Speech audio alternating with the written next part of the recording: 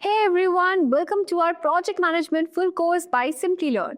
Every successful product, event, or business initiative has one thing in common: strong project management. This is what keeps team aligned, deadlines on track, and goals achievable. In today's fast paced world, effective project managers are the ones who turn ideas into reality. So, in this course, we will take you from project planning and scheduling to risk management, resource allocation, and agile and waterfall methodologies. You will learn how to lead projects efficiently, communicate with stakeholders, and deliver value consistently. And here's the exciting part: project management skills are universally in demand. Companies across the industries need professionals who can manage scope, time, and cost effectively. And by the end of this course, you won't just understand project management, you will be ready to lead projects that drive real results. So if you're ready to geek out on planning, execution, and leadership, hit that like, subscribe, and let's dive into project management together. But before we begin, if you're interested in growing your career in project management, then a certification program is a great way to start. The PMP Certification training by Simplilearn is the right choice for you. This is a 3-month live and interactive online program from Simplilearn and Project Management Institute as the authorized training partner. This program helps you master key in-demand skills like work breakdown structure, project estimation, leadership, and many more. This program also assists you with the PMP exam and certification. You will also get career support, including resume help, mock interviews, and job assistance. So, whether you're switching careers or upskilling, this program gives you a well structured course covering all the key domains, enhancing your project management skills to stay ahead. So, guys, hurry up and enroll now. You can find the course link in the description box below and in the pinned comments. So, let's get started. So, the PMP certification acknowledges project managers who have demonstrated their skills in managing people, processes, and business priorities in professional projects. It's essentially a mark of excellence and leadership in project management. So, before you can apply for the PMP exam, you need to make sure you meet certain criteria. So, it's like a checklist to confirm that you have the right background to take on the exam. So, let's look at what you need to qualify. So there are two main sets of criteria based on your educational background. Let's break them down. Now, if you have a 4-year college or university degree, you need to meet these requirements. You need 36 months of experience leading projects in the past 8 years and 35 hours of project management education or training, or you need to have a CAPM certification. Now, if you only have a high school diploma or secondary school diploma, here's what you need: 60 months of experience leading projects in the past 8 years and 35 hours of project management education or training, or a CAPM certification. So first, you'll need to gather information about your experience and training. So here's what you'll need to document. Number 1, projects you have led, like where did you work, what was your role, and what were your responsibilities, and how long did the projects last. And second, training you have completed, which must include which institutes did you attend, what courses did you complete, how many qualifying hours of project management training do you have, and so on. So make sure to have all these details ready to go for your application. So once you have gathered all your information, it's time to complete and submit your PMP application. So here's a quick overview of the process. So start by setting up your PMI account. You can do this now or wait until you are ready to apply. So take your time with the application because it's a save as you go process. So you can take breaks if you need to. Now, before you begin, you must make sure that you have registered for a PMI ORG user account. So having known all that, now let's move on to how the PMP exam will look like. So you'll need to pass a rigorous exam consisting of 180 questions, and you'll have 230 minutes, which is just a little over 3 hours and 45 minutes to complete the entire test. So that's a lot of questions. So managing your time effectively is key. Now, this isn't just any test though. It's designed by experienced project leaders to reflect real-life scenarios you'll face on the job. Now, the exam is also available in multiple languages, including Arabic, Chinese, English, French, German, Hebrew, etc.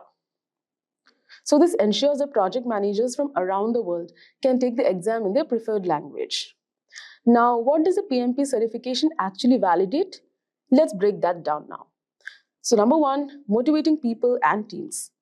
You'll learn how to inspire and guide your team through every phase of a project, ensuring everyone stays on track and motivated. Number 2, using various approaches.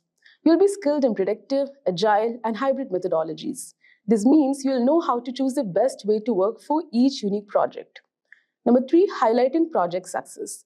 You'll be able to demonstrate the success of your projects and show how they contribute to the strategic goals of your organization. So, now having known all this, where do you actually study for the PMP exam? So, some of the resources you can consider is Andrew Ramdale's YouTube channel. So, as you can see, on his channel, you'll find a treasure trove of content, including PMP exam tips, detailed explanations of key concepts, and live Q&A sessions. His videos are engaging and packed with valuable information that can help you prepare effectively for your PMP exam. Now next, PMBOK Guide. So the Project Management Body of Knowledge, or PMBOK Guide, is the official handbook for the PMP exam, published by the Project Management Institute. So it's packed with all the essential knowledge you need about project management processes and practices. Now next are PMP exam prep books. So some of the books that you can refer is PMP Exam Prep by Rita, the PMP Exam How to Pass on Your First Try by Andy Crow, Head First PMP by Jennifer Green and Andrew Stellman. Now next is online courses. So online courses are another great way to prepare for the PMP exam. These courses offer video lectures, practice exams, and interactive content. Now the next is practice exams. Now practice exams are crucial for getting a feel for the actual exam. They help you identify your strengths and weaknesses and get used to the exam format. So you can try out PMI's official practice exam. So the PMI website offers an official practice exam that's a great way to experience the test environment and question types. Now, you can also consider Simplilearn's free practice exam. So, the Simplilearn's practice test is free and based on PMBOK guide, it includes around 200 multiple choice questions. So, that was a complete overview of the PMP exam. Now, let's see some of the tips that you can keep in mind while preparing and writing the exam. So, understand the exam content outline. So, first make sure you're familiar with the PMP exam content outline. This document breaks down the exam into domains, tasks, and enablers. So, understanding this outline helps you focus on what's really important for the exam. Focus on the 5 domains like people, process, business environment. Make sure you know the tasks and enablers for each domain. Now, practice, practice, and practice. One of the most important tips is to practice as much as you can. Taking practice exams helps you get familiar with the question format and identify weak areas. Use flashcards for key terms. So flashcards are a fantastic tool for memorizing key terms and concepts. Then focus on the most common concepts. So some concepts appear more frequently on the exam than others. So focus on these high impact topics. So key concepts include the 5 process groups, 49 processes, knowledge areas, and formulas. So make sure you're comfortable with these areas. And then understand the agile and traditional frameworks. So the PMP exam tests both agile and traditional project management approaches. So understand the principles of agile as well as the traditional PM methodologies. Review the Agile Manifesto, Scrum framework, and how agile practices integrate with traditional PMP processes. Now, while writing the exam, read questions carefully. So during the exam, read each question carefully. Make sure you understand what's being asked before you jump to an answer. Now, manage your time wisely. So time management is crucial for such exams. You have 230 minutes for 180 questions, which means you should aim for around 1.5 minutes per question, and then eliminate wrong answers. So if you're unsure about a question, what you can do is use the process of elimination to narrow down your choices. So that's a wrap on our tips for passing the PMP certification exam. I really hope you found these insights helpful and that they boost your confidence as you prepare. So what is project management? Now, as defined in PMI's PMBOK, project management is application of knowledge, skills, tools and techniques to project activities to meet project requirements. So every project will have an objective to accomplish. Similarly, the objective of project management is to make the final deliverables in a finite time and budget. This involves having clear understanding about the deliverables of the project, required resources for the project, resource in terms of human resources, technical resources, financial resources, etc. Project manager should have a full picture of those aspects. We can call it as constraints or aspects, and manage those throughout the project life cycle, for which a project manager should have a full view about a project and what is that this project has to accomplish. That objective should be clear. So, as part of project management, the 6 constraints which project managers should look at are scope, time, quality, cost, risk, and resources. So, each of these areas has very important role to play in project management. The clarity in scope, the clarity in terms of schedule within which the project has to be delivered, the cost, what it incurs to that particular project. Once it is finalized, one cannot vary, one cannot change without any proper approvals. Similar to that, we have quality management, which has to ensure the scope, the specifications, what are defined, project output will be accordingly achieved. Risk, every project is taken up for a specific reason by organization. So organization should assess the risk associated with the project, and similarly as project progresses, various different risks has to be identified, like risk related to project management, risk related to technology area, risk related to resources, risk related to financial things. So broadly, risk management plays a very important role.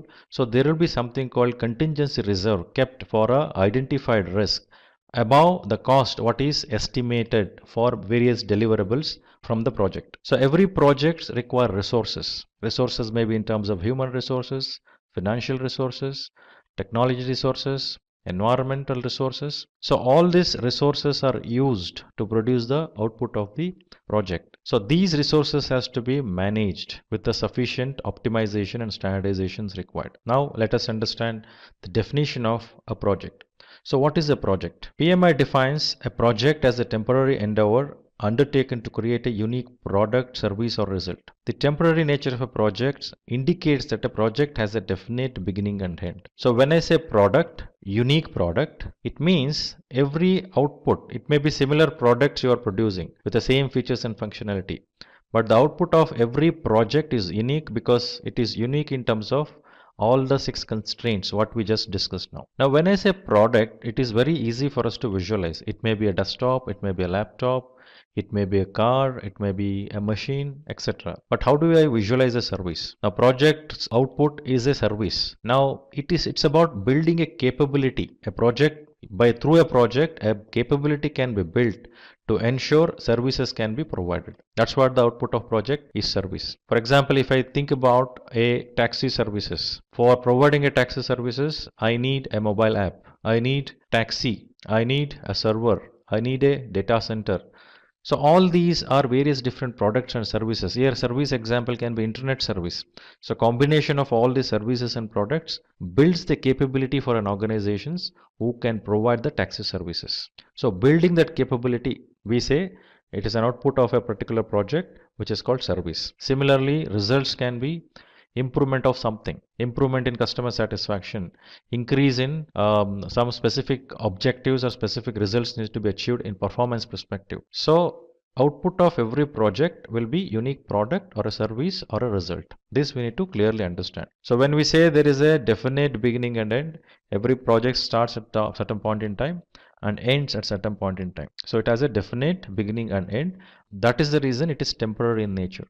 It is not an ongoing business activity. Before we begin, let's have a look at an incident where 2 project managers, John and Ted, are talking to each other. John is a senior project manager while Ted is a part of his team.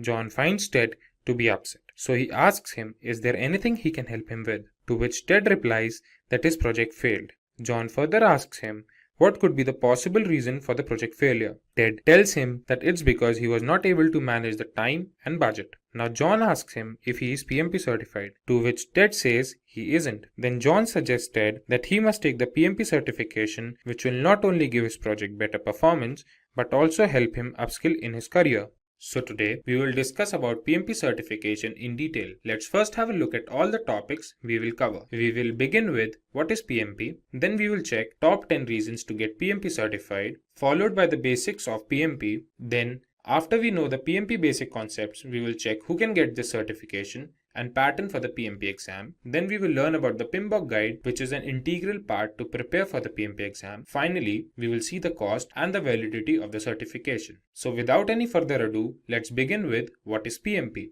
PMP, or Project Management Professional, is the world's most renowned project management certification for project managers. This certification is provided by the Project Management Institute. Now, when we know what is Project Management Professional or PMP certification, let's have a look at some reasons why you should get PMP certified. Today, I will give you top 10 reasons to take PMP certification. PMP certification helps you become a better project manager. The process that helps us acquire the certification goes to several phases like gaining project management experience and passing the PMP exam, which helps you in bringing sanity to the project manager. The process helps project managers to learn different industry trends, have practical knowledge, and several other project management constraints. The second reason that we have is project management certification makes a resume more valuable. As we have discussed earlier, that PMP certification is the most renowned project management certification, so having it on the resume will definitely help the interviewer recognize our skills. There are companies that only accept project managers who are PMP certified. PMP certification not only helps in switching the job or finding a new one, it helps in progressing in the current company as well. The third reason that we have is it provides more job opportunities. When one acquires the PMP certification, it proves that one has expertise in completing the project effectively and efficiently. So the certification increases the trust factor of the interviewer in you and increases your probability of getting that job. The fourth reason that we have is salary hikes. PMP certified project manager is one of the highest paid jobs around the globe, and this trend will continue to grow. The global survey by the Project Management Institute shows that PMP certified project managers tend to get 20% more salary than the non-certified project managers. The next reason that we have is PMP certification validates your dedication to the job. The certification requires several months of training. It requires several hours of project management experience and exposure. This experience and exposure explains the seriousness of a project manager towards its career path. Then, sixth we have is PMP certification is globally acknowledged. PMP certification is the most renowned certification all over the world. It helps project managers to be a part of different types of industries all over the globe. PMP certification is the most renowned certification all over the world. Project managers who are PMP certified may get jobs in different types of industries all over the world. PMP certification not only provides theoretical knowledge but also helps in gaining practical knowledge, which further helps in increasing the confidence of a project manager. The next reason that we have is better project performance. PMP certified project managers tend to deliver better projects than the non-PMP certified project managers. This is because PMP certified project managers are well aware of 5 process groups, 10 knowledge areas, and 49 processes, which helps them have a clear picture of different aspects involved in a project. The eighth reason that we have is it increases your networking opportunities. There are several communities that one becomes a part of when they sign up as a PMI member. These communities have meetings regarding new job opportunities, and this helps in having a professional network. The ninth reason that we have is job security. Job security is a major reason that a professional thinks of before opting for a particular profession. Today, in the world of recession, where companies are drowning, the demand for PMP certified project managers goes on increasing. The last and the 10th reason we have is expertise in practical application. When one appears for a PMP exam, they need extensive preparation. They need to have thorough knowledge of process groups and knowledge areas, which help them develop several essential skills and move ahead in their career. Now, as we move further, we will look into the PMP basic concepts. The PMP basic concepts are the 5 project management steps. These project management steps start from the day we begin our project to the day we end our project. They begin from initiation to closure. The first step that we have is initiation, planning, execution, monitoring and controlling, and closure. Now, let's have a look at each of them in detail. The first step we have is initiation. Initiation involves defining the project scope. This is the step where we explain what our project will have, for whom we are making that project. It helps us to identify our stakeholders, who all will be the part of that project, and determine the project feasibility. After the step of initiation, when we have decided the scope of our project, the second step that comes is planning.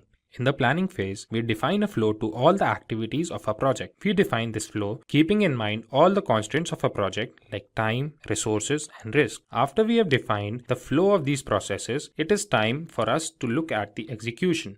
In the execution phase, we evaluate the plan and the sequence of the tasks we have made. We finally put the plan in action and the project tends to start. After the project building has started and the process of execution has started, it is time for the monitoring and the controlling phase. In monitoring and controlling phase, the progress of the project is tracked and important steps for quality assurance are taken. In monitoring and controlling phase, the work being done is compared with the work as defined in the project plan. In this phase, the progress of the project is tracked and important steps for quality assurance are taken. Finally, we have the closure step. In this step, the deliverables are delivered to the client, the documentation of all that took place during the project lifecycle is done, and project is fully evaluated. Now, when we have seen reasons for getting PMP certified and we know the basic concepts of PMP, it is time for us to know who can get PMP certified. For getting PMP certified, there can be two cases. The first case says you must have a secondary degree. A secondary degree means high school diploma or an associate degree or a degree that is globally equivalent to all of these. Then you need to have 7,500 hours of leading and directing projects and 3,500 hours of project management education. There can be two cases. First case can be you must have a secondary degree. That means a high school diploma, associate's degree or the global equivalent degree. Then you must have 7,500 hours of project management experience and 35 hours of education in project management.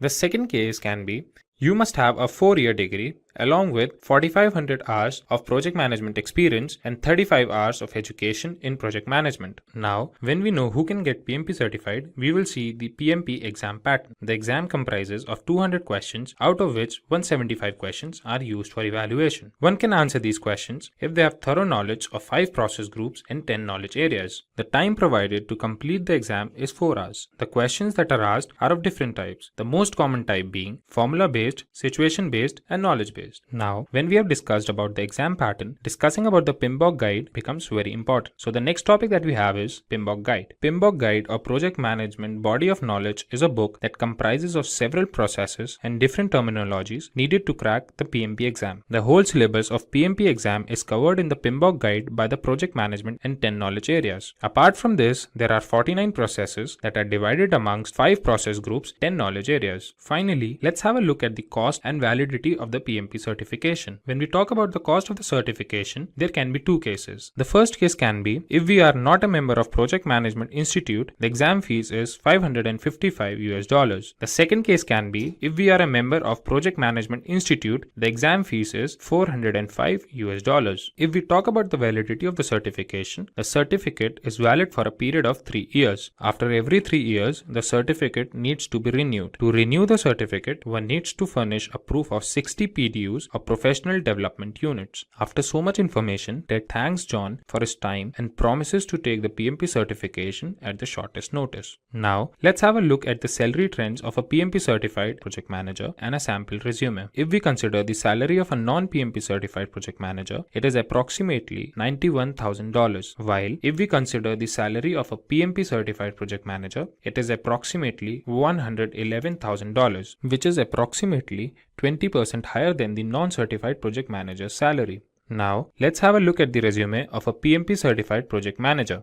If you are somebody with PMP certification and looking for a project manager or a senior project manager role, your resume should look something like this. The summary in the beginning would include how much experience you have and anything that supports your claim of being a project manager. Like here, James Brown has written, he has more than 10 years of experience with generating and building projects. Then, when you talk about your experience, you should put something that emphasizes on the responsibilities that you had, your area of expertise, put something that shows your skill set for the desired post, and also something that you learned from your former job role. This shows that you have command over your work and also the determination to skill and upskill yourself. Like here, James Brown has 3 years of experience as an assistant manager training new associates and then more than 3 years of experience as a project manager where he not only led projects but also learned new project management tools like Trello and Primavera. After this, add relevant information regarding your education. Your resume must include skills that you have or you have gained in your years of experience. Like here, James Brown has divided his skills into two parts, where he has written his technical skills and non-technical skills. He has included a skill of agile and quality assurance software, as well as he has his knowledge of different project management tools. Then putting your certifications play a major role. This proves that you are up to date and updated with current market trends. James Brown has his certifications in C and Java, and more importantly, he has his project management certification, project management professional. Here's Max, an assistant project manager who looks tensed and is pacing around the room. Then Jack, a project manager who works with him, walks into the room and asks him, why does he seem so tensed? To which Max replies he's facing difficulty in estimating the budget. Jack responds, it might be because he's not planning the project properly. Jack reassures Max and begins to tell him about project planning.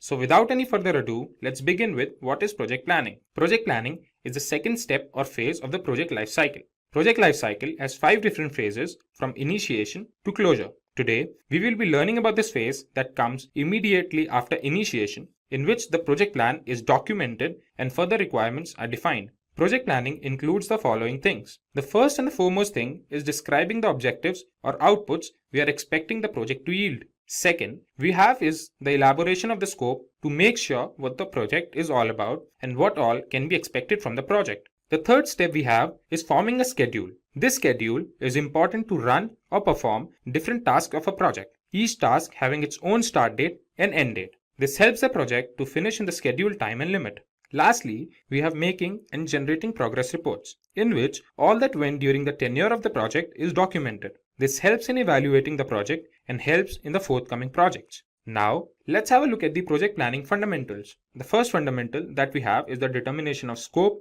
cost, and resources. The determination helps us in having a rough estimate about the time that is required to finish the project. It helps us in determining the number of people required and what should be their skill set. We can divide the project into smaller manageable sections, and this is made possible with the help of work breakdown structure. The second fundamental refers to identifying the problem. There are several techniques by which we can collect information and discover issues. There may be several problems in a project, and in that case, several risks or issues are prioritized, and the risk that requires immediate attention is dealt with first. Then comes identification of stakeholders. When we can identify the stakeholders, we can know who all will be affected and in what way, which helps us having a better understanding of the project. Stakeholders may be anybody. They may be the part of the project team, or project managers, or customers. They help during the project and contribute to its success. Then the last fundamental we will discuss is defining project objectives. A project plan is made keeping in mind the requirements of the project team and expectations of the stakeholders. If the project team can meet the expectations of the stakeholders, then only we can say that the project is successful. Now, when we know about project planning and its fundamentals, it's time to see why project planning is so important. Project planning reduces the cost and time of the project as every step is monitored and optimized in the best possible manner. Project planning increases employee satisfaction as every employee who is a part is engaged in the team for improved project performance. Project planning helps in the implementation of quality assurance as the output of every step is duly tested. Lastly, project planning helps in reducing project risk as planning helps to analyze, prioritize, and deal with that risk. Moving on, let's have a look at the tools for project planning. The first tool that we have is a Gantt chart. Today, Gantt charts are one of the most popular project management tools. They help in tracking the status of the work at a particular time and their dependencies on each other. Gantt charts help in showing different phases and steps involved in a project. The second tool we will talk about is Critical Path Method or CPM. Critical Path Method helps in scheduling the project activities so that the project runs properly. The Critical Path Method focuses on the longest stretch of dependent tasks and determines the time needed to complete them. The next tool is Project Evaluation and Review Technique or PERT chart. PERT provides a graphical representation of the project's timeline, explaining the interdependencies of different tasks. This tool not only helps in making a schedule, but also helps in coordinating with all the team members. The fourth tool we will check is Work Breakdown Structure. Work breakdown structure is a very common tool that makes it possible for the team to break its work into manageable sections. Work breakdown structure is a step-to-step process that helps in completing the project efficiently. The last tool we will see is Project Documentation. Project documentation is an integral part of the project life cycle. Project documentation helps in understanding the mistakes done during the project and, more importantly, provides guidelines for the upcoming project. Now, when we know about different tools for project planning, it becomes essential that we know the necessary steps of project planning. There are 7 steps in project planning. Let's have a look at each of them in detail. The first step is identification of stakeholders. As we have discussed, stakeholders could be anybody. They could be a part of the team, or a project manager, or a customer. When we identify stakeholders, we can find out the expectations and requirements that are to be looked upon in this project. This gives us a clearer picture of the project and helps in establishing the project scope. So the next step we have is defining the project scope. This helps in determining a list of specific project goals and deliverables that are to be achieved during the course of the project. After we have defined the project scope, it is time to set project objectives and prioritize them. The initial ideas that were there before are now elaborated, and final steps to complete the project are defined. In the next step, the deliverables are determined. After all, project deliverables are the only reason why the project is being created. This step involves finding out what these deliverables will be and the deadlines of their delivery. Then the step that comes into picture is creating a project schedule. The project schedule refers to the guidelines when a particular task is to be started and when it is supposed to end. This helps in monitoring the growth of the project and later helps in generating progress reports. The next step is the step of risk analysis. This step plays an extremely important role in the success of the overall project. It helps in identifying the risk, prioritizing them, and taking steps to limit them. The last step in project planning is to generate progress reports. In this step, we update the stakeholders about the project growth, and it is done so that all the concerned team members can have a look at the progress of the project. After all this information, Max thanks Jack for the explanation and looks forward to plan projects within the budget and of better quality. Hi everyone, welcome to today's video. So if you are ever wondered how projects are structured or how successful project managers keep everything under control, you are in the right place. In this video, we are just going to break down the 5 phases of this project management following the standards set by the Project Management Institute. So whether you are managing a software launch, or it is a construction project, or it is an event, or it is an automotive project, these phases are standards, and these phases will help you to ensure efficiency and the success of your project. So let's dive in. So first, we'll talk about the introduction. What exactly is the project management? So project management is the strategic application of knowledge, skills, tools and techniques to meet the project activities to deliver the successful project. So projects can vary across industries, maybe technical, healthcare, construction, pharmaceutical, but the core principles remain same. The purpose is just to ensure that every aspect from time management to the cost control, stakeholder engagement, risk management is going to be handled very effectively. So here is why the structured project management matters. So we know that it is going to help us in preventing those delays so that we can always look for our timely completion. It is also going to help us to uh, have a kind of a cost under check so we can have a good control on our budget. We can also ensure a high standard output. That is what we can assure a good quality.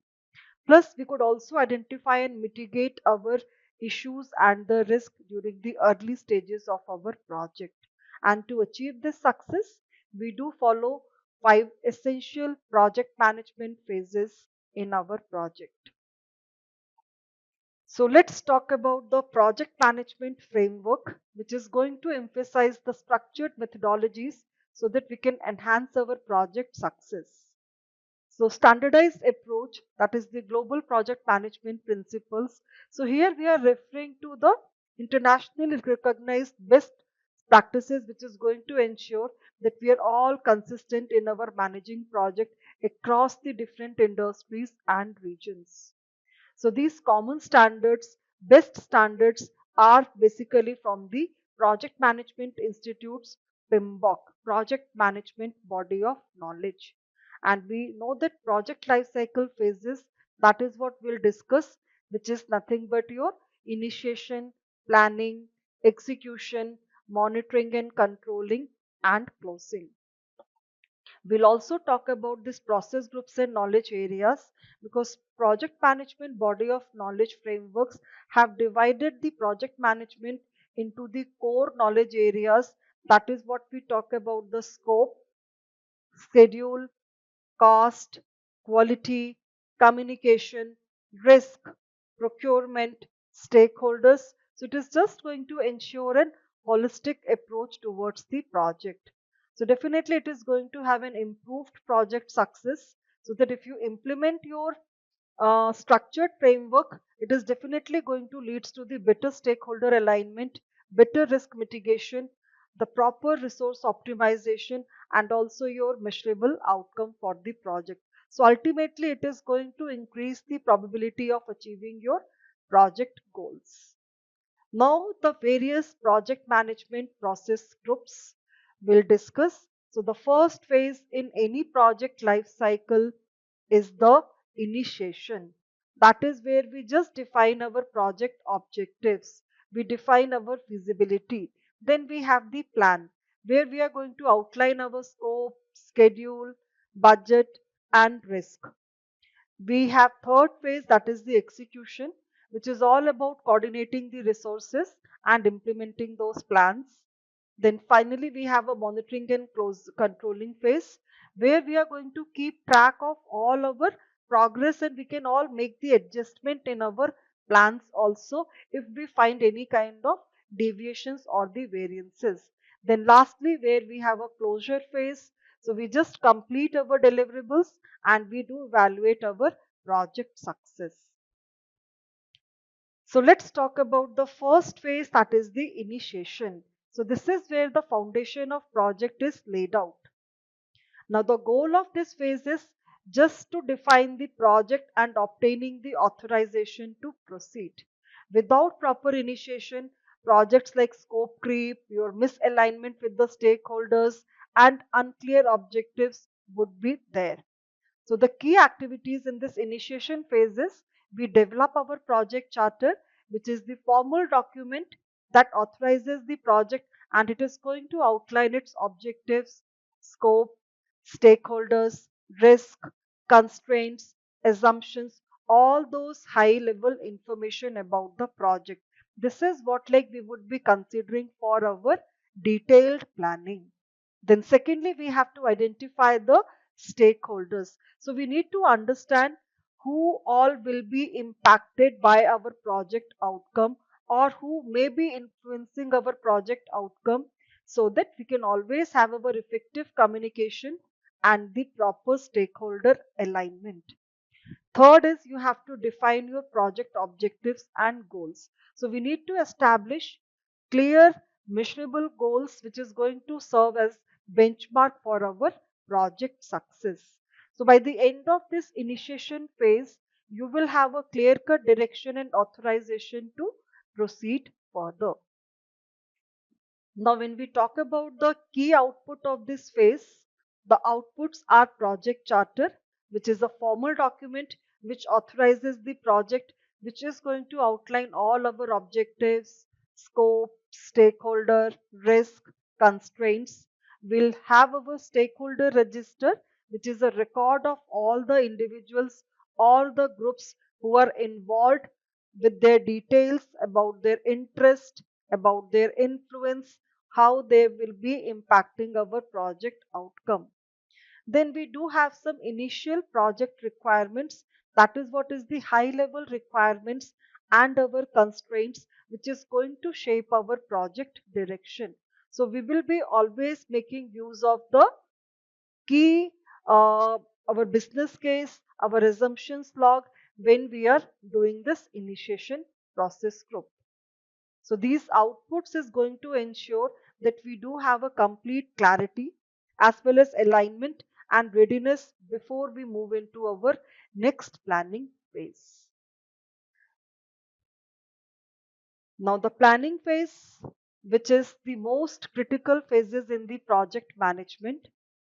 So it is a crucial, like a very crucial phase in the project management, where we are going to have our roadmap for the execution, monitoring, and closure of the project.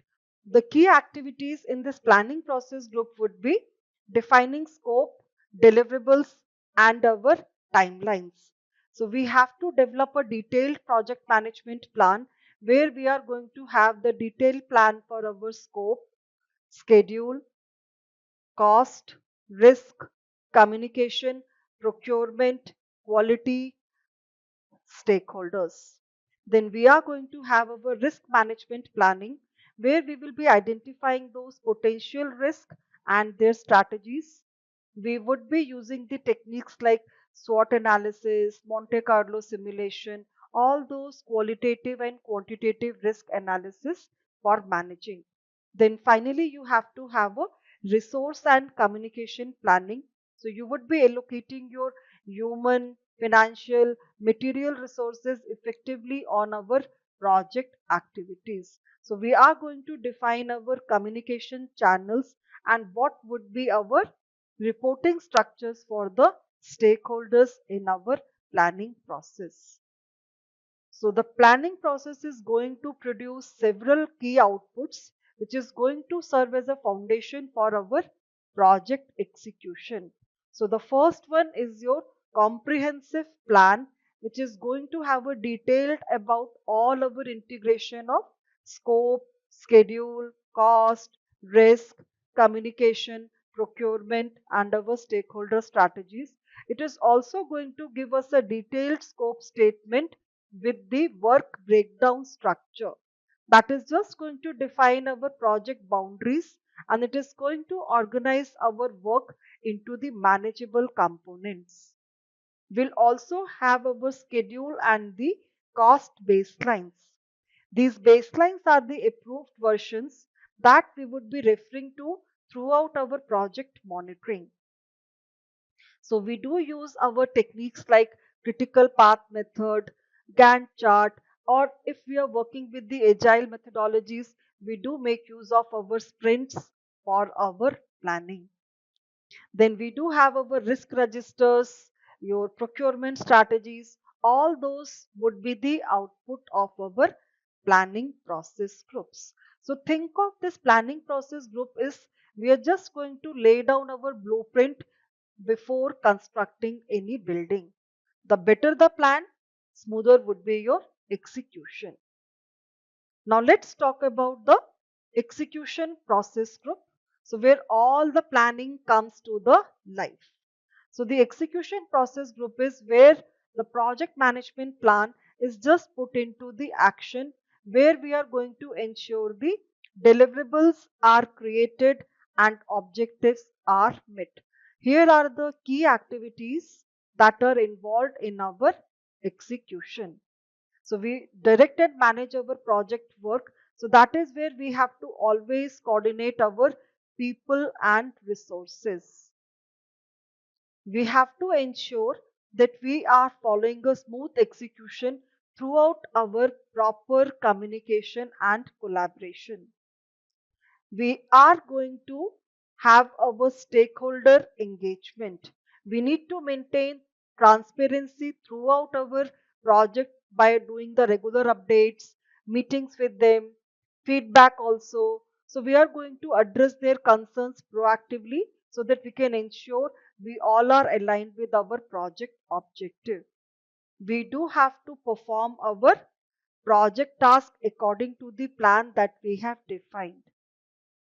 So we have to do all our quality assurance. So where we have to do the testings, validations, right? So we have to ensure that our all deliverables are meeting this predefined standards that we have laid out in our quality plan also. You would be implementing your risk responses as well during your execution. You have to conduct your procurement also during your execution, and we would be monitoring our project performance. So the key deliverables of our execution process group would be the deliverables, which is the actual product, services, or results which are created as per our project scope. We would have the work performance data. So these are some raw figures on our project progress, like your task completion start dates, your estimated cost that you have already incurred, how much resources you have utilized, all that data we are going to collect. Also, you may have change request, because what if suppose we need to modify some of our project plans? Maybe we have got something to change our project scope, or maybe based on the stakeholders' feedback, we have to modify our plans. So that is what you would be having the outputs. Then also you would be having your issue logs updations. You would be also having your quality reports during this particular process group as an output. So the execution phase is where project managers are going to ensure that everything runs smoothly, where we are also addressing our any kind of emerging challenges. So we have to align with our strategic business goals. Also, we have to ensure that project is contributing towards the organizational success. Now, as we know, project is never just set and forget, which is why the monitoring and controlling phase is very, very crucial. So monitoring and controlling process group ensures that the project stays on track by continuously evaluating your performance and making necessary adjustment in our plan wherever it is required. So the key activities in monitoring and controlling are: you have to measure your project performance. So by tracking our key performance indicators that we have to use, so that we can always compare our actual progress against the plan.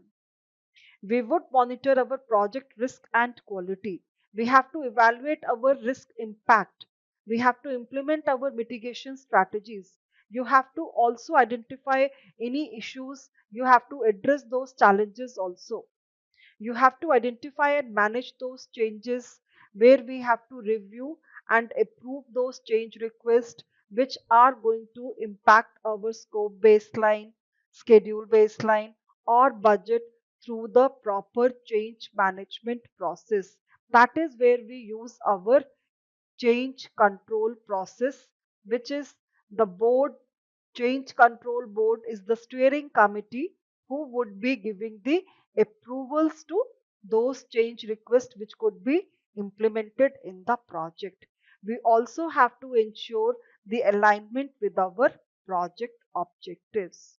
We also have to provide those regular updates on the project status to the stakeholders, milestones, key findings. That is what you would be doing it.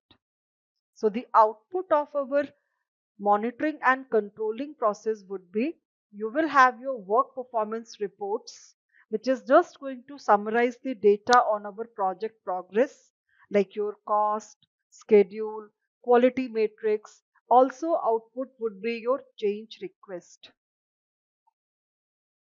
What are those proposed modification for our project scope, schedule, budget, or resources? We will also have our updates to the plans. Maybe we have to make some changes in our baselines, some other project management updates has to be done. That is what during this phase the project manager ensures that everything stays on course and we are minimizing the risk of our projects. Now, finally, we arrive at our last phase, that is the closing process group. Now, this closing process group is the moment where we are going to just wrap up our phase or the project. So, the closing ensures that all the project activities are formally completed. We have documented our lessons learned registers, and we have also handed over the deliverables. So the key activities in our closing process group would be: you have to finalize all the deliverables. So we need to ensure that all project outputs meet our agreed upon scope and quality standards. You also have to ensure that we have done our contract closure also. There is no vendor obligations. And we have also closed our financial accounts. We have also completed our project documentations. We have to capture all our insights on our project success, challenges, improvement, so that it is going to help us in our future projects. And also we have to document our lessons learned registers. And after that, we would be releasing our team and doing the acknowledgement of their contributions. So the output of our closing project process group is we will have our final project report, that is the closure report. Our formal acceptance documentation would be there, and we know that the stakeholders confirms the approval of their deliverables, and we are going to update our lessons learned registers. That is what becomes a part of our organizational process assets. So, a strong closing phase ensures that the future project should benefit from the insights and the improvement. So, mastering these phases will always help you to run your smoother, more successful project, no matter what industry you are working with. So, the integration is nothing but it is the backbone of the project management, which ensures that all the processes work together seamlessly. It is just going to span all across your phases: initiation, planning, execution, monitoring, controlling, and closing to maintain your alignment and the coherence. So, project management is a very structured approach that is going to ensure that our project most effectively from initiation to the closure. So, throughout these five process groups, which is the initiation, planning, execution, monitoring and controlling, and closing, organizations can always optimize their outcomes. They can always mitigate their risk. They can always align their deliverables with the business objective. So we have to create a well-defined roadmap for our execution, and also monitoring and controlling will ensure the adaptability through our real-time feedback, and effective integration of all these process groups will result in a seamless coordination, enhanced stakeholder communication, as well as our project success. So ultimately, mastering these process groups is just going to empower project managers to drive the results, ensuring that our project is going to meet all the scope, timeline, quality expectations. Right? So, this is a continuous learning cycle that refines our strategies for the future initiatives. If you're interested in becoming a certified project manager, then you are at the right place. This tutorial will teach you everything you need to know about the project management professional certification. We'll cover all the important stuff like how to start a project, how to make sure it goes smoothly, and how to finish it strong. By the end of this video, you'll have all the skills and knowledge to lead projects like a pro and stand out in your career. Now, before we move on, let us discuss our agenda for today's session. But before that, I request you guys that do not forget to hit the subscribe button and click the bell icon for future updates. So we are going to start our session with an introduction to what is a PMP certification. Moving ahead, we are going to discuss about advantages of PMP certification. Then we are going to discuss the job roles. Moving ahead, we will also discuss about skills you will develop. Then we are going to deep dive into the exam details. And finally, we are going to conclude our session with a discussion on cost of the certification. So let's start with what is PMP certification. PMP stands for Project Management Professional. The PMP certification is a globally recognized credential offered by the Project Management Institute PMI. It demonstrates a professional's competency in project management processes, techniques, and methodologies. To attain the PMP certification, candidates typically need to meet certain educational and professional experience requirements, pass a rigorous exam, and agree to adhere to PMI's Code of Ethics and Professional Conduct. The certification exam covers various aspects of project management, including project initiation, planning, execution, monitoring and controlling, and closing. Having a PMP certification can enhance a project manager's credibility, potentially leading to better job opportunities and higher salaries in the field of project management. It's a valuable asset for anyone looking to advance their career in project management. I hope so we got brief idea regarding what is PMP certification. Now let's move on to PMP certification advantages. The PMP certification cost is high because it is a globally recognized certificate. A professional certified by PMI can land a job anywhere in the world with an undoubted edge over other job candidates. A PMP certification benefits professionals in the following ways. New skills. Preparing for the certification forces you to brush up on previously learned project management skills while introducing you to the latest industry tools, concepts, and skills that are in high demand. Professional development. As a PMP certified professional, you will get various opportunities to network with other PMI members who are industry experts and broaden your career prospects. Higher salary. According to PMI statistics, certified professionals are the first preference for any role and earn 20% more than their non certified counterparts. Job commitment. Preparing for the PMP exam, passing it, and achieving the certificate demonstrates your dedication and commitment toward the job. I hope so we got brief idea regarding certification advantages. Now let's move on to job roles. Having a PMP certification opens up various job opportunities across industries and sectors. Here are some common job roles for individuals with a PMP certification. 1. Project Manager. The most obvious role, PMP certified professionals often work as project managers, leading teams to successfully execute projects from initiation to completion. 2. Program Manager. Program managers oversee multiple related projects and ensure they align with organizational goals and objectives. PMP certification equips professionals with the skills needed for this role. 3. Portfolio Manager. Portfolio managers are responsible for managing a collection of projects or programs to achieve strategic business objectives. PMP certification provides the necessary knowledge to effectively manage portfolios. 4. Project Coordinator. Project coordinators assist project managers in planning, executing, and monitoring project activities.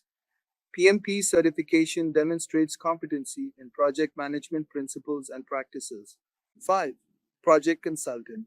PMP certified professionals may work as consultants, offering expertise in project management methodologies, processes, and best practices to organizations seeking to improve their project management capabilities. Now let us discuss about the skills we are going to develop after completing PMP certification. Completing the PMP certification equips individuals with a comprehensive set of skills that are essential for successful project management across various industries. Here are some of the key skills one would develop. 1. Project Planning. PMP certification provides a thorough understanding of project planning processes, including scope management, scheduling, resource allocation, and risk management. This skill ensures that projects are effectively planned to meet objectives within constraints. 2. Leadership. PMP certified professionals learn leadership skills to motivate teams, resolve conflicts, and foster collaboration among project stakeholders. Effective leadership is crucial for guiding teams toward project success. 3. Communication.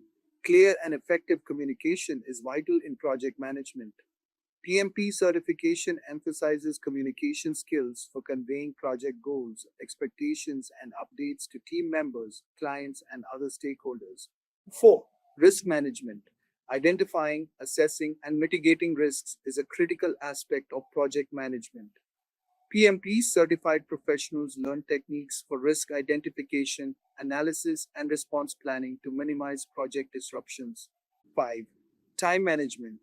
PMP certification teaches time management skills to ensure projects are completed within schedule constraints. Professionals learn to develop realistic project timelines, prioritize tasks, and manage deadlines effectively. Overall, completing the PMP certification not only demonstrates proficiency in project management processes and methodologies, but also equips individuals with valuable skills that are essential for successfully leading and executing projects in today's dynamic business environment. Now let us discuss about the PMP exam details. The PMP exam is a rigorous assessment designed to evaluate a candidate's knowledge and understanding of project management principles, processes, and best practices as outlined in the Project Management Body of Knowledge PMBOK Guide published by the Project Management Institute PMI. Here are the key details about the PMP exam. 1. Exam format. The PMP exam is a computer-based test consisting of 180 multiple-choice questions. Out of these, 175 questions are scored, while the remaining 5 are pretest questions used for future exam development and do not affect the candidate's score. 2. Exam content. The exam content is based on the PM Board guide and other reference materials designated by PMI. It covers 5 domains of project management: initiating, planning, executing, monitoring and controlling, closing. 3. Exam duration. The PMP exam has a duration of 230 minutes, 3 hours and 50 minutes. This includes the time for completing the exam and a 10-minute break if desired. 5. Exam eligibility. To be eligible to take the PMP exam, candidates must meet certain educational and professional experience requirements set by PMI.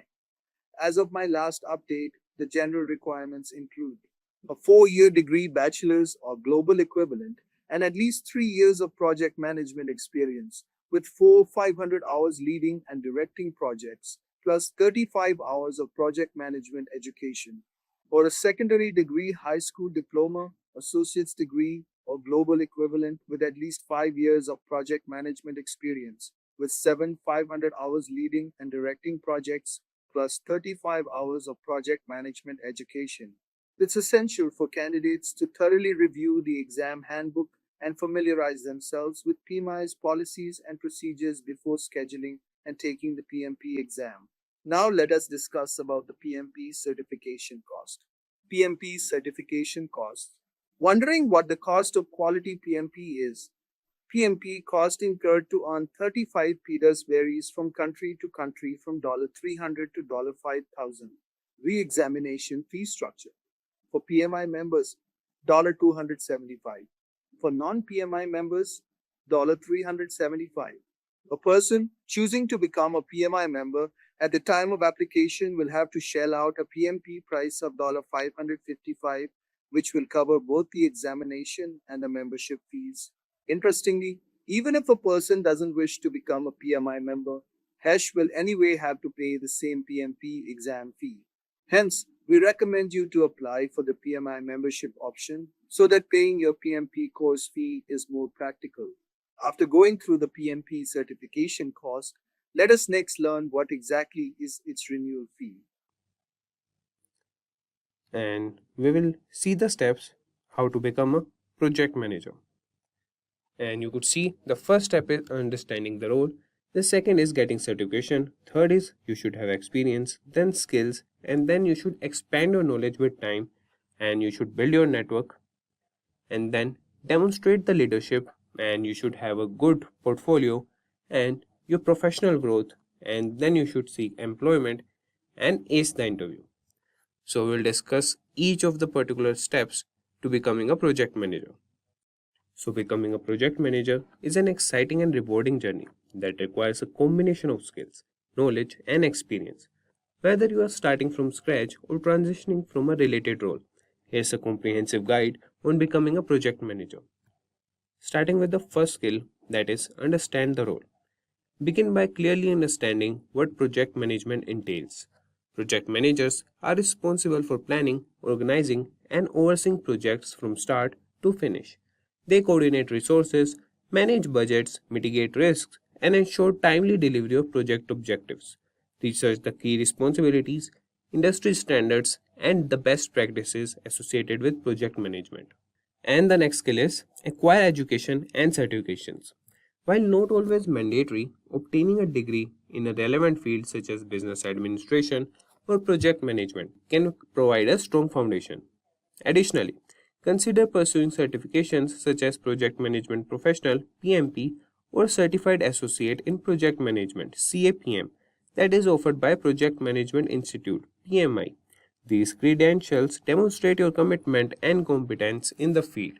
Next skill we have is gain relevant experience. To build practical skills, seek opportunities to work on projects in any capacity. Offer to assist project managers or volunteer for projects within your organization.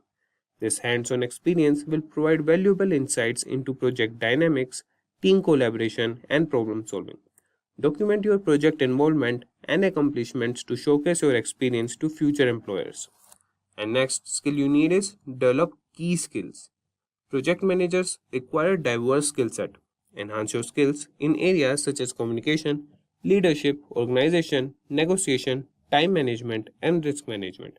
Effective communication is particularly crucial for collaborating with stakeholders, managing conflicts, and ensuring project goals are understood by the team. Next, you should expand your knowledge. Continuously learn and stay updated on industry trends, methodologies, and tools. Familiarize yourself with project management frameworks like Agile, Scrum, or Waterfall, and explore project management software and collaboration tools such as Microsoft Project, Jira, or Trello. Attend workshops, webinars, or conferences to network with industry professionals and learn from their experiences. Next, you should build a network. Networking is vital to career development. Connect with other project managers, join professional associations, and participate in online communities. Engage in discussions, share knowledge, and seek mentorship opportunities. Building a strong professional network can provide guidance, job leads, and opportunities for collaboration. Next is demonstrate leadership. Project managers are leaders who inspire and motivate their teams. Showcase your leadership qualities by taking on additional responsibilities, leading small projects, or coordinating cross functional teams. Seek opportunities to manage team dynamics, resolve conflicts, and foster a positive work environment. Leadership experience will strengthen your project management credentials. Next is develop a portfolio. Create project management portfolio that highlights your achievements, successful projects, and the impact you made. Include project plans, timeline, budgets, and any metrics demonstrating your ability to deliver results. This tangible evidence will distinguish you from other candidates during job applications or interviews. Next is pursue professional growth. Embrace continuous professional development by seeking learning opportunities, attending workshops, and obtaining advanced certifications. Stay informed about emerging trends and technologies in project management and explore specialized areas such as risk management, change management, or stakeholder engagement. A commitment to ongoing growth will position you as a dedicated and knowledgeable project manager. And the next we have is seek employment opportunities. Once you have acquired the necessary skills, knowledge, and experience, explore project management job openings. Tailor your resume and cover letter to highlight your project management expertise, showcase relevant achievements, and emphasize your ability to deliver successful outcomes. Leverage your network and online job platforms to discover suitable opportunities. And the last we have is ace the interview. Prepare your project management interviews by familiarizing yourself with common interview questions and crafting well thought out response, highlighting your experience, problem solving skills, and leadership capabilities. Demonstrate your ability to handle. Having known about the steps and processes of becoming a project manager, let's proceed with the most critical aspect of project management as a career, that is, salary of a project manager. Entry level project managers in the USA can earn an annual salary ranging from $60,000 to $70,000.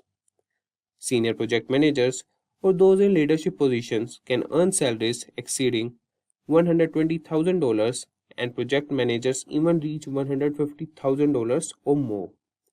Entry level project managers in India can expect to earn an annual salary of around 8 to 12 lakhs per annum. Senior or highly experienced project managers can earn salaries ranging from 12 to 28 lakhs per annum. Now, we will see some of the top companies hiring network engineers. These companies are Amazon, Google, Microsoft, Apple, Facebook, IBM, Cisco Systems, Intel, and Deloitte. And that goes for a wrap. But before we end this tutorial, let's take a minute to hear from learners about their success stories. Post-graduating from Simplilearn's postgraduate program in project management. Do you know, friends, that the average salary of project manager in India is around 19 lakhs per annum, and in United States is around 90,000 US dollars. These figures highlight the lucrative opportunities in the field of project management. Welcome to our tutorial on the project management roadmap for beginners. In this video, we will guide you through the essential steps to kickstart your career in project management, from understanding the key concepts to developing crucial skills to exploring popular methodologies and gaining practical experience, we have got you all covered. By the end of this tutorial, you will have a clear path of becoming a successful project manager. So let's dive in. But before that, I request you guys that do not forget to hit the subscribe button and click the bell icon for further updates on our latest videos. So let's start, guys, first by understanding what exactly is project management. So guys, project management is the essential practice of planning, organizing, and overseeing a project to meet specific goals within a set time frame and budget. It involves defining the project scope, setting clear objectives, and coordinating all necessary resources like people, tools, and materials. A project manager's job is to make sure all the tasks are completed on time, within budget, and up to the desired quality standards. This requires effective communication, solid risk management, and quick problem-solving skills. Project management also means keeping an eye on the progress, making necessary adjustments, and ensuring all the stakeholders are informed on the same page with the project goals. There are various methodologies like Waterfall, Agile, Scrum, which offers different ways to handle projects. I hope so you have got a brief idea regarding this. Now let's move on and discuss briefly regarding what are the key skills needed to become a project manager. So guys, to be an effective project manager, you need to develop a diverse set of skills that will help you to navigate the complexities of managing projects. Here are some of the essential skills that project managers should have. The first one is communication. Clear and concise communication is very vital in this domain. You need to convey ideas, expectations, and updates to your team and stakeholders. Effective communication helps to avoid misunderstandings and keeps everyone aligned with the project goals. The second one is organization. Being organized is very crucial for managing multiple tasks, deadlines, and resources. An organized project manager can keep track of all the project components and ensures everything runs smoothly. Third one which we have is problem solving. Projects rarely go exactly as planned. So strong problem solving skills are very essential. You need to quickly identify issues, analyze possible solutions, and implement the best course of action to keep the project on track. Next one we have is leadership. Inspiring and motivating your team is a key aspect of project management. A good leader guides their team, delegates tasks effectively, and fosters a positive and productive work environment. Next one we have all over here, that is time management. So guys, prioritizing tasks and managing your time efficiently ensures that project milestones are met. Good time management helps you to stay on schedule, meet deadlines without compromising the quality. Next one we have is adaptability. Projects can be unpredictable sometimes. So being adaptable and flexible is very important.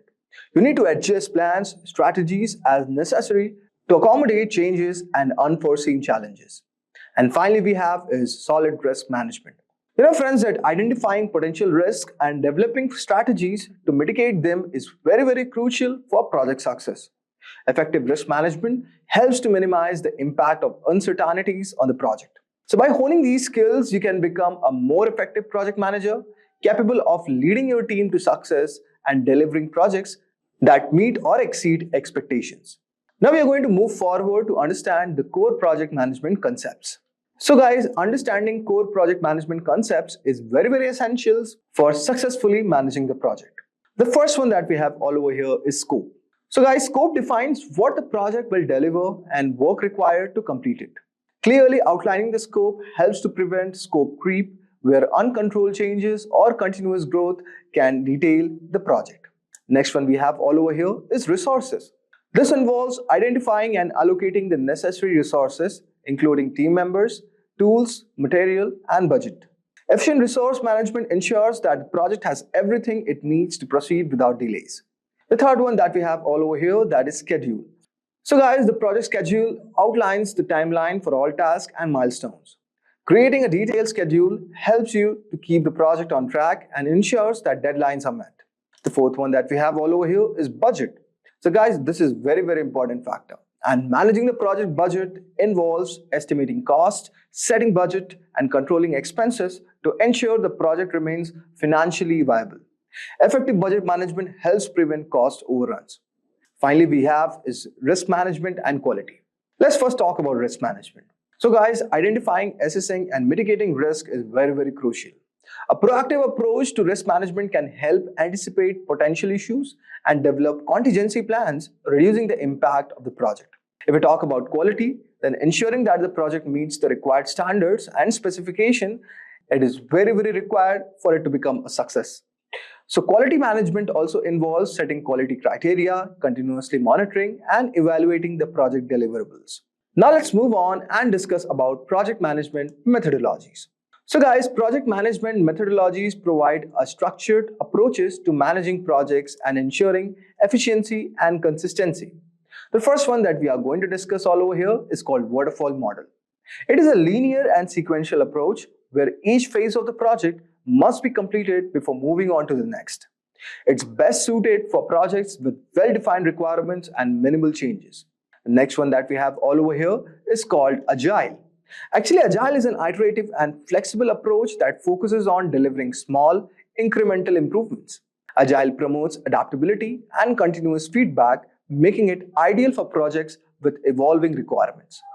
The third one that we have all over here is called Scrum. Scrum is basically a subset of Agile. Scrum breaks into the project for short, time-bound iteration called sprint, which basically lasts for 2 to 4 weeks. So, in this, there are regular meetings such as daily stand-ups and sprint reviews, which ensures constant progress and feedback. So guys, choosing the right methodology depends upon the project's nature, requirement, and team dynamics. Ensuring a tailored approach to project management is very crucial. Now let us discuss about some of the tools that you should be aware of if you want to become a project manager. Effective project management relies on the tools to organize, track, and manage tasks efficiently. Some of the popular project management are, the first one that we have is Trello. Trello is a visual tool that uses boards, lists, and cards to organize tasks and projects. It's highly intuitive and flexible, making it ideal for teams that prefer a straightforward, visual approach to managing tasks and tracking progress.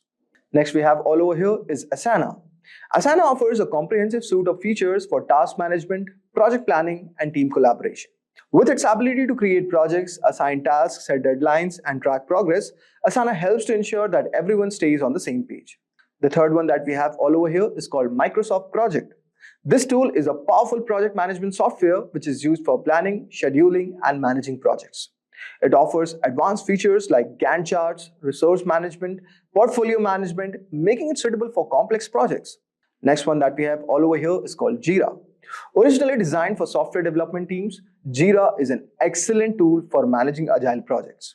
It supports Scrum and Kanban methodologies, which enables teams to plan sprints, track issues, and monitor progress through detailed reporting. Next one that we have all over here is called Slack. While primarily it is a communication tool, but Slack integrates with many project management tools to facilitate seamless collaboration.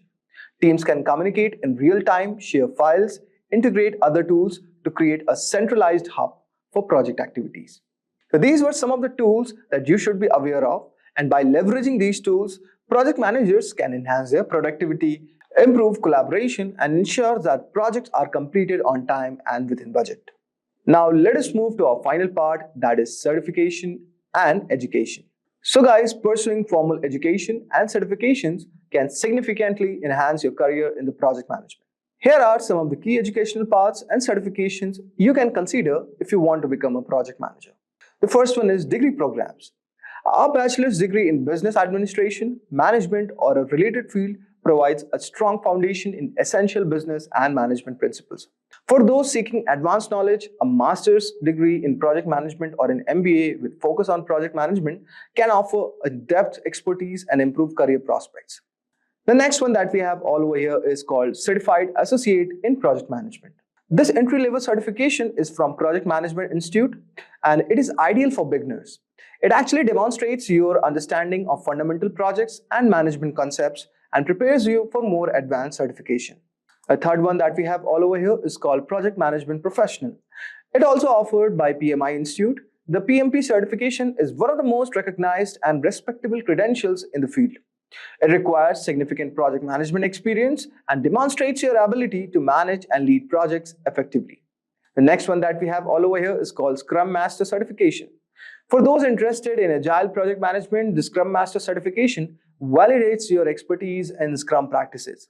It is suitable for project managers working in dynamic and fast-paced environments. Next one that we have all over here is called Prince2 certification. It stands for Projects in Controlled Environments. This certification focuses on structured project management method suitable for managing projects with a defined framework. It is widely used in the UK and internationally. Next one that we have all over here is called Six Sigma certifications. The Six Sigma methodologies focus on improving processes and reducing defects. Certifications like Six Sigma Green Belt and Black Belt are valuable for project managers aiming to enhance efficiency and quality in their project. Next one that we have all over here is called Agile Certified Practitioner or PMI ACP certification. This certification is from PMI and it validates your knowledge and skills in agile processes. It covers various agile methodologies including Scrum, Kanban, Lean, and many more, making it ideal for those who are working in agile project environments. Next one that we have all over here is called Certified Scrum Product Owner CSPO certification. This certification is for those who want to focus on the product owner role within a Scrum team. It teaches you how to manage product backlogs, prioritize work, and ensure that the team delivers high-value products. So guys, by pursuing these educational paths and certification, you can build a strong knowledge base and gain practical skills, and also enhance your credibility in the field of project management. Now, let us learn about project management in Excel. Microsoft Excel is one of the most common applications these days. It is used in both offices and at homes. Microsoft Excel is an easy project management tool that allows the team members to easily see the tasks in a project, develop a plan, and track its progress. Before we learn more about project management in Excel, let's first have a look why do we use Excel. Microsoft Excel is an easy tool to plan a project, so it can be used by people who are beginners in terms of project management. In Excel, one can find several analytical tools like concatenate, len, and counter, so this makes data analysis easy and effective. As the entry of data is easy, same is tracking and controlling of project status. Then, there are several project management templates in Excel that help us to have an effective distribution of project data. We will be checking several project management templates towards the end of this video. Now, let's have a look at the process of making a Gantt chart in Excel. Before we begin this, it's important we know what is a Gantt chart. A Gantt chart is like an horizontal bar chart that is used for project management. With the help of a Gantt chart, we can check the status of the task, the date they start, the date they end, and their dependencies on each other. Gantt chart helps in coordinating and monitoring different tasks in a project. Now, let's have a look at the steps that will help us in making a Gantt chart. First step we have is make a project table. We have several rows and columns. Like here, we have 3 columns. In the first column, we have the tasks. In the second, we have a start date. And in the third column, we have the duration or tenure of the task. The second step is to make a bar chart in Excel. For this, we will select the entire second column. Then we will go on the Insert tab and click on the bar graph chart. There, we can select stacked bar graph in 2D bar charts. As a result, we will have the entitled bar graph on the screen. In the third step, we will add the duration to the bar graph. We will right click on the chart and in the menu that appears, we will select Select Data option. A window that appears on the screen. In that window, we will select Add option as shown. We can also see the start date is already in the entry section. Then in the dialog box that appears, type tenure in the series name and click on the range selection icon that's shown in the figure. Now select the relevant data from the tenure column and click on OK. Now we can see a bar graph that has 2 colors on the screen. This bar graph now has the duration of the tasks. The fourth step we have is adding description to the Gantt chart. Now we will open the box again and in that box we will select the edit option as shown in the figure. Then we will select the tasks as we had selected the duration of the tasks before and click on OK.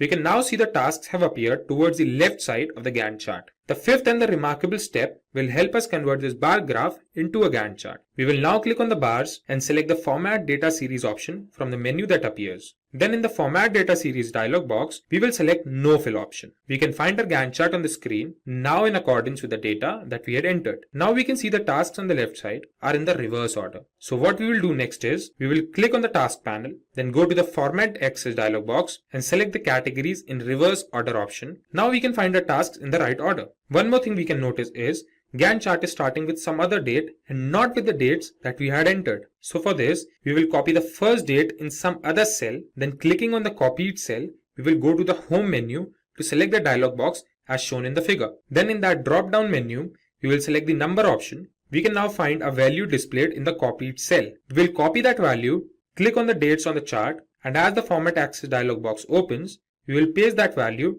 in the box that says minimum shown in the figure. As a result, we will have our final Gantt chart on the screen. In the last step, we can give several designs to a Gantt chart, change colors, and make it more presentable for us. Now when we know the basic steps of making a Gantt chart, I will show that practically to you in Microsoft Excel. Our first step is to open Microsoft Excel, and in Microsoft Excel, we will make a project table. In a project table, we will have 3 columns. The first column will be task, the second column will have the start date, the third column will have tenure or the duration of the task. So beginning with tasks, we have task 1. In task 1, we have 1.1, 1.2, 1.3, then comes task 2. In task 2, we have 2.1, 2.2, 2.3 and 2.4. Then we have task 3. In task 3, we will have 2 subsections, 3.1 and 3.2. Then we will start with the starting dates. In starting dates, we will put 1st January. The task 1.1 will be 1st of January. Then this will be 4th January. Let's say this is 5th January. Then we will put this as 11th of January. And this will be again 11th January only. This will be 15th January. Let's put this as 17th January. Let this be 19th January. Task 3 begins on 23rd January. And the 3.2 section begins at 26th of January. Now let's put the tenure or the duration of the task. We will begin with task 1. It takes 12 days. Then 1.1 takes 7 days. We say this takes 4 days and this takes 8 days. Then for task 2, it again takes 12 days. It takes 5 days, 5 days, and let's say this takes 6 days and this takes 4 days. Then we come to task 3. This takes 8 days and let's say this takes 6 days and the 3.2 section takes 5 days. So this is how our project table is ready. In the second step, we will select the entire second column. After we have selected this column, we will go to the Insert tab. In the Insert tab, we'll go to the bar columns, and in this, we will select 2D stacked bar charts. Now we have the entitled bar chart in accordance to our data on the screen. Then comes the third step. We will add the duration of the tasks to the bar graph. We will click on the chart, and after we click on the chart, we will select Select Data option. In the Select Data Source dialog box, we find the start date is already there. Now we will click on Add, and after we click on Add, in the series name section, we will put tenure. Then in the series value, we will click on this icon and select the entire tenure series and click on OK. So this is the bar graph that we have now. This is now in 2 colors, the orange color and the blue color. This bar graph now has the duration of all the tasks in our project table. Now in the fourth step, now it's time for us to add description to our Gantt chart. Instead of this 1, 2, 3, 4, 5, we will put task 1, task 2 and the subtasks. So what we will do is, we will again go to that box, we will left click on the Gantt chart, select the Select Data option, and then we'll go to the start date. Here, we'll select the Edit option. In the Edit option, we will select all the tasks and click on OK. Now we can see all the tasks are aligned towards the left of the bar chart. As we can see, this is a bar chart or a bar graph and not a Gantt chart. The next step we have is converting this bar graph into a Gantt chart. So we will click on the bars and select the Format Data Series option from the menu that appears. Here we have this Format Data Series option. Now we can see the dialog box on the screen. Here we'll go into the color section, fill section, and then we will select no fill. Now we can see the blue lines have disappeared. So this looks like a Gantt chart. So now when we have a Gantt chart on the screen, we can notice that the tasks here are in the reverse order. So what we will do is, we will click on these tasks and select the Format Axis option. Here, we will select Categories in reverse order.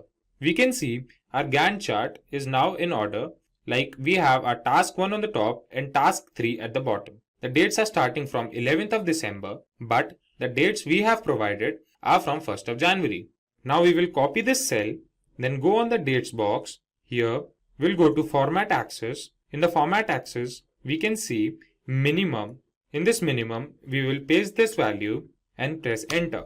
As we press enter, we can see our Gantt chart starting from the date that we wanted to start, and that too in the correct order, starting from task 1 to task 3. Now as a result, we have our final Gantt chart on the screen. In the last step, what we can do is make our Gantt chart more representable. We can change the color of these bars, we can give them shapes, and we can do many other things to make it more presentable.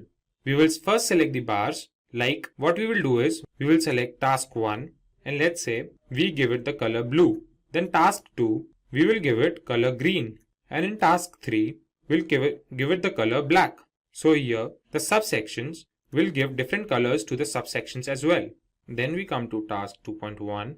This is how we can change the color of these cells, or apart from changing colors, we can select a bar graph and do the gradient fill. So this is how we can make a Gantt chart more presentable. After changing the colors or changing the shapes, we have our final Gantt chart on the screen. Finally, let's have a look at some Microsoft Excel templates for project management. Microsoft Excel templates help in collecting data, putting them into order, and check their dependencies with each other. With the help of these templates, we can monitor the status of the tasks, and we can also check the progress our project has made. Moving forth, we will check some important Microsoft Excel templates. The first template we have is Excel Project Review template. This template helps us have an overview of the project. We can have a clear understanding of all the tasks that are planned and that are completed. This helps project managers to measure the progress of the project and take further steps accordingly. Second template we will check is Excel Budget template. In this template, we can monitor all the expenditures of our project. It helps us in managing the budget of a project and also helps in comparing the budget of a project at different phases. Let's have a look at the budget template in Excel once. We can download this template from officetimeline.com. The Gantt chart towards the right is in accordance with the dates towards the left. If we fluctuate the date, we can see the template working. The start date for task 1 could be changed to 10th June. If we change this date to 10 June, we can see the fluctuation in the Gantt chart. So this is how we can use this template directly. Let's have a look at the third template now. Third template we will see is Excel Sprint Project Tracker template. This template is used majorly in agile projects, where the project is made in several sprints or sessions. This template includes the start date, the end date, and the duration of each task. We can also see the percentage completed of each task. Let's have a look at the Sprint Project Tracker template as well. We can see the Gantt chart towards the right and the data towards the left. So if we change any data, we can see the Gantt chart changing. For example, we can change the data in Sprint 2 Feature 3. Let's change the start date to July 2nd. We can see the Gantt chart changing. This is how we can use this template directly to track our sessions. Let's have a look at the fourth Excel template. This template is Excel Project Tracker. In this template, we have the data of all the tasks with the status and owners. We can track the percentage of tasks completed and also compare the planned duration of the task to the actual duration of the task. After the critical part tracker, let's check the Excel Project Schedule template. This template helps in effective management of the project, as it helps in monitoring the time that each task of the project takes. It provides a clear view of all the work associated with the project. Let's have a look at this template in Excel once. We can see the Gantt chart in accordance to the data. If we change the estimated hours at two places, let's say at the design review, we make it 15 hours instead of 5 hours. And at the create staffing plan, we make it 2 hours instead of 20 hours. We can see the Gantt chart fluctuating. This is how we can use this template to manage the schedule in a project. Moving forward, the next template we will see is Excel Project Status Report template. This template helps us having a list of project deliverables and the risks associated with that project. This template helps the project managers about different crucial activities involved in a project. After this, we have Excel Milestone Tracker. The milestone tracker helps us in tracking or monitoring different tasks in a project. Project managers use this template to monitor the project performance with respect to the timelines. The last template we will see is Excel Project Planner. Excel Project Planner includes a list of tasks with the respected owners along with the start date and the end date of that task. This helps in monitoring each task and comparing the estimated task date with the actual ones. Let's have a look at this template in Excel. We can see the Gantt chart with respect to the data entered. Let's make changes at several places in the data. We can make this 22 to 24. We will make this 23 go to 2. And we can make this 5th September go to 15th September. And when we make the changes, we can realize the Gantt chart is fluctuating. So this is how we can use this template to plan a project effectively and efficiently. If you are looking to become a skilled project manager, have a look at the postgraduate program in project management by Simplilearn.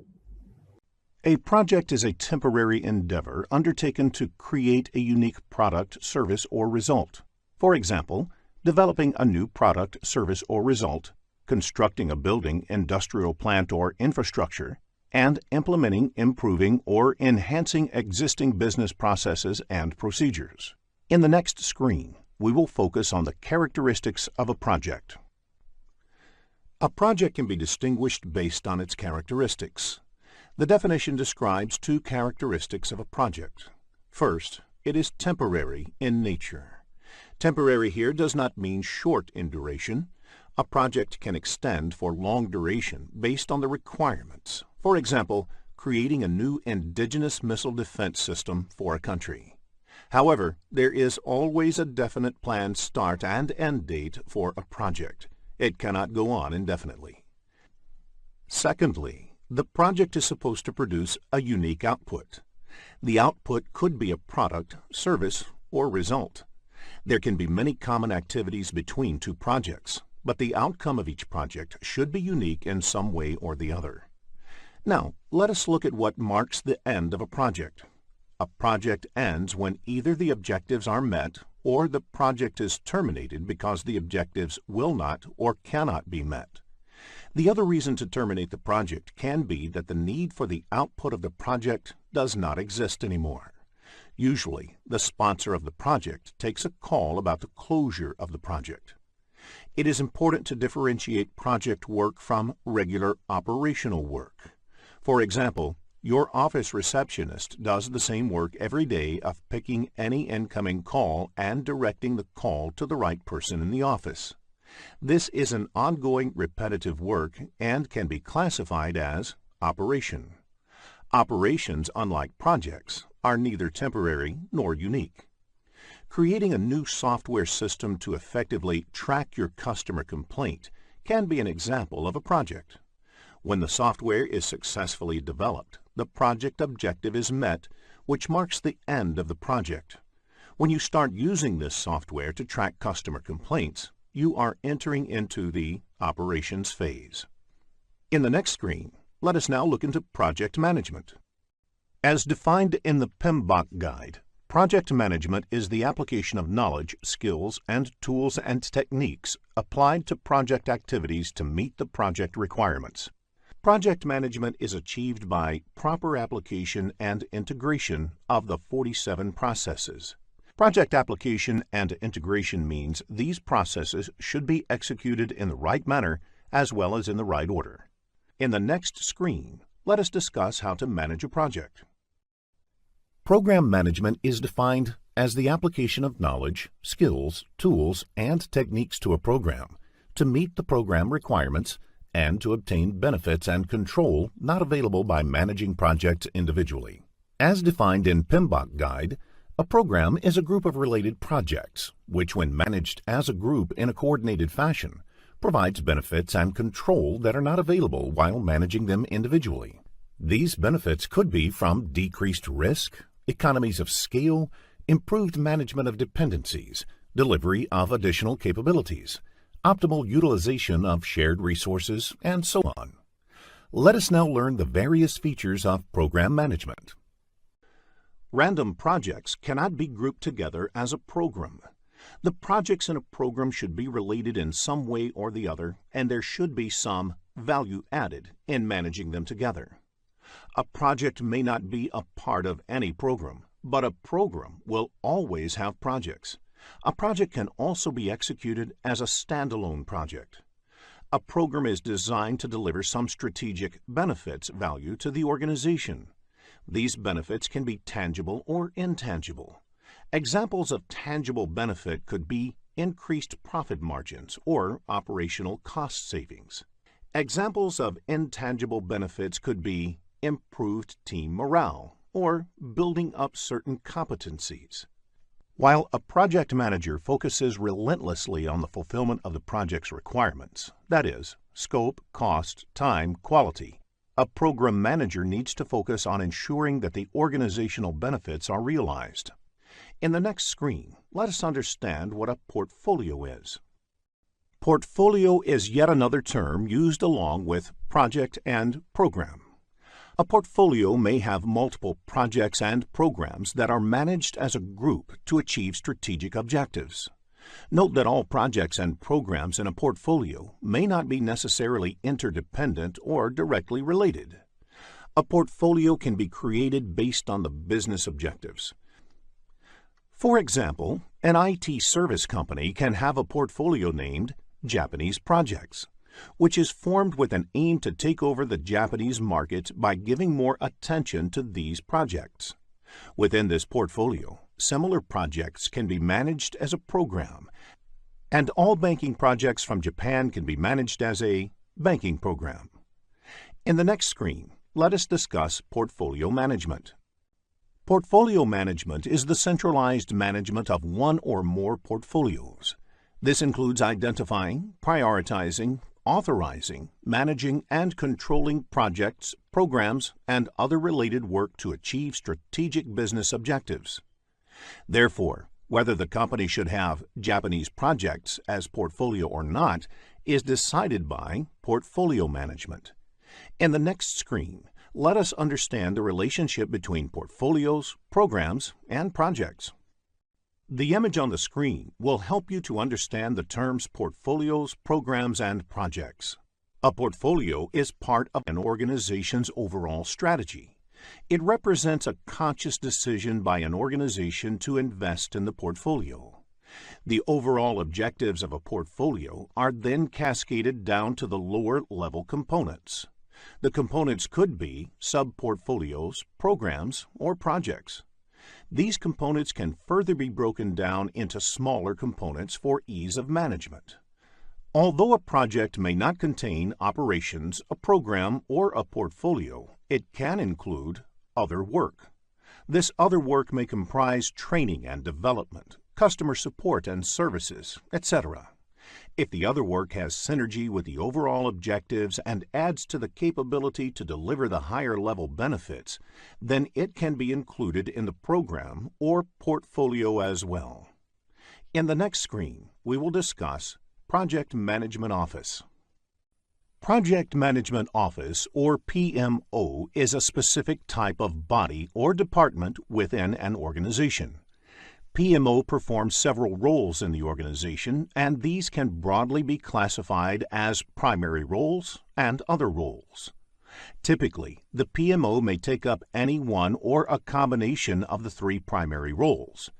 It provides the policies, methodologies, and tools and templates for managing projects within the organization. It provides support and training in organization on how to manage projects. And finally, it provides project managers for different ongoing projects in the organization. PMO may also help in managing interdependencies between the projects, selecting, managing, and deploying shared or dedicated project resources, if need be, terminating a project, and organizing lessons learnt sessions and maintaining the project management knowledge base for an organization. In the next screen, we will discuss how to manage the triple constraints. Any project can be done successfully if there is no constraint on time or there is unlimited budget available. Unfortunately, that is not true in real life. A project is performed within some constraint, and these constraints are usually competing. Therefore, if you change one, it would affect the other.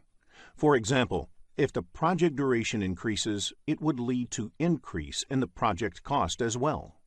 Triple constraint is a term that originally referred to the three competing project constraints within which the projects are performed.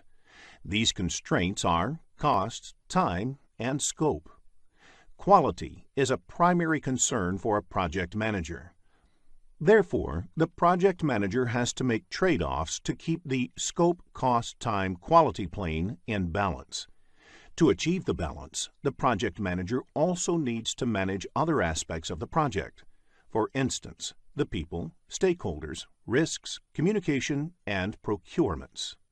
The project manager plays the essential role of integrating all these different aspects of project management.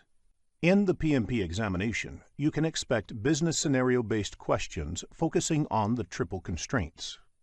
In the next screen, let us understand who a stakeholder is. A stakeholder can be defined as the one whose interests may positively or negatively be affected or perceived to be affected by the decision, activity, or outcome of the project. As per the definition, the project team, project manager, project sponsor, PMO office, customer, etc. are the stakeholders of the project. A project sponsor is the one who gives a go-ahead for a project and provides the necessary resources to execute the project. Therefore, the head of projects in the organization who provides a green signal to start a project and allocates required resources to the project is the project sponsor. A project sponsor is usually somebody placed high up in the organizational hierarchy of the performing organization, that is, the organization in which the work of the project is being carried out. In the next screen, let us look at stakeholder management. One of the key responsibilities of a project manager is to manage stakeholders.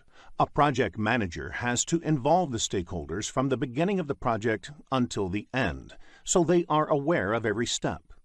A project manager has to take up specific activities for stakeholder management, identifying both internal and external stakeholders.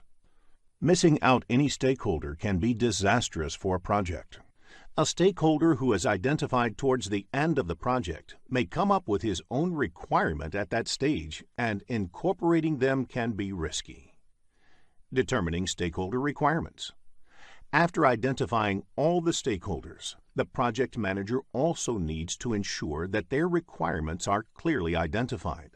Sometimes, stakeholders might themselves not know of their requirement, and it is the job of the project manager to get them right by doing a proper stakeholder requirement analysis. Determining stakeholder expectations. Stakeholders might also have some unstated expectations, which need to be clarified to see if it can become a project requirement. It is again the role of the project manager to determine the stakeholder's expectation. Communicating with stakeholders. Once all the stated and unstated stakeholder requirements are known, the project manager, as part of stakeholder analysis, should focus on communicating them regularly to keep stakeholders involved in the project. Once you understand the practices of stakeholder management, it will be easier for you to answer scenario-based questions in the examination. In the next screen, let us look at the various organization structure. Projects are performed in an organization, and the functioning of the organization might affect the project. The different organization structure types explained here are based on the level of authority that a project manager gets into in those organizations. In a functional type of organization, the organization is grouped by the area of specialization within different functional areas. For instance, marketing, accounting, engineering, etc. are departments within the organization. Each employee typically reports to a functional manager. In such types of organization, normally projects are undertaken within the department itself. If a project requires any assistance from another department, the request moves from the head of the requesting department to the head of the concerned department.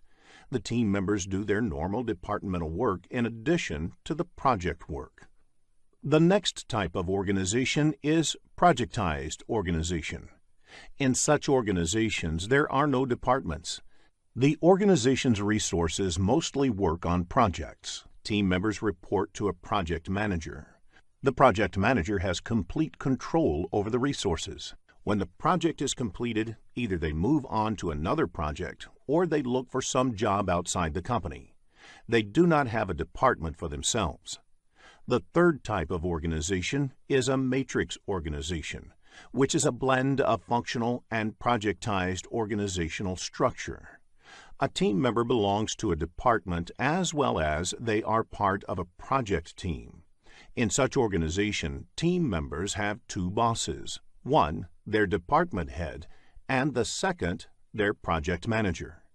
Since there are two bosses here, this type of organization is further classified into three different types. They are weak, strong, and balanced matrix organization. So out of the two bosses that team members have in matrix organization, if the project manager has more authority over the team member, such organizations are called strong matrix. Where the functional manager has more authority, it's a weak matrix organization. If they both share equal authority, then it is a balanced organization. There is another term that you might find in the exam called tight matrix. This generally refers to a co-located team, that is, a team that has been placed in the same location to enhance their performance. In the PMP exam, if there is no mention of the organization type, you can assume it to be a matrix organization. Let us look at each of these organization structures in detail. In the next screen, let us look at functional organization. In a functional organization, the resources of the organization are grouped by functions, sometimes called departments. Examples of functions could be sales, finance, administration, manufacturing, etc. Each function plays a definite role in the organization and is headed by a functional head or supervisor. All the resources in such an organization report directly into their functions. Therefore, a salesperson would report into the sales organizational hierarchy, a purchase executive would report into procurement, and so on. You would notice that in a functional organization, the project manager's role is not explicitly called out. When a functional organization embarks on a project, each of the functions that are involved may volunteer some resources to work on the project. One of these resources may end up playing the project manager's role. The resource assignments may not even be full-time, and sometimes even the project manager is part-time. Since the project manager has no authority over any of the resources, they are dependent on the functional heads. This makes it more challenging for the project manager to coordinate in the team. However, functional organizations provide an opportunity for specialization. For example, if a purchase executive was reporting into the purchase department, that executive would have exposure to all the purchasing that happens within the organization and has a well-defined career path. In functional organizations, project management happens at the functional head level. Next, let us look at the projectized organization in the next screen. The projectized organization has all the resources aligned around projects. The project managers have complete control over the resources working on their projects. The biggest advantage of the projectized organization is that the resources have loyalty to their projects and project execution becomes easier. This kind of structure is suitable for organizations whose work is in the nature of projects. There are few disadvantages in this structure as well. Firstly, the role of the resource is over once the project is completed. Secondly, highly specialized roles within a project may not be fully occupied all the time. For example, a purchase executive may have work for selected periods on a project while purchase activities are going on. However, for the rest of the period, their capability may not be optimally utilized. There is less scope for functional specialization as the project boundaries limit the kind of work for the resources. Each project manager is in charge of a project and its resources. Next, let us look at the matrix organization. In a matrix organization, the resources report to the functional managers and are managed by the project managers as well. There might even be a function that represents all the project managers in the organization, which provides project management expertise. The matrix structure has three variants, commonly referred to as weak, balanced, and strong. In a weak matrix, the authority of the project manager is the weakest and strongest in a strong matrix structure. The titles given to project managers in functional or weak matrix organizations are Project Expediter or Project Coordinator. They would be called project managers in a balanced or strong matrix structure and have slightly more authority over the time of the team members. The advantage of the matrix structure is that resources can be optimally utilized while preserving the capacity of the project managers to get projects executed efficiently. Resources can specialize in their functions and have stability in their careers, also contribute to the projects at the same time potentially. The disadvantage of matrix organization is that the communication overhead increases significantly. This is because every resource in the organization belongs into a project and into a function, leading to a dual reporting structure. In a matrix organization, project management happens at project resource level. In the next screen, let us summarize the advantages and disadvantages of different organizational structures. Each organization structure has its own set of advantages and disadvantages. The advantage of functional organizations is that resources may find clearly defined career paths and achieve specialization and skill development in their respective fields. It will be a flexible workforce since only one manager will be responsible, avoiding confusion. The disadvantage of such organization type is that project work is hampered. Department work is always given higher priority than the project work. In addition, there is no career path in project management, which leads to lower interest in projects.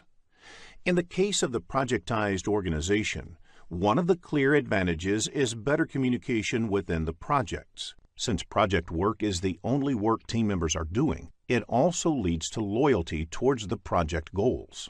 The disadvantage of such organization type is the inefficient use of resources, because every project team has their own support function. Therefore, this might lead to the duplication of effort. It also leads to the resources being left with no work, since their roles are over once the project is completed. It also hampers skill development, because the project requirements dictate what kind of work team members perform at different stages on a project. Now, let us look at the matrix organization. It also has the advantage of better coordination and maximum utilization of resources. However, the disadvantage is the higher potential for conflict among the managers, which might lead to communication complexity and overhead management. In the next screen, let us focus on the comparison on project lifecycle and product lifecycle. Project lifecycle spans the initiation of a project until the closure of the project. The product lifecycle, on the other hand, also encompasses the operational and maintenance phases. A typical product lifecycle starts with conception of the product and goes until its withdrawal from the market. The withdrawal might be because it becomes obsolete, or there is no further need for the product in the market. A product has a long life cycle. A product can require or spawn many projects over its life. For example, a project in product conception phase could be to determine customer needs, whereas a project during product maturity phase could be used to perform competitive analysis. Typically, a product lifecycle is longer than the project lifecycle. A project also has its own life cycle, and this life cycle depends upon the industry and the organization within which the project is being executed. Sometimes different organizations within the same industry use different life cycles. There can be questions in the exam based on the comparison of project life cycle and product life cycle, so understanding the differences will be useful in answering such questions. In the next screen, let us discuss more on project life cycle.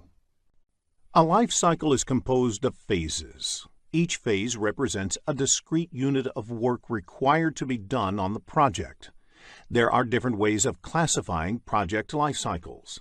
Let us first discuss the sequential versus overlapping life cycle. In sequential phases, the subsequent phase starts only after the previous phase has been completed, whereas in overlapping phases, two or more phases may run in parallel for some time. This could help fast-tracking and compressing the amount of time required. The other way of classifying life cycles is how they go about the process of planning.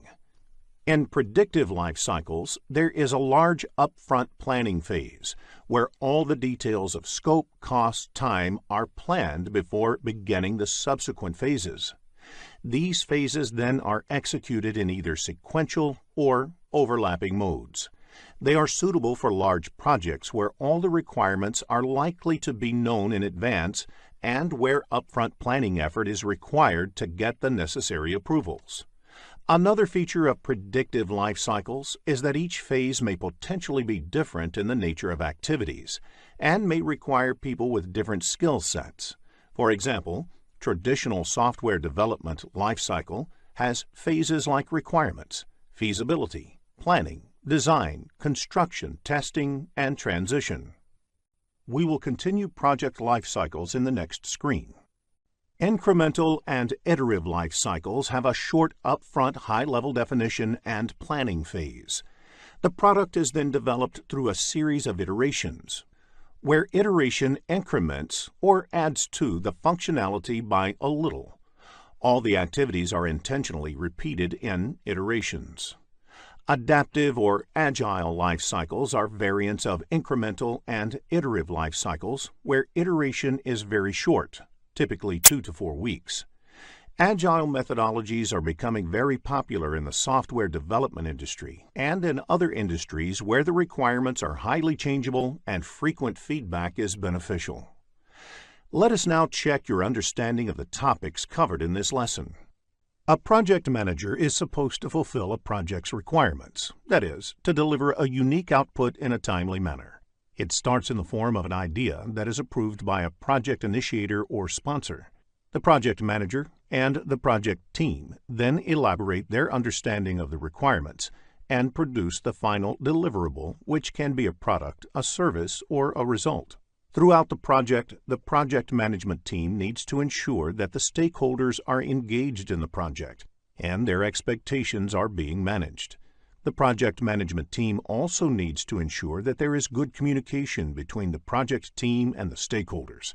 In addition, the team should make sure that the constraints of scope, cost, time, quality, and others are balanced. In addition to producing deliverables, a project generates data. Such historical data, archives, or records are important for planning future projects. There are 5 major process groups in project management. In the next screen, we will discuss how these process groups are related to each other.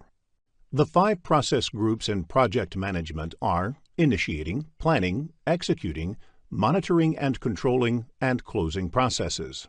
The image shows how these process groups interact with each other. The initiating processes occur only once during a project or phase within a project, at the beginning, whereas the closing processes occur only once towards the end. However, planning, executing, and monitoring and controlling processes are repeated several times during a project. The planning processes take information from the initiating processes and help to prepare an initial baseline version of the plan. As the team starts execution, they understand the ground realities better.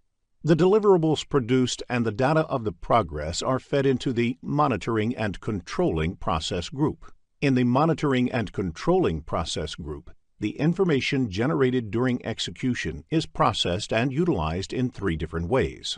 Firstly, it can be used for revising the plan, which is termed as replanning.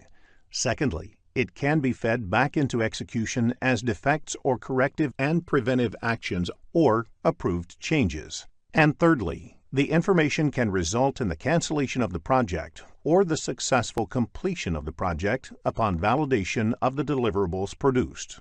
While discussing processes, consider it from the perspective of project manager or as part of the project management team. This implies that you are essentially functioning in the integration management knowledge area. The initiating process includes 2 steps, which include getting the project charter approved and identifying stakeholders. Click each tab to learn more. A project manager is concerned about getting the charter for the project approved. Project charter sets the beginning of the project, where the management has decided in its favor and is ready to commit resources for it. The other process in the initiating process group is identifying stakeholders. The project manager and the project team should know the stakeholders and their requirements, which is the starting point for planning. You may get concept-based questions in the PMP exam, so study the initiating process to answer such questions easily. Planning accounts for most of the processes in the project management framework. As many as 24 out of the 47 project management processes belong to the planning process group. The basic objective of the planning processes is to produce the project management plan collectively.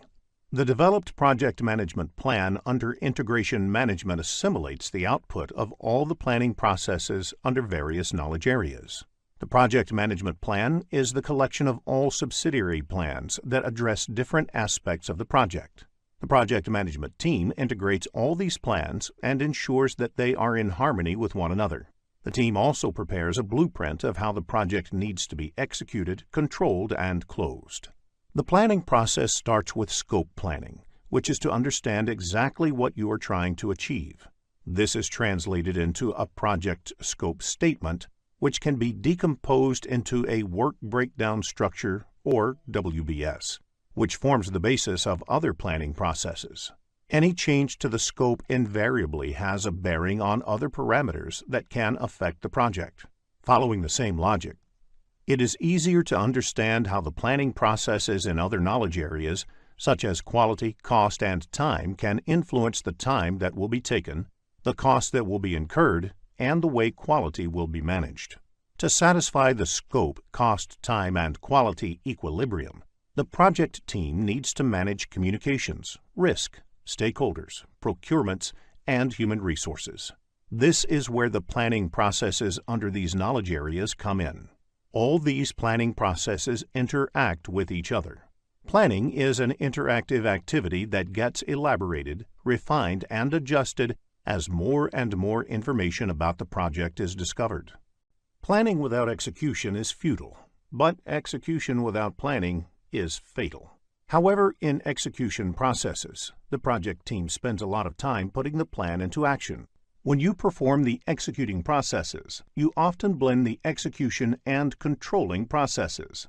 Execution is all about performing the plan that is producing the deliverables and providing information on the progress.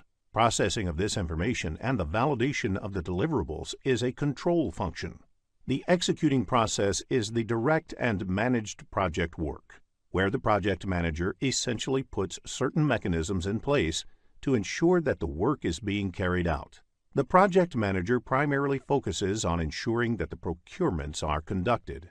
These procurements are deliverables or services that the project needs to buy from external sources. The project manager also needs to ensure smooth flow of communication within the project team and with the external stakeholders. The manager should make sure that stakeholders are engaged in the project and that the processes for managing quality are being followed correctly. It is important for the project manager to make sure that the right team is being used. They have the knowledge and competencies to do the job, and they work together as a team. The project manager should also manage the team to make sure they are positioned for success. Monitoring is observing and getting data about how things are going within the project, whereas controlling is taking actions to bring things back on track. Monitoring and controlling apply to different aspects of project management. The image shows the various areas of project management where monitoring and control applies.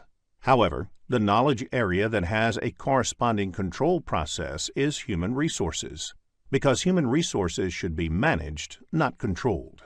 An important aspect of controlling is having an elaborate mechanism to handle changes. Closing processes bring a project or a phase within the project to an orderly conclusion. Only two knowledge areas include a closing process. These are integration management and procurement management. Closing a project or a phase falls under integration management and applies to the overall project. Before the project is formally closed, all the procurements or contracts that are entered into for the project must be formally closed as well. Study the closing processes in detail to answer concept-based questions in the PMP exam. If you are looking to become a skilled project manager, have a look at the postgraduate program in project management by Simplilearn. There are 47 processes in project management, grouped into 10 knowledge areas and mapped to 5 process groups. In this lesson, we will look at the first knowledge area, that is, project integration management and its processes. In the next screen, let us understand the concept of project integration management. Project integration management involves unification, consolidation, articulation, and integrative actions that are crucial for successfully completing the project. The project integration management is high-level work that project manager does, and it involves managing interdependencies among the other knowledge areas. The other 9 knowledge areas involve detailed work in a specific direction. For example, project cost management deals only with how to manage cost in a project. The project management processes do not happen independently. For example, a new resource added to the project may require changes in cost or schedule or both. In dealing with such situations, the project manager integrates the processes of project management. The need for integration drives much of the communication and the work of the project manager. Let us discuss the key role of project manager, sponsor, and team in the next screen. Project manager, team members, and project sponsors have different roles to play in a project. The project manager is supposed to play multiple roles in the project. The key role is to perform integration. The project manager puts all the pieces of the project together into a cohesive whole. In doing so, the project manager tries to ensure that the project is done faster, cheaper, and utilizes resources optimally while meeting the project objectives. As the project progresses, the team members work on completing the project activities. The role of the project sponsor is to protect project from any unnecessary changes and to ensure that it has the required resources for completion. The project sponsor is the champion for the project within the performing organization, that is, the organization in which the work is being performed.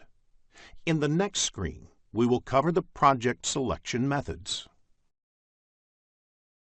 An organization can undertake a project under contract with an external organization or take up a project driven by internal business needs. There should be a formal process of selecting project in all organizations to ensure that it is making the best possible use of limited corporate resources. For example, if the organization has an option to take up any one out of the 2 projects, both of which use the same corporate resources, the organization would naturally select the one which is more profitable. There are 2 broad ways to select a project. One way is the benefit measurement method, where one project is compared with other competing projects. Another approach is based on mathematical models, wherein you examine the most optimal selection of projects by trying to optimize a goal. For example, maximize operating profits. Such methods may be called constrained optimization methods. There are different methods under both these categories, and you should be familiar with the names of these methods. Broadly, the benefit measurement methods focus on ascertaining the costs and benefits of undertaking the project.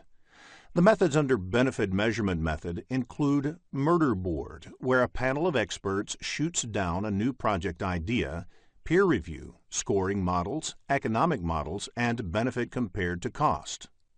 The constrained optimization methods rely on mathematical modeling techniques to determine the best selection of projects to achieve certain business objectives.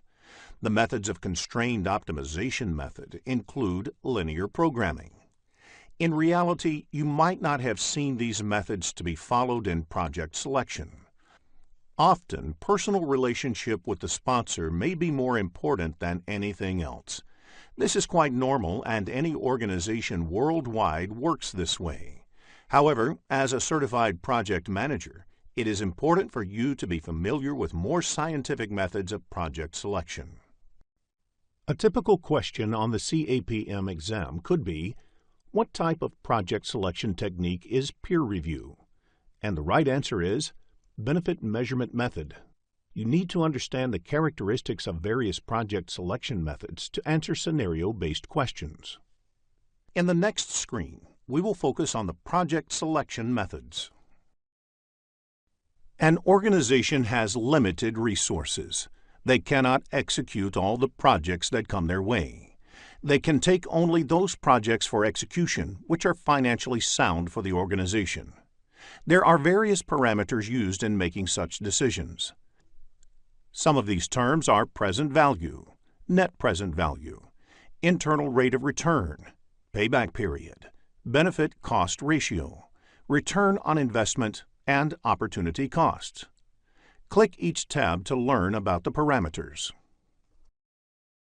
Present value is today's value of future cash flows. In order to reduce future cash flows to present values, a discount factor has to be applied. What this essentially means is, if a project can give a return of, say, $100 per year, $200 next year, and $250 the third year, what is the value of all these returns today? $250 return in the third year will not be the same as $250 today due to inflation or any other constraint. Click Close to go to the Process Selection Methods dashboard. Net Present Value, NPV, is the present value of the total benefits, income or revenue, less the costs over a time. Therefore, if multiple items are involved, add the present value of all of them to arrive at the net present value. Problems where a project has to be selected over other projects on the basis of their net present value can be expected in the exam. Let us take an example of a typical question that we might encounter in the exam. You have two projects to choose from. Project X will take 2 years to complete and has an NPV of $35,000. Project Y will take 5 years to complete and has an NPV of $95,000. Which one will you choose? The answer is Project Y because it has a higher NPV. Do not get confused with longer duration of the project. It is important that NPV be more. Click Close to go to the Process Selection Methods dashboard. Another term used in evaluating a project is internal rate of return, or IRR. IRR is the rate of discounting at which the present value of costs matches the present value of benefits. It is the rate inherent in the project. Let us look at an analogy to understand the concept of IRR. Consider a project similar to depositing money in a bank account and earning interest. You will prefer the bank that gives maximum interest. Similar is the project. Choose from Project A and B, where Project A has an IRR of 25% or Project B has an IRR of 15%. The answer is Project A, as the IRR is better for Project A. It is obvious, higher the IRR, the better. Click Close to go to the Process Selection Methods dashboard. Payback period is the number of time periods it takes to recover your investment in the project before you start making profit on the investment made in the project. You have two projects to choose from, Project A with a payback period of 5 months or Project B with a payback period of 12 months. Which one would you go for? The answer would be Project A. It is evident that lesser the payback period, the better. Click Close to go to the Process Selection Methods dashboard. Benefit cost ratio is the ratio of the present value of benefits to the present value of costs. A benefit cost ratio of more than 1 means that benefits are greater than the costs. If the benefit cost ratio of Project A is 2.5 and benefit cost ratio of Project B is 1.5, which project would you select? The answer is Project A, as the benefit cost ratio is higher in Project A. Click Close to go to the Process Selection Methods dashboard. Return on investment, or ROI, is commonly used in financial parlance to indicate how profitable a project is. Return on investment is the average rate of return or benefits expected as compared to the initial investment. If a project involves an initial investment of $100,000 and generates an average return of $20,000 per year, it means the ROI is $20,000 by $100,000, or 20%. Higher the ROI, the more profitable the project is. Click Close to go to the Process Selection Methods dashboard. Opportunity cost is yet another term used in evaluating competing projects that you might see in the exam. It means the opportunity given up by selecting one project over another. Problems where a project has to be selected over other projects on the basis of their net present value and opportunity cost can be expected in the exam. For example, you may come across a question such as, what is the opportunity cost of selecting Project B if Project A has an NPV of $55,000 and Project B has an NPV of $85,000? The answer is $55,000. This is the NPV of Project A, which was selected over Project B. Click Close to go to the Process Selection Methods dashboard. In the next screen, let us look at the There are 6 project management processes, which are part of Project Integration Management knowledge area. They are the Develop Project Charter, done in the Initiation Process Group, Develop Project Management Plan, undertaken in the Planning Process Group, Direct and Manage Work Carried Out in the Executing Process Group, Monitor and Control Project and Perform Integrated Change Control, undertaken in the Monitoring and Controlling Process Group, and Close Project or Phase done in the Closing Process Group. Let us look at each of these processes in detail. In the next screen, let us understand how to read process-related information. As you can see in the Project Management Process diagram, these elements within the knowledge area represent the inputs from the same knowledge area. These elements represent the inputs from other knowledge areas. These represent the tools and techniques used in the process. These are outputs of the process. These represent the output within the same knowledge area, whereas these outputs are fed into the knowledge areas other than the one that the process is a part of. You can observe that the process in the image is color-coded based on the process group. Initiating Process Group is in yellow. Planning Process Group is in blue, and so on. You can read the processes and their color codes in the legend box on the bottom left of the screen. The process group affiliation is also indicated in the text of the description. It is important to understand the process group context to appreciate what the process does. In the next screen, let us look at the Develop Project Charter process. Develop Project Charter is an initiating process. A project charter is essentially a document that authorizes a project. Once a project has received a charter, it means that the project manager can start employing the organization's resources for the project activities. Let us look at the key inputs to be considered in preparing the project charter. The first input is the Project Statement of Work.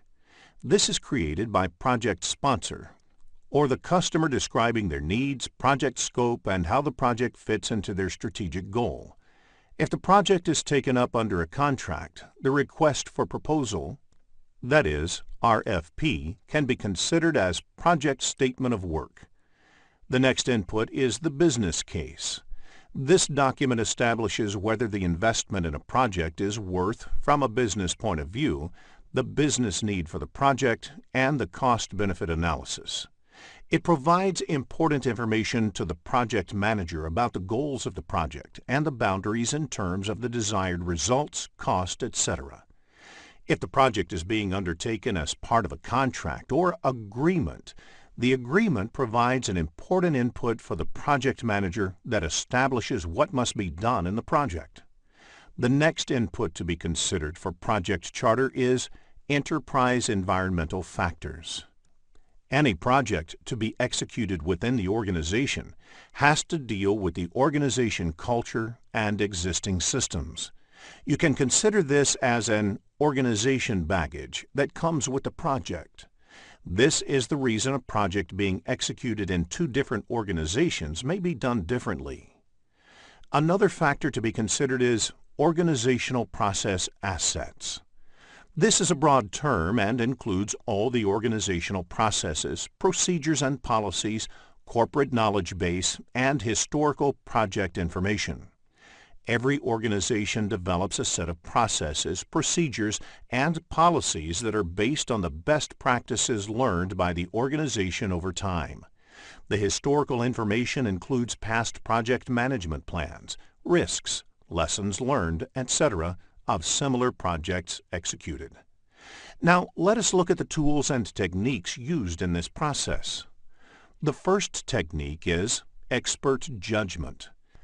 Expert judgment is an invaluable input to the process of formally authorizing a project, because an expert can provide insights into why a project makes business sense or why it does not.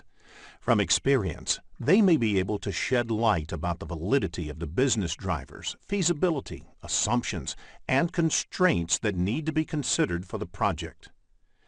Facilitation techniques is another technique used.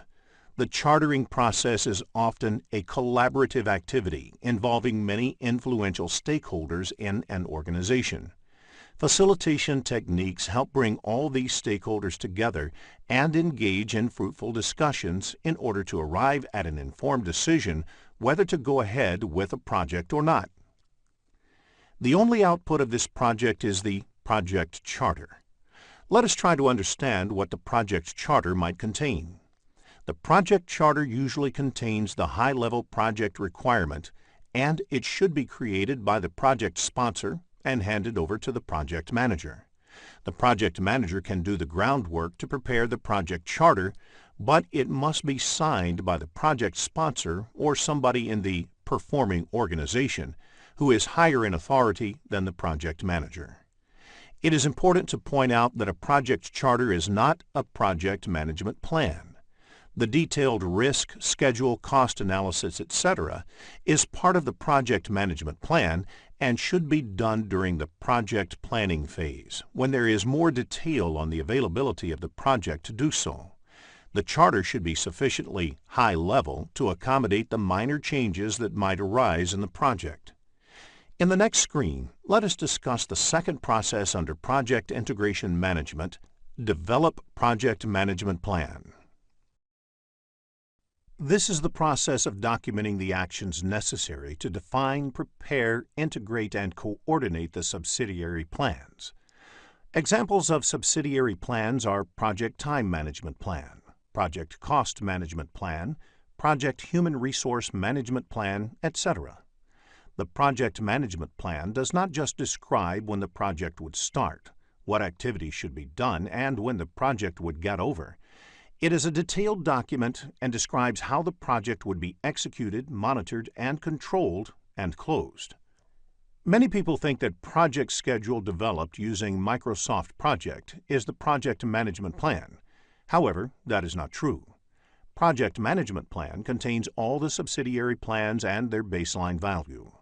It also contains the allowed variance in the baseline value. Performance measurement baseline of project's time is the total of project baseline time and the agreed time variance for the project. For example, the Time Management Plan section would have mentioned the time taken by a project. The period mentioned in the Project Management Plan is 180 days. This 180-day period is also called the baseline time value. Therefore, the baseline value is the initial agreed value in the project management plan. So, if the time variance agreed in the plan is 10%, the project should be executed in maximum 180 plus 180 multiplied by 10% is 180 plus 18, which is 198 days. Whether the baseline time value should be 180 days or 300 days is decided by analyzing the project activities, and it should not be decided arbitrarily. In the next screen, let us look at the various inputs, outputs, and tools and techniques of this process. Let us look at the inputs considered in developing the project plan. Project charter from the previous process is an important input. The other inputs include output of the other planning processes, because the project management plan is supposed to integrate all of these plans. The examples of other plans are time management plan, cost management plan, and quality management plan, etc. All of these plans are developed over a period as the project progresses. These will be discussed in detail later in this tutorial. In addition to these, enterprise environmental factors and organization process assets are also inputs to developing the project management plan. In fact, these two factors have more influence in developing project management plan than in developing project charter. It is recommended that you understand these inputs, outputs, and tools and techniques clearly, as most of these will be repeated in other processes as well. The two tools and techniques employed in this process are expert judgment and facilitation techniques. The very obvious output of this process is the project management plan. In the next screen, let us look at some of the key terms which are crucial in understanding these processes. Let us look at a few key terms to understand project management processes. The first is the work authorization system. There should be a formal process of authorizing work within the project. So, be it internal team members or project contractor, there should be a formal process of giving go-ahead to start work on the project. The next two related terms are corrective and preventive action. You will come across these terms throughout this PMP tutorial. Corrective action is any action taken to bring expected future project performance in line with the project management plan. For example, if a project milestone is delayed, as a corrective action, you include additional resources to ensure that the final project deadline is not delayed. While corrective action involves implementing actions to deal with actual deviations from the performance baselines, preventive action deals with anticipated or possible deviation from performance baselines. For example, to ensure that projects are not delayed, you do a proper estimation of the work and assign enough resources to the project so that they are not delayed. A very important system that needs to be established early on in a project is the change control system. Since projects are executed in a dynamic environment, it is quite natural to expect changes in the project requirements. The change control system is the formal documented procedures, paperwork, tracking systems for authorizing changes. Therefore, the change control system analyzes each of the incoming change requests and decides whether to accept the change request or reject it. A configurable item is any product, service, or result within the project whose characteristics need to be identified, documented, and placed under change control mechanism. Examples of configurable items are project documents, source code, physical parts such as tools, recommended settings for machinery, etc. When a formal configuration management system is put in place, it is essentially establishing a control system that can preserve the characteristics of these items. Now, let us look at the next process of the project integration management knowledge area, which is direct and manage project work. Direct and manage project work is the process of performing the work defined in the project management plan to achieve the project objective. This process marks the performance and completion of activities in a project. The input to this process is obviously the project management plan, since the project is executed as per the project management plan. The other inputs to this process are any approved change requests that need to be implemented.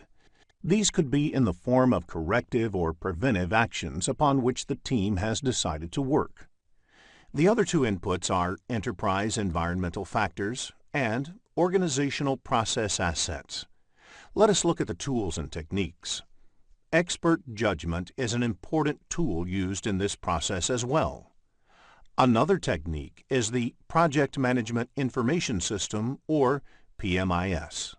The PMIS is a combination of documents, dashboards, software tools, etc., where the data and information related to the project gets collected as the work is being done. During execution, it is natural to expect that plenty of meetings will take place among the team members and among other stakeholders as well. There are several outputs from this process. Project deliverables are produced.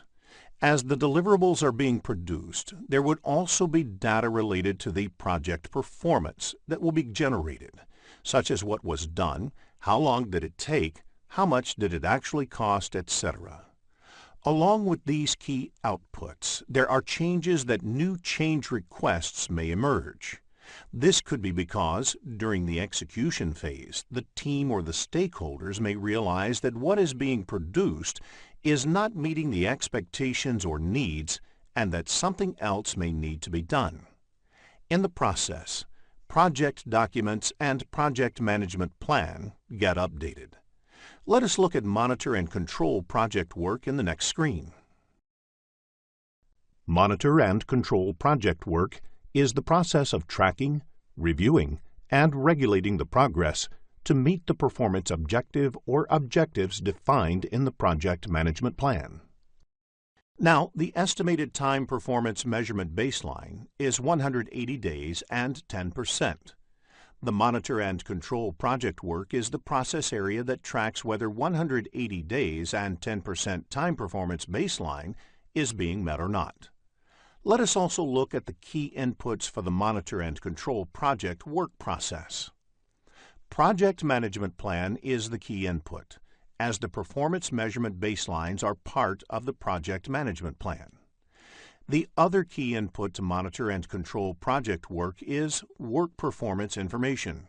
It is the status of the project, that is, the status of the project deliverables, the cost incurred, the time elapsed in the project, etc.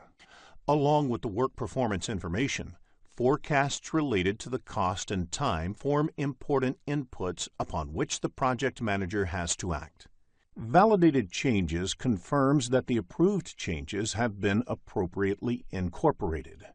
Enterprise environmental factors and organization process assets are also inputs to this process.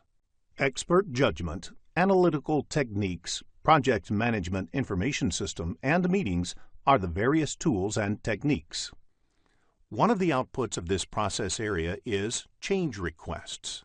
Change requests could be in the nature of corrective and preventive actions or defect repair. If the performance measurement baselines are not being met, this process ensures that project manager takes appropriate corrective and preventive action to get close to the performance measurement baselines.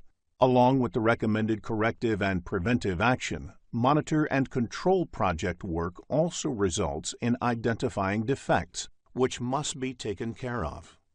During the defect repair process, many reports related to the performance of the work of the project will be produced. Project management plan and project documents are also updated. In the next screen, let us focus on Perform Integrated Change Control process. Perform Integrated Change Control is the process of reviewing all change requests, approving and managing changes to the project deliverables, organizational process assets, project documents, and the project management plan. This is where all the recommendations for changes, corrective actions, preventive actions, and defect repairs are evaluated across all the knowledge areas and either approved or rejected. The inputs to this process are similar to that of the monitor and control project work process. Project management plan, work performance reports, enterprise environmental factors, and organizational process assets.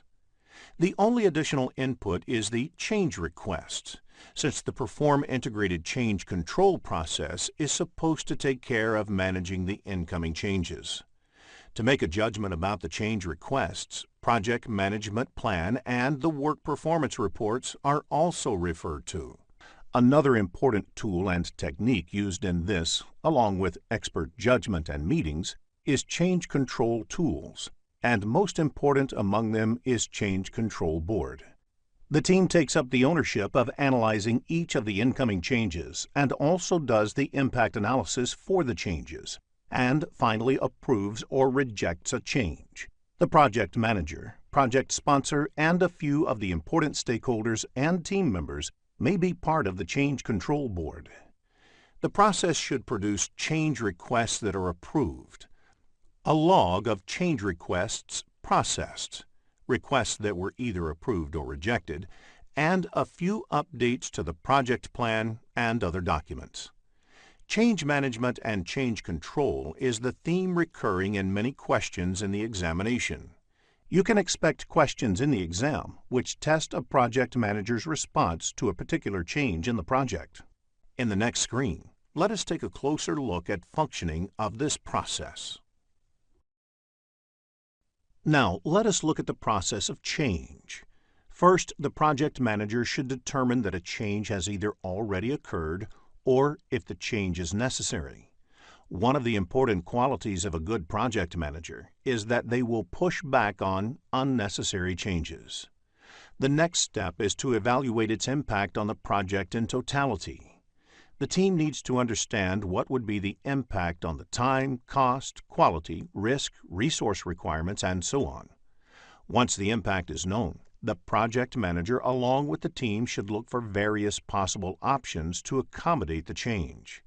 For instance, in order to accommodate an increase in scope, it may be necessary to extend timeline, add resources, increase budget, or a combination of the above. Once the impact analysis and exploration of possible options are completed, the project manager should present it to internal as well as external stakeholders for their approval. It should be presented to internal stakeholders first, because the management of an organization may decide to absorb the change within the project's reserves without opting to bill the customer. If the project will have an impact on the agreed baselines of time, cost, scope, and quality, one needs to get in touch with the external stakeholders and the customer. These steps are an important aspect of a project manager's job, and the ability of a project manager to manage change will be tested in the CAPM examination. In the next screen, let us look into a business scenario to understand this concept better. After reading the problem statement, click the Solution button to look at a possible answer. Close project or phase is the last process of the project management integration knowledge area. This process ensures that the project or a phase is formally closed after completion. Remember that PMI expects a mature organization and a trained project manager to be diligent in following closure formalities. Without going through the formal closure formalities, the project cannot abruptly be closed. The project should be formally closed, even if it is terminated due to some problem.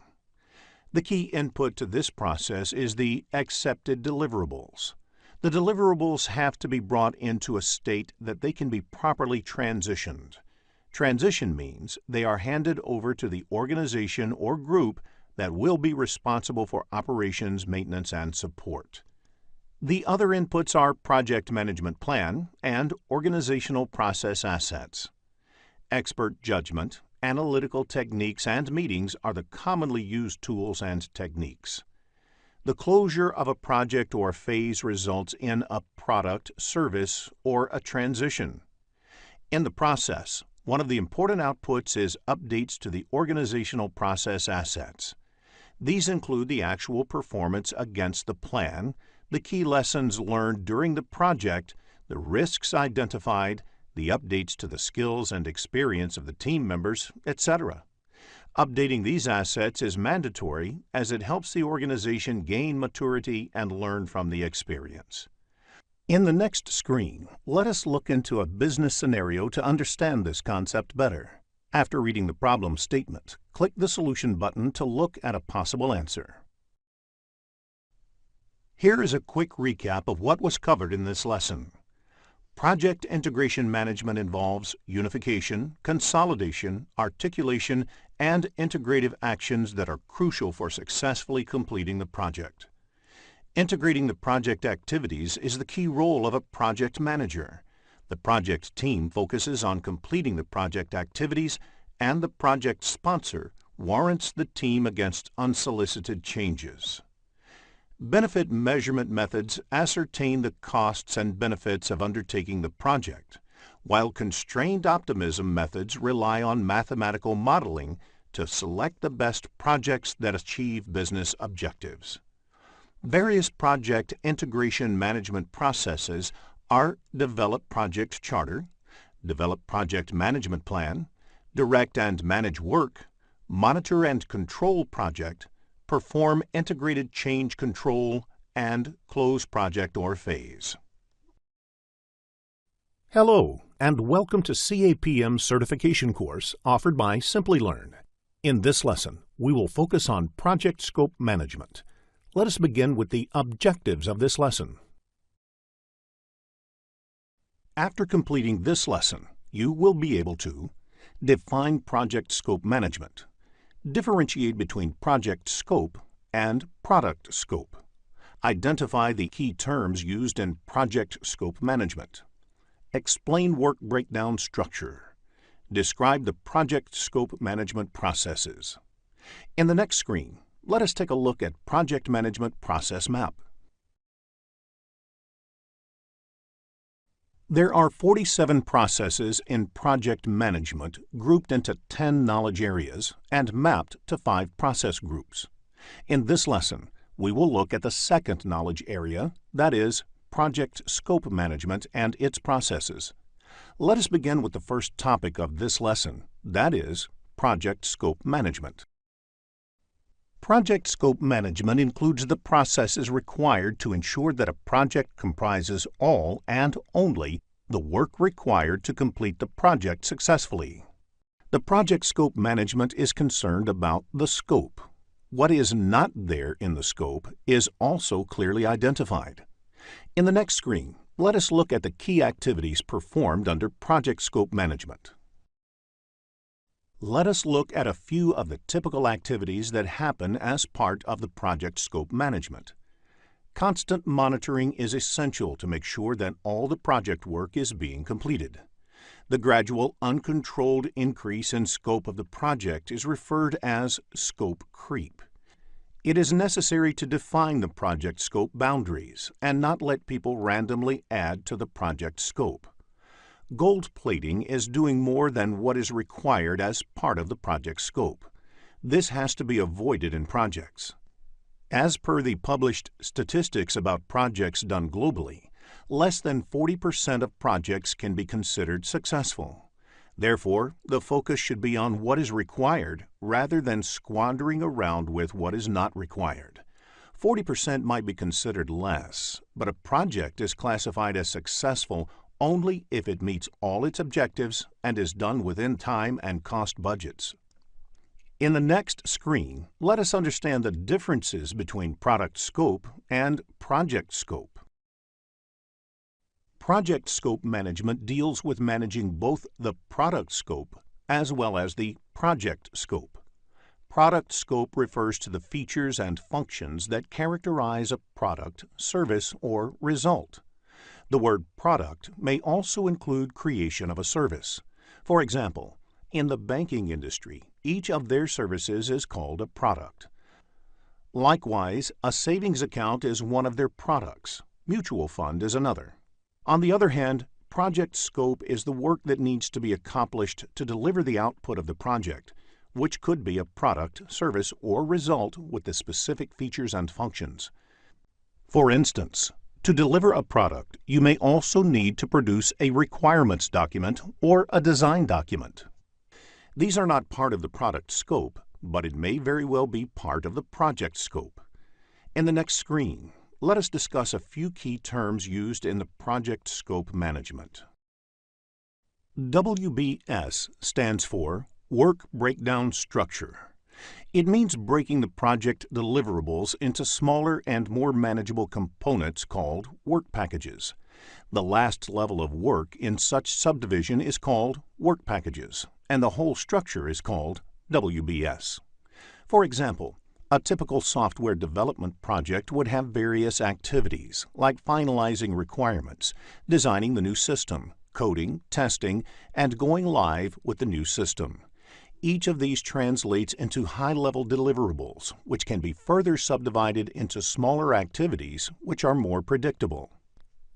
WBS Dictionary, like any dictionary, contains the explanation of the terms used in WBS. A typical WBS dictionary has details like the control account, name of the work package, description of the work package, resource assigned, if there are any assumptions or dependencies to complete the work package, the due date to finish the work package, technical dependencies, and so on. WBS Dictionary is useful for the person or group working on the work packages as it further elaborates the decomposed work package.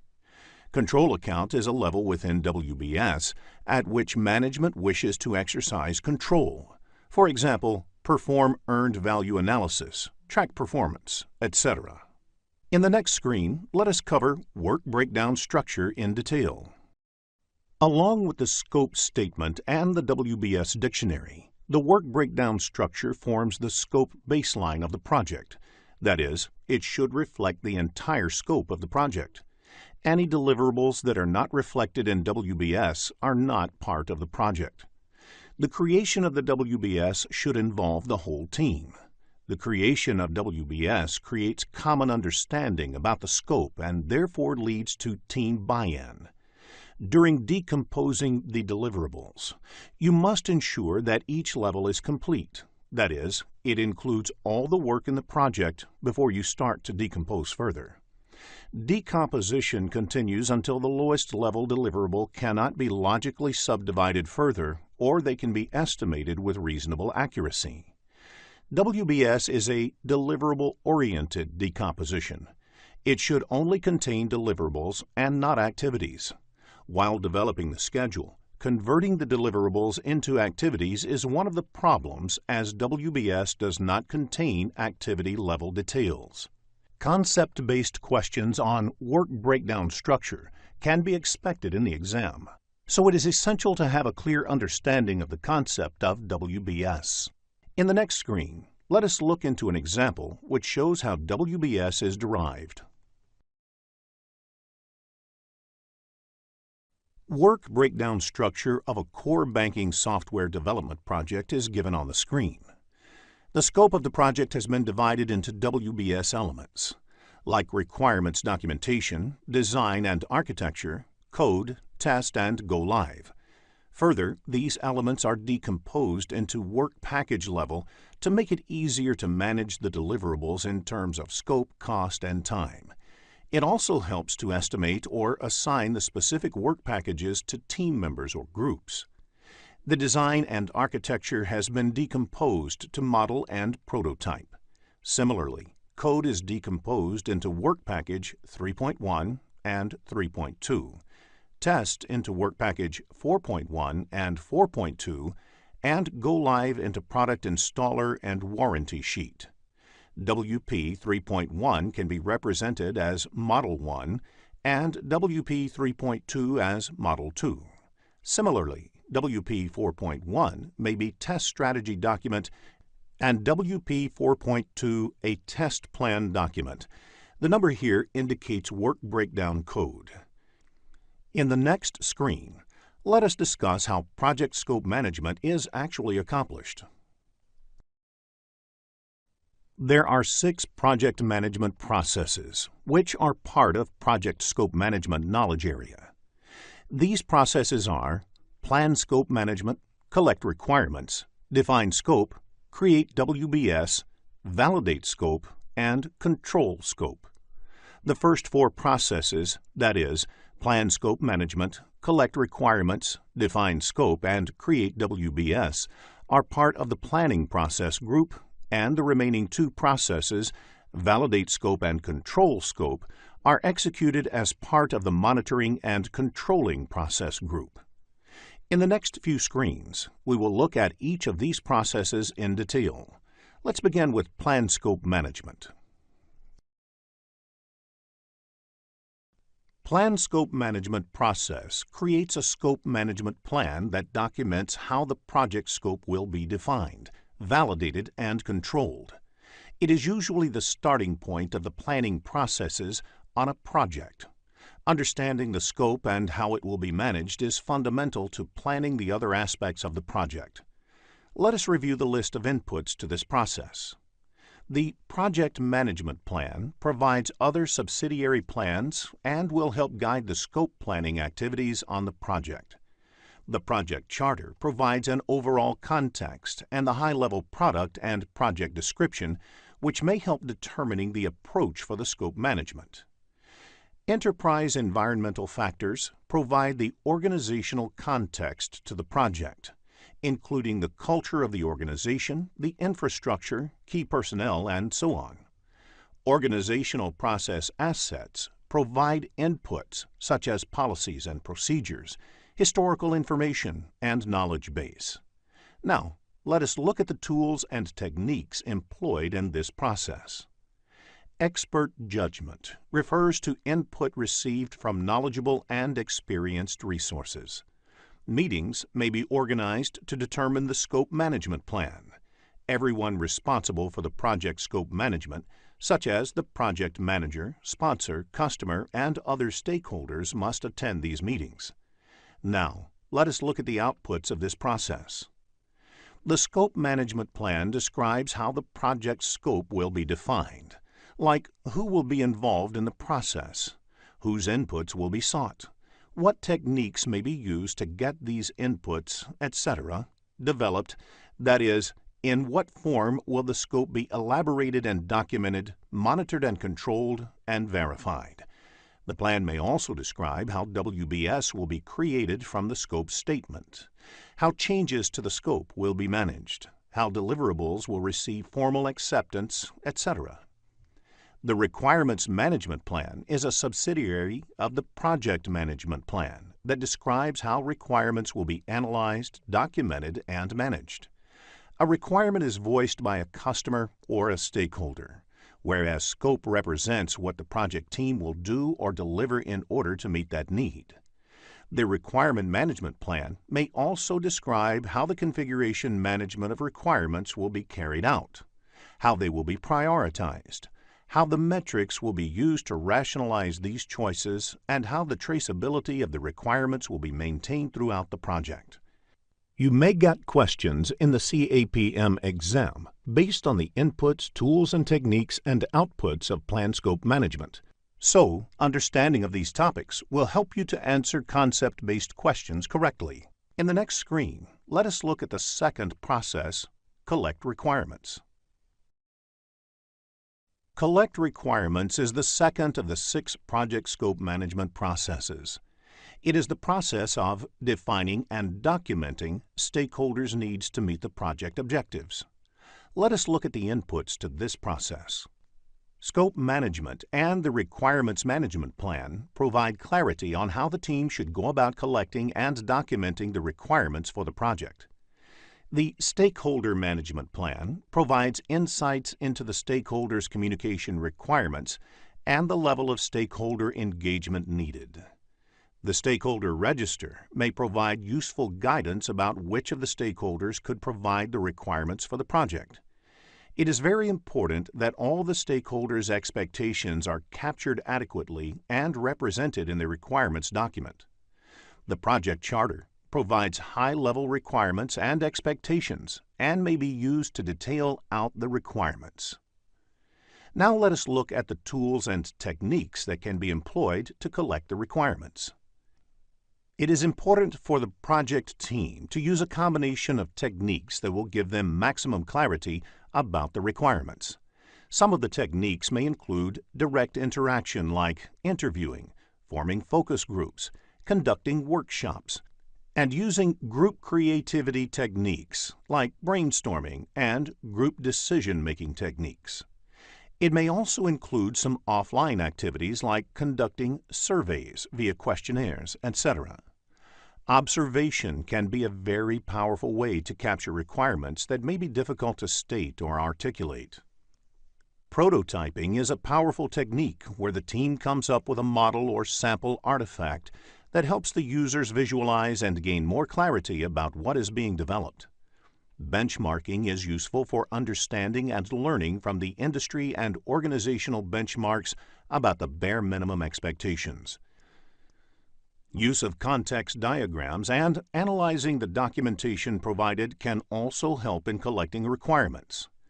Requirements documentation is one of the most important output.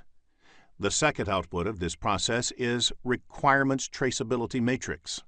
This table helps trace whether the work has happened on the requirements, whether all requirements are reflected in the final product of the project, etc. In the next screen, let us look into a business scenario to understand this concept better. After reading the problem statement, click the Solution button to look at a possible answer. Plan Scope Management process creates a scope management plan that documents how the project scope will be defined, validated, and controlled. It is usually the starting point of the planning processes on a project. Understanding the scope and how it will be managed is fundamental to planning the other aspects of the project. Let us review the list of inputs to this process. The Project Management Plan provides other subsidiary plans and will help guide the scope planning activities on the project. The Project Charter provides an overall context and the high-level product and project description, which may help determining the approach for the scope management. Enterprise environmental factors provide the organizational context to the project, including the culture of the organization, the infrastructure, key personnel, and so on. Organizational process assets provide inputs such as policies and procedures, historical information, and knowledge base. Now, let us look at the tools and techniques employed in this process. Expert judgment refers to input received from knowledgeable and experienced resources. Meetings may be organized to determine the scope management plan. Everyone responsible for the project scope management, such as the project manager, sponsor, customer, and other stakeholders, must attend these meetings. Now, let us look at the outputs of this process. The scope management plan describes how the project scope will be defined, like who will be involved in the process, whose inputs will be sought, what techniques may be used to get these inputs, etc., developed, that is, in what form will the scope be elaborated and documented, monitored and controlled, and verified. The plan may also describe how WBS will be created from the scope statement, how changes to the scope will be managed, how deliverables will receive formal acceptance, etc.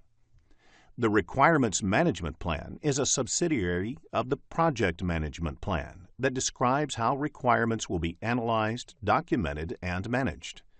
A requirement is voiced by a customer or a stakeholder, whereas scope represents what the project team will do or deliver in order to meet that need. The Requirement Management Plan may also describe how the configuration management of requirements will be carried out, how they will be prioritized, how the metrics will be used to rationalize these choices, and how the traceability of the requirements will be maintained throughout the project. You may get questions in the CAPM exam based on the inputs, tools, and techniques and outputs of plan scope management. So, understanding of these topics will help you to answer concept-based questions correctly. In the next screen, let us look at the second process, collect requirements. Given on the screen is an example of the Requirements Traceability Matrix. It lists all the requirements recorded in the requirements documentation in the first column. In the subsequent columns, it traces how the requirement is being met by specific sections or objects in the subsequent stages. In case of a software development project, the requirement about enabling multi-user access may require changes in multiple places. These are specifically called out in the columns titled Design, Coding, Testing, etc.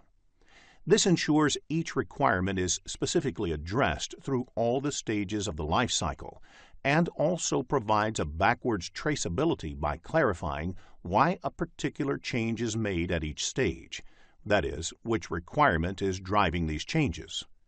A typical question in the CAPM exam can be one related to the creation of WBS. So understanding the requirements traceability matrix will help you to answer concept-based questions. In the next screen, let us look at the third project scope management process, Define Scope. Given on the screen is an example of the requirements traceability matrix. It lists all the requirements recorded in the requirements documentation in the first column. In the subsequent columns, it traces how the requirement is being met by specific sections or objects in the subsequent stages. In case of a software development project, the requirement about enabling multi-user access may require changes in multiple places. These are specifically called out in the columns titled Design, Coding, Testing, etc. This ensures each requirement is specifically addressed through all the stages of the life cycle and also provides a backwards traceability by clarifying why a particular change is made at each stage, that is, which requirement is driving these changes. A typical question in the CAPM exam can be one related to the creation of WBS. So understanding the requirements traceability matrix will help you to answer concept-based questions. In the next screen, let us look at the third project scope management process, Define Scope. The next process in the project scope management is Define Scope. Define Scope is the process of developing a detailed description of the project and product, collect requirements lists for all the different requirements or needs expressed by the stakeholders. Define Scope deals with the detailing these requirements and determining what will be in the scope of the project and what will not be. It belongs to the planning process group. Let us look at the inputs to this process. The Scope Management Plan provides the details about the process of capturing and documenting the scope of the project. Project Charter, which describes the business need of the project, and requirements documentation developed as part of the Collect Requirement process also form inputs to this process. Organizational process assets are also a part of the Define Scope process. Organization templates may be used to write the project scope or refer to the lessons learned from previous similar projects.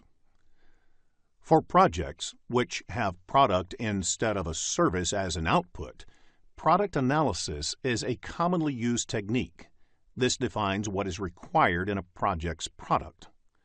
Alternatives generation is a technique used to see if the project requirements can be completed in a different way, similar to lateral thinking.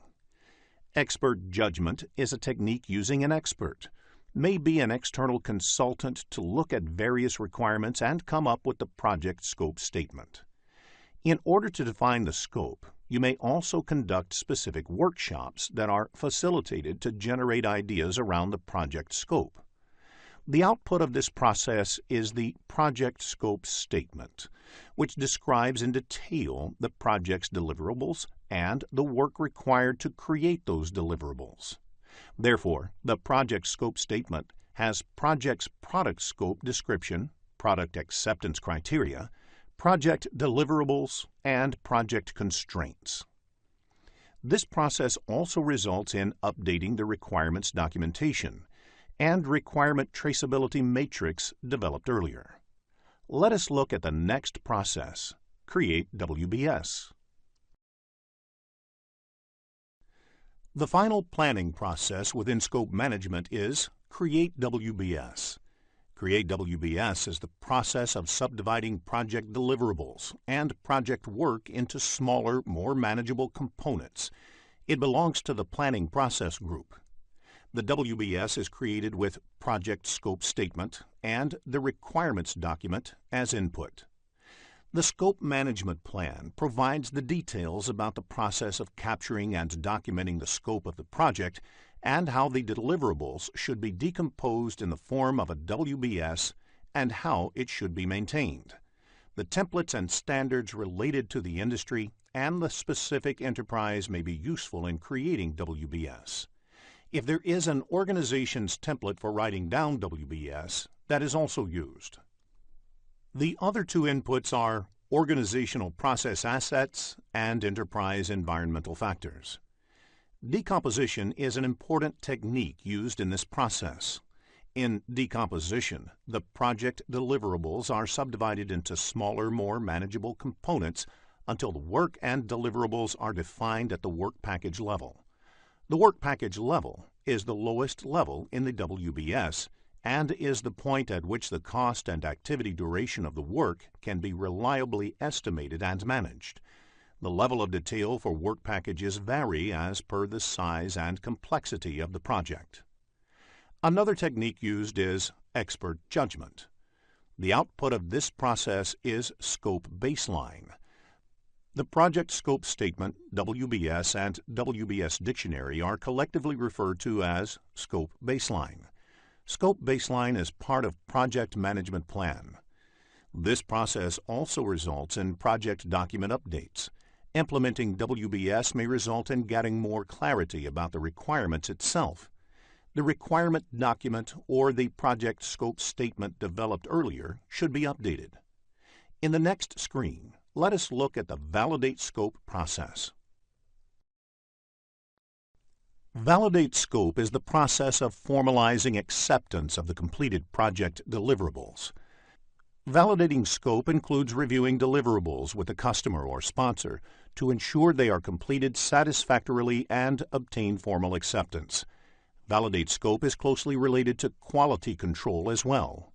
However, scope validation is primarily concerned with acceptance of the deliverables, whereas quality control is primarily concerned with correctness of the deliverables and meeting the quality requirements specified for the deliverables. Quality control is generally performed before scope validation, but these two processes can be performed in parallel as well. Let us look at the inputs to this process. The Project Management Plan provides information about how the deliverables will be validated and accepted by the customer and other stakeholders. The requirements documentation acts as the basis on which the validation activity is to be carried out. The requirements traceability matrix documents how each of the requirements has been implemented and how it can be validated. The fourth input is verified deliverables and implies that the verification activity is first carried out by the team under the control quality process, and only then the deliverable enters the validation process. Work performance data gives more inputs on the deliverables that may be useful in validating and getting acceptance. The technique used to validate scope is inspection and group decision-making. Some of the typical activities that are done as part of inspection are measuring, examining, and validating to determine whether the work and deliverables meet requirements and product acceptance criteria. Group decision-making techniques may be employed if a team is working on the process of validating the deliverables. It helps in arriving at a decision by either consensus or majority or any other method. The output of this process is the accepted deliverable. Sometimes deliverable might be acceptable, and that results in another output, that is, change request. Due to the validation process, the information about the deliverables, which have been accepted, and any observations during the validation process may be recorded. Some documents, like Report on Status of the Project's Product, is updated as a result of this process and listed as one of the outputs. In the next screen, let us look at the control scope process. Control scope is the process of monitoring the status of the project and product scope and changes to the scope baseline. Controlling the project scope ensures all requested changes and recommended corrective or preventive actions are processed through the same Perform integrated change control process. The inputs project management plan, requirements documentation, and work performance data are the same as the inputs for control scope and validate scope. Work performance data has information about progress of work on the different deliverables. The other input is requirements traceability matrix, which lists the requirements included in the requirements document. Organization process assets also influence control scope in a sense where an organization would have standard templates for monitoring and reporting scope-related updates. Scope control is performed using variance analysis. The variation is measured from the original scope baseline, which decides whether any corrective or preventive action is required. The key output of the control scope is work performance information, which is planned versus actual technical scope performance. If any part of the scope performance does not meet the acceptance criteria, it may result in change requests, which is the other major output of this process. All of these may result in updates to the project plan, as well as other project and organizational process documents. Business scenario-based questions on scope control can be expected in the CAPM exam, so understanding the concept of scope control is essential. In the next screen, let us look into a business scenario to understand this concept better. If you are looking to become a skilled project manager, have a look at the postgraduate program in project management by Simplilearn. There are 47 processes in project management grouped into 10 knowledge areas and mapped to 5 process groups. In this lesson, we will look at the third knowledge area, that is, project time management and its processes. Let us begin with the first topic of this lesson, project time management. The purpose of project time management is to ensure that the projects get completed on time. This knowledge area is primarily concerned with developing a project schedule and ensuring that project goes as per the agreed schedule. If there is a need to change the project schedule, the change should happen by following a proper change control procedure. Another term used in the PMP examination is Schedule Management Plan. Schedule Management Plan is part of the Project Management Plan and has information on the planned project schedule and its management and control. Let us discuss the key activities of project time management in the next screen. The key activities that are part of the project time management include identifying activities, estimating time and resources, and sequencing activities. It is important to identify a list of activities that would be a part of the project. Next, an estimation of time and resources required for completing the identified activities are done. Finally, these activities need to be sequenced as per the dependencies. In the next screen, let us discuss project schedule.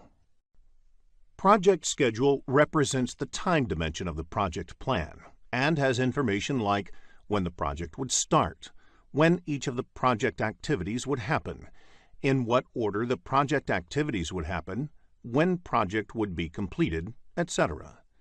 Usually, software system is used to develop the project schedule. The project team can enter the list of activities in the software, as well as their dependencies, and the software can produce the project schedule as the output. Microsoft Project is the most popular tool used for project schedule development. Generally, project schedule is considered similar to project management plan. Project management plan is different from project schedule. Project management plan not only has information about the project schedule, but also other important project-related plans, like risk management plan, cost management plan, etc. Let us focus on Gantt chart in the next screen. Gantt chart is a type of bar chart that illustrates a project schedule. It shows the dependencies between the project activities as well as their percent completion. A sample Gantt chart is shown on the screen. 2 summary elements of the work breakdown structure are depicted. To complete those elements, there are a number of activities under them. Some of these activities have dependencies.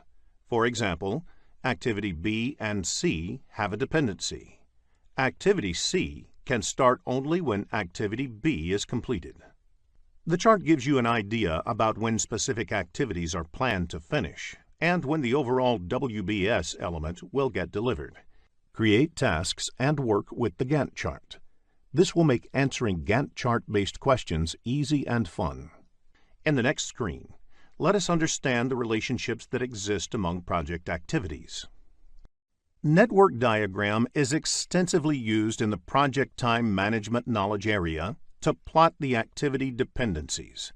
This is a graphical representation of the project activities in the form of a network.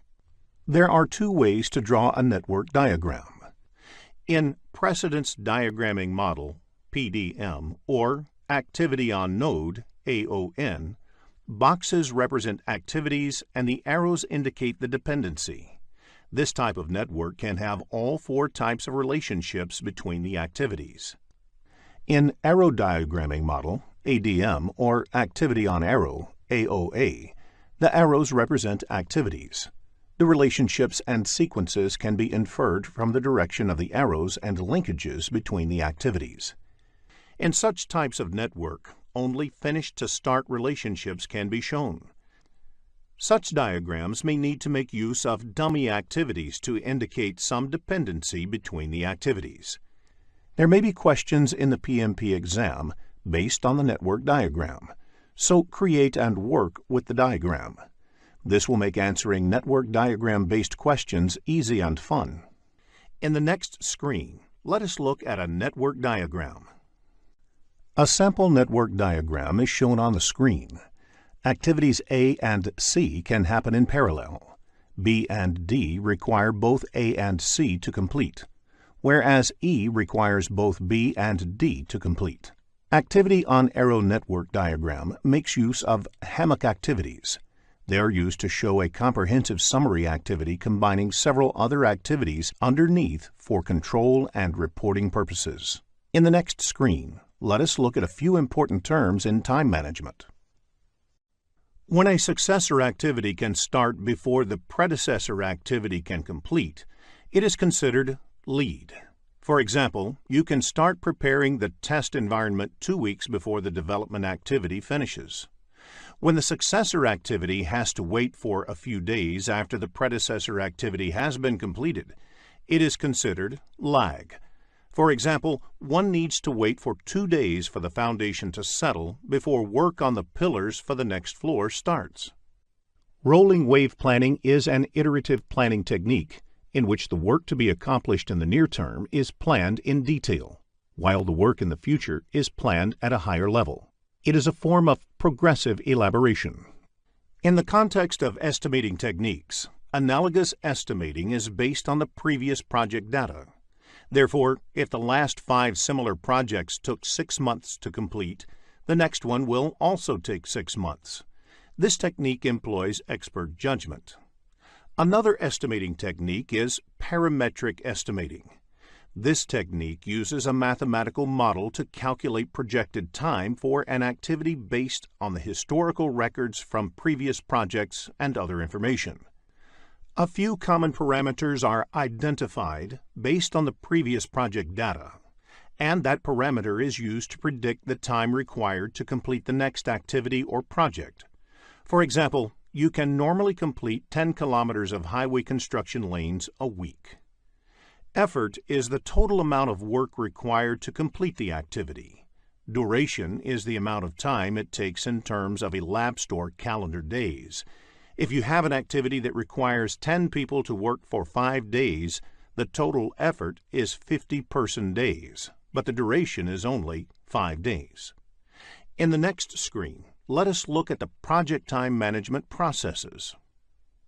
There are 7 project time management processes.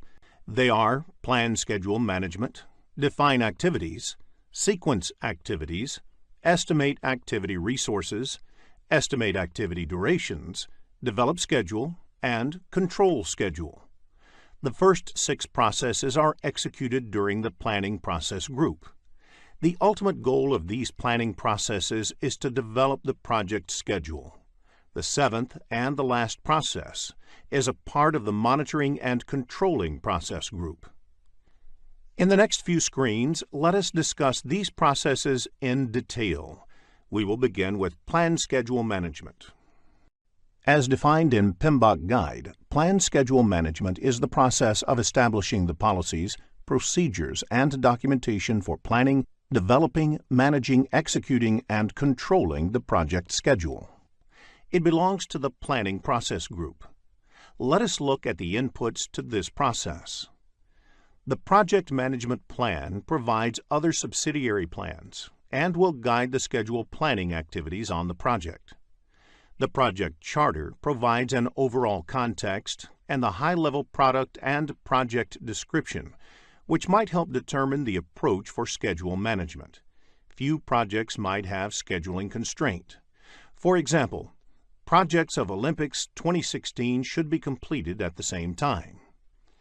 Enterprise environmental factors provide the organizational context to the project, including the culture of the organization, the infrastructure like scheduling systems available, key personnel, and so on.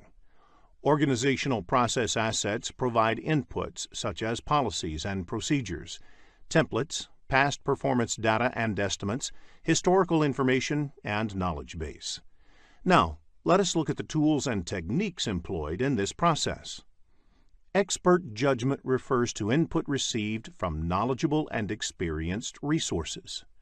Experts can draw from their previous experiences the proper approach to govern the schedule on a project. Meetings may be organized to determine the schedule management plan. Anybody responsible for the project schedule management, such as the project manager, sponsor, customer, and other stakeholders, must attend these meetings. Several analytical techniques may be used to determine the schedule management plan. These may include different planning approaches and philosophies, such as rolling wave planning, or different scheduling software that allowed to build what-if scenarios, and study the effect of advanced scheduling techniques like leveling, fast tracking, and crashing. Now, let us look at the outputs of this process. Schedule Management Plan is a component of the Project Management Plan that describes the criteria and activities required to arrive at the project schedule, as well as how the project may be baselined, monitored, and controlled. In the next screen, let us define Activities Process. Define activities is the process of identifying the specific actions to be performed to produce the project deliverables. It belongs to the Planning Process Group. The important input for the Define Activities process is the Scope Baseline. Scope Baseline is a term used collectively to refer to project deliverables, constraints, and assumptions of the project. In addition to the Scope Baseline, the other inputs in this process are Enterprise Environmental Factors, Organizational Process Assets, and Schedule Management Plan. A reason why Enterprise Environmental Factors is an input to define activities is because the organization might be using project management software to define activities, and that may influence the activity definition process. The knowledge base containing historical information regarding activities lists used by previous similar projects is a good example of organization process assets applied to scheduling. The tools and techniques used in defining activities are decomposition and rolling wave planning. The last technique is expert judgment, where the experience of project team members is used in developing detailed activity lists. The output of the process is activity list, activity attributes, and milestone list. Activity list contains a list of identified activities. Activity attributes are the additional information about the activity itself. A milestone is a significant point or event in the project.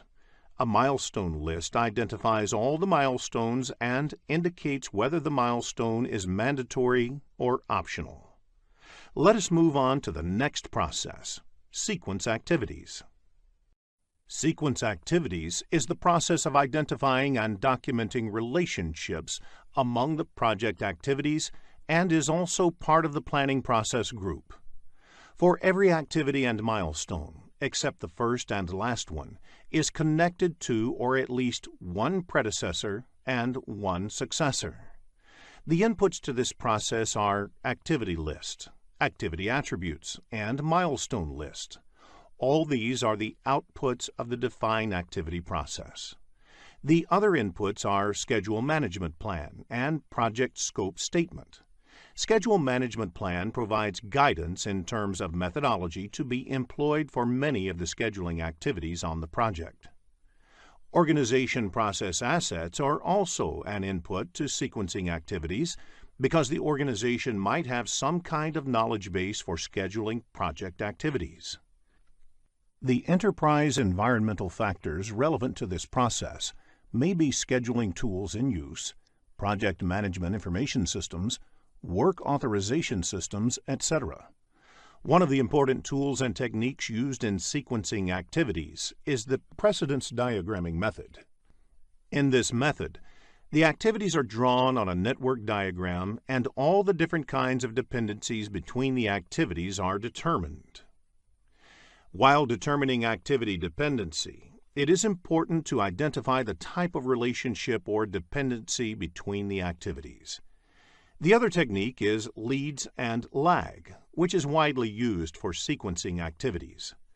The output of the process is the project schedule network diagram, which is a graphical representation of the project activities in a form of network, which also shows the activity dependencies. While designing the network diagram, new activities might be identified, and that would result in some of the project document updates, especially the ones that list all the project activities. In the next screen, let us look at the estimate activity resources process. After sequencing the activities, the next step in project time management is estimating the resources required to accomplish each of the identified activities. Estimate activity resources process also belongs to the planning process group.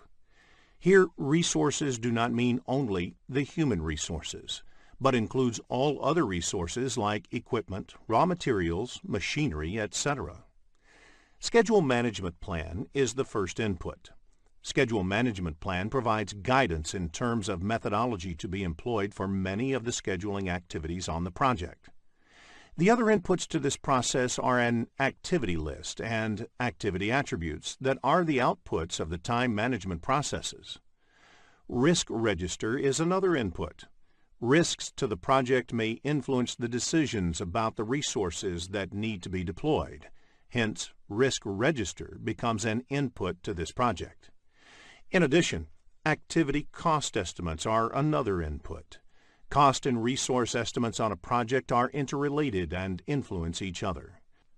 For example, the cost might dictate the number and type of resources that can be employed, or the time might dictate the cost that may need to be incurred.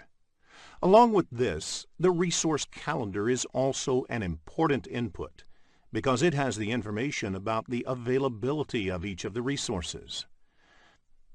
Some of the enterprise environmental factors that can influence estimating activity resources are availability of required resources within the organization. The organizational process assets is also an important input, as the organization might have standard policies for staffing or for hiring contractors on the project.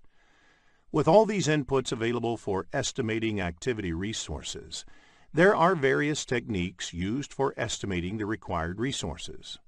The first technique is using expert judgment. In this technique, an expert in resource planning and estimating can estimate each of the activities. The next technique used is alternative analysis. In this, the activities are analyzed to identify different ways of completing them. This is to ensure only the required resources are assigned to each of the activities. This helps in resource optimization. Along with the two techniques, many organizations routinely publish their estimating data and this could be used in activity resource estimation. Another technique that is routinely used in activity estimation is bottom-up estimating, which is decomposing the activity further down to understand it in more detail and estimating at that level. Later, all such estimates are added to arrive at the estimate of the activity.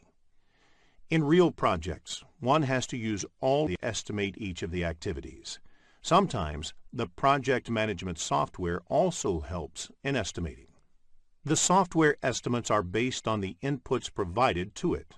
Software should only be considered as a supporting tool in estimation and never fully rely on its output. Clearly, the output of this process is the activity resource requirements. Along with this, resource breakdown structure is also prepared. The resource breakdown structure is the categorization of all the required resources in various categories. That is, human resources, equipment, raw materials, etc. In the process of estimation, several other project documents may also be updated. For example, the resource estimates are directly correlated with cost estimates. Let us now move on to the next process, estimate activity durations. The next process is to estimate the duration required to complete each of the activities. The duration estimation should be done by someone who is familiar with the project. For example, the same activity, if done by a high-skilled resource, would take less time compared to a less skilled resource.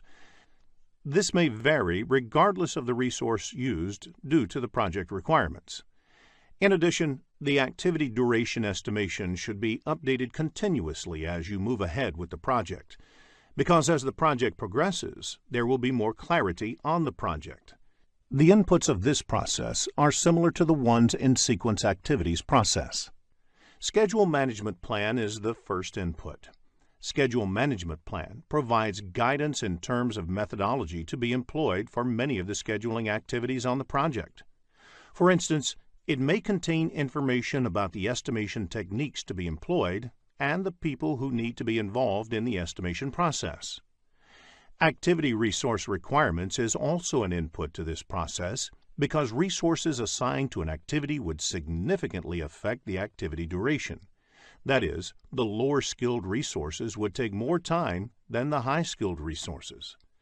The other inputs include activity list, activity attributes, and resource breakdown structure. Resource calendars are also an input to this process. The type and skill set of resources available to the team may have an impact on the time it would take to complete the activities. Risks to the project may influence the decisions about the time required to complete the activity. Hence, risk register becomes an input to this process. The project scope statement defines the constraints and assumptions affecting the project duration. An example of enterprise environmental factor that can affect duration is organization's productivity metrics, which is collected based on the experiences from multiple projects. The last input in this process is organizational process assets. Now, let us look at the tools and techniques used for estimating activity durations. First is the expert judgment, which means using previous project experiences in estimating the current project duration. This can be used with other estimation techniques and used to reconcile differences if different techniques result in different estimates. Three-point estimating is a method where 3 estimates are used instead of 1. It is part of a project management philosophy known as Program Evaluation and Review Technique. PERT. Estimating activity durations is often done as a team exercise, as each activity may require multiple skill sets to be applied. Therefore, it is important to use group decision-making techniques to arrive at a consensus, or at least an estimate that is acceptable to all the team members. Reserve analysis adds buffer into the project schedule to deal with any uncertainty. The contingency reserve may be added as a percentage of the activity duration or fixed number of work periods. The other tools and techniques are analogous estimating and parametric estimating. The outputs of this process are the activity duration estimates and project documents updates. The activity duration estimates is represented in terms of the range of possible results.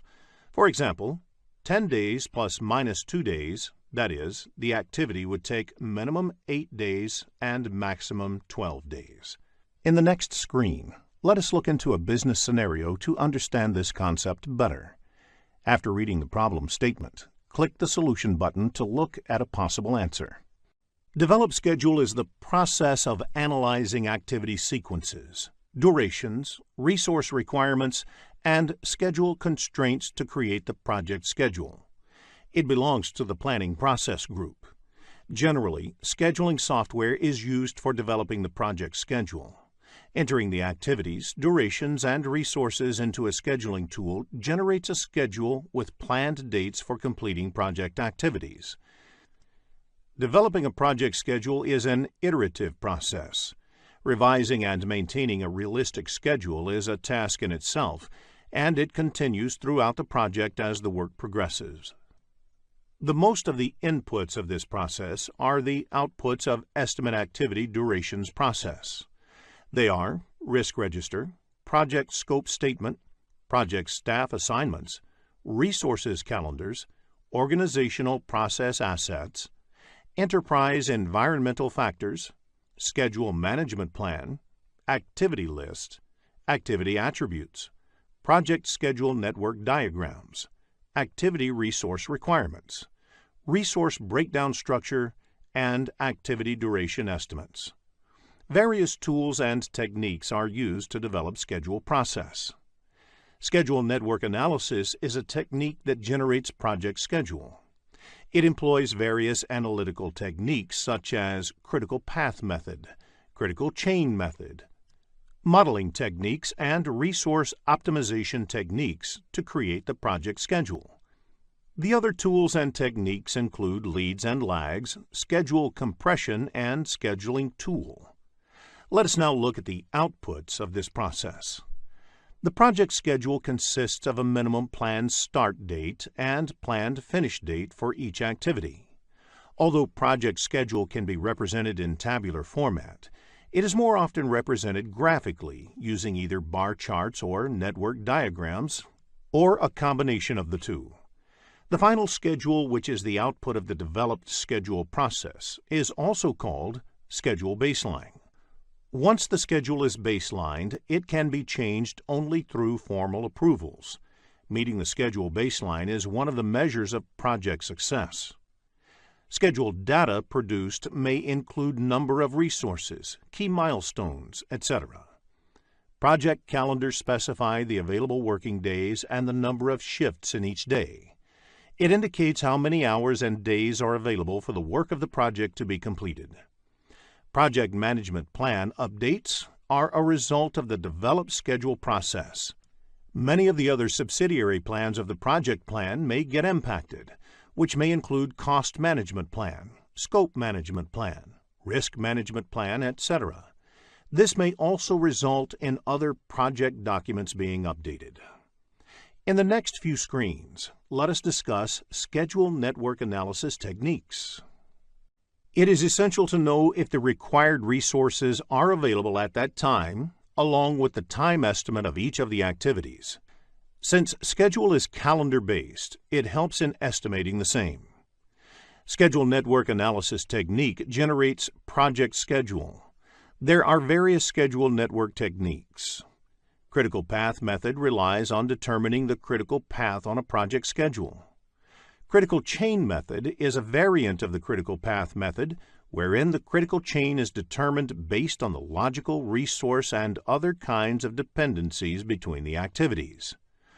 What-if scenario analysis is about trying to vary a certain parameter to observe the impact on the schedule. For instance, you may want to check result if you put in more resources on a particular activity to reduce its duration. Resource optimization techniques try to arrive at the optimal utilization of the resources used on a project. Ideally, you would want the resources to be fully utilized, But you would also want to build in sufficient buffers in case a certain resource is not available due to various reasons. In the next screen, let us look at the program evaluation and review technique. Program evaluation and review technique is based on 3-point estimates for an activity. The pessimistic estimate refers to the worst-case scenario, whereas most likely estimate is what you expect to happen in a realistic scenario. The optimistic estimate, on the other hand, represents the amount of time an activity would take in the best-case scenario. Based on these three estimates, the expected duration of the estimate is calculated as per the formula given on the screen. The formula for calculating standard deviation of an activity and variance of an activity is also given. There is no question asked on variance, but the formula is important because if the standard deviation of the whole project is to be calculated, the process is to calculate the variance of the whole project and then take its square root to calculate the standard deviation of the project. Concept-based questions on PERT can be expected in the PMP exam, so make a note of the formulae while you prepare for the exam. In the next screen, let us understand PERT with an example. Let us now figure out how we can apply the 3-point estimation that PERT uses in order to draw some useful conclusions. Assume that the optimistic, pessimistic, and most likely estimates are 20, 70, and 30 respectively. Using these values, you can determine the expected duration and the standard deviation as indicated. Now, if the causes of variation are random, you can assume that the actual values would be evenly distributed about the mean and will follow the normal distribution, sometimes referred to as the bell curve. Further, you can use the properties of the normal distribution. There is a 68% probability of the actual value falling within first sigma from the mean, 95.4% probability for the second sigma, and 99.7% probability of the actual value falling within third sigma. Extending this logic, the notion of 6 sigma is reaching a level of confidence that only 3.4 times out of a million would the actual value fall outside the stated range. PERT allows you to plan based on the intended level of confidence in the outcome and determine buffers accordingly. Let us discuss the critical path method in the next screen.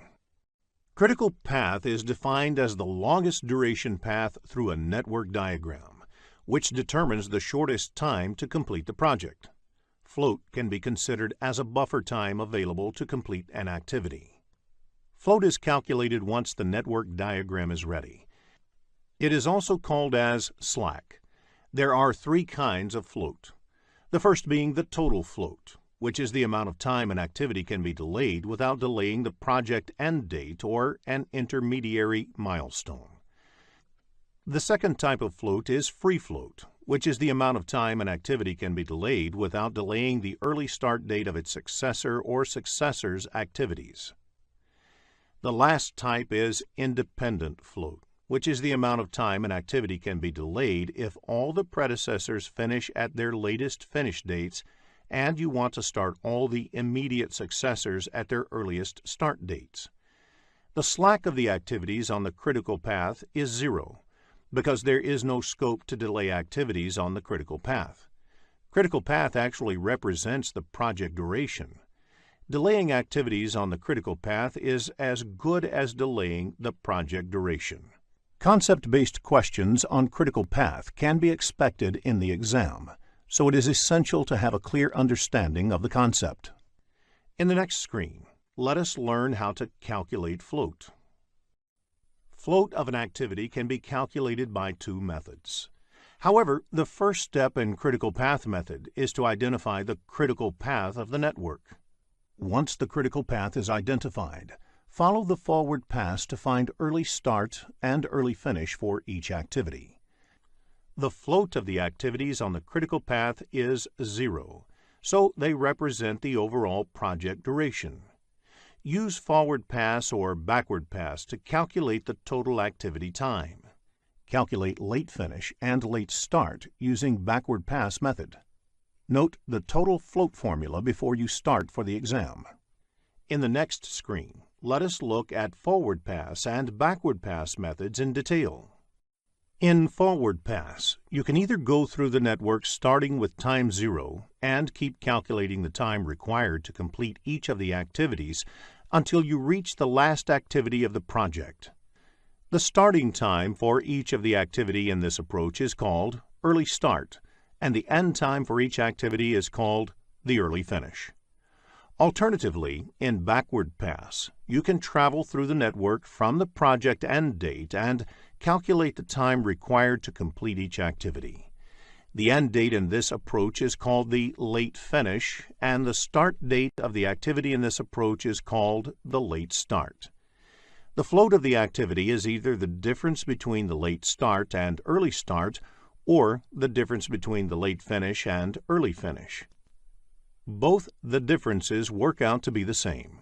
Before the start of the PMP exam, please make a note of the total float formula. Let us understand the critical path calculation with an example in the next screen. Let us look at an example for critical path. There are 5 activities in this project and 2 paths in the network diagram. Start, 1, 2, 4, 5, end is one path, and start, 1, 3, 5, end is the second path. Since the duration of the path start 1, 2, 4, 5, end is 18 days, which is more than the duration of the path start 1, 3, 5, end, the critical path of the project is start 1, 2, 4, 5, end. Let us take activity 3 as an example. First, calculate the early start and early finish dates. Activity 3 can start only after activity 1. Since the early finish of activity 1 is 3, it becomes the early start of activity 3. Activity 3 cannot start earlier than 3 because activity 1 can be completed only by then. Therefore, early start of activity 3 is 3, since the duration of the activity is 4 days. The early finish of activity 3 is 3 plus 4 equals 7 days. Now, let us calculate the late start and late finish of activity 3. Late start of activity 5 is 14 days. The activity 3 happens just before activity 5, so the late finish of activity 3 is 14 days. To calculate the late start, you can subtract the duration from late finish. Therefore, the late start of activity 3 is 14 minus 4 equals 10. In the next screen, let us focus on schedule compression. Look at the 4 activities in the table. The normal cost of executing each of the activities, as well as how much each of the activities can be crashed, is also provided. Which activity would you crash to reduce the project time by 1 day? Activity A will be crashed if the duration of the project is reduced by 1 day, as the per unit cost of crashing the activity A is the least. All the activities are assumed to be on the critical path here. While crashing, if you end up saving time on a path, which is not the critical path, you will not end up saving time on the project. In the next screen, let us look into the impact of schedule compression. Different schedule compression techniques have different impact on the project. The impact of fast track leads to risk additions and increase in management time for the project manager. Crash leads to cost addition and increase in management time for the project manager. Reduced scope, on the other hand, saves cost and resources, but increases customer dissatisfaction. Likewise, cut quality saves cost and resources, but increases risk. Resource reallocation does not add cost or increase risk. In the next screen, let us look into the other techniques used in scheduling. There are several techniques that are used in scheduling projects. What-if scenario analysis. In this technique, questions like, what if a particular scenario changed on the project? Would that produce a shorter schedule? Are put forth to understand the impact of specific changes on the schedule.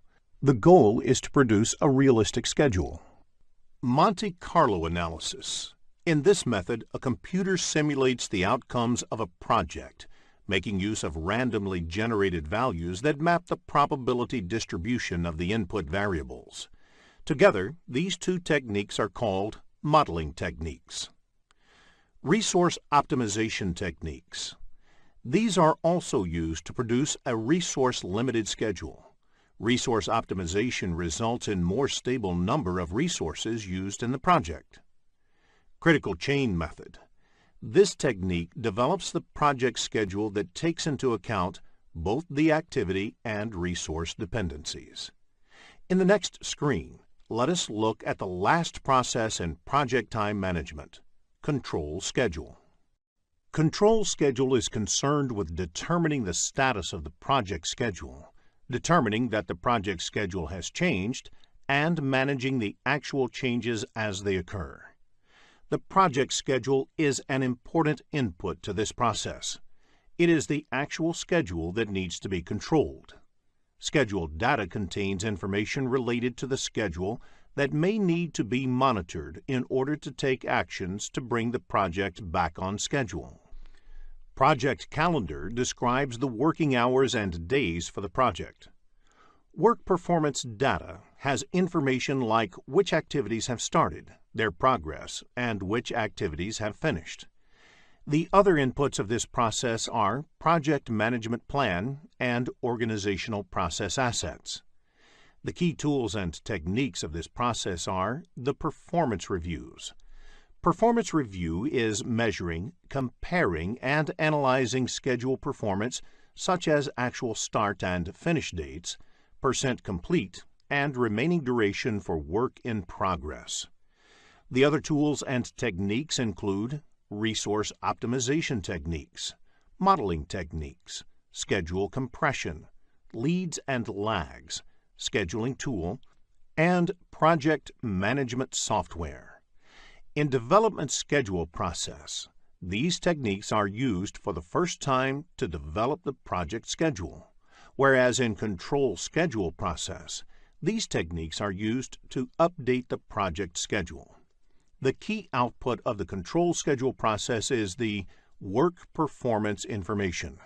This is represented in the form of schedule variance, SV, and schedule performance index, SPI. As a part of the control schedule process, the project team will generate forecasts, likely schedule for forthcoming activities, and project as a whole. The other outputs include organizational process assets updates, change requests, project management plan updates, and project document updates. If you are looking to become a skilled project manager, have a look at the postgraduate program in project management by Simplilearn. There are 47 processes in project management, grouped into 10 knowledge areas and mapped to 5 process groups. In this lesson, we will look at the 4th knowledge area, that is, project cost management and its processes. In the next screen, let us understand the concept of project cost management. Project cost management involves activities like estimating the cost of each of the project activities, adding the cost estimates of the related activities to arrive at the cost budget, and controlling the cost to ensure that project activities are completed within the defined budget. In the next screen, let us discuss Cost Management Plan. The Cost Management Plan is a vital step in project cost management.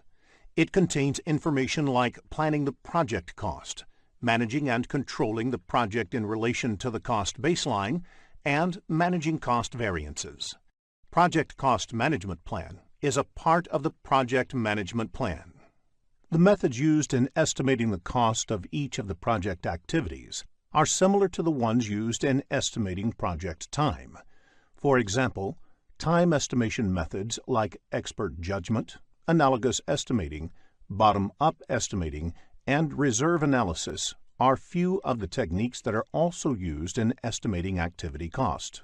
Let us discuss control account in the next screen. Control account is an important concept in the project cost management. Project cost is generally estimated at individual activity level. it becomes difficult to manage cost at the activity level in large projects. Therefore, the cost is managed at a higher level.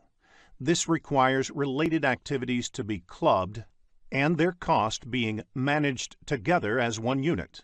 This unit is called control account. While estimating the project time, WBS is created to break down the project into smaller deliverables. These deliverables are broken down into work packages, and these work packages are in turn broken into activities. Control account is defined at a level higher than the work packages. For example, if 5 work packages are part of the one control account, the cost of all activities belonging to these 5 work packages are managed as one unit. In the next screen, let us discuss the project cost management process.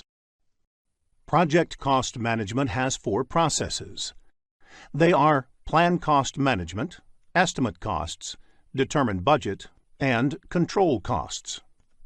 The 3 processes, plan cost management, estimate costs, and determine budget, are a part of planning process group, and control cost process is a part of monitoring and controlling process group. Let us look at each of these processes in detail. Let us begin with the first process, that is, plan cost management, in the next screen. Managing costs on a project is a critical exercise. If the activities are planned well, it becomes easier to achieve harmony with the overall cost and budget of the project. Plan cost management is the process of establishing the policies, procedures, and documentation for planning, managing, expending, and controlling the project costs. Let us look at the inputs required for this process. The project management plan provides other subsidiary plans and guides the cost planning activities on the project. The project charter provides an overall context and high-level product and project description, which help determine the approach for cost management.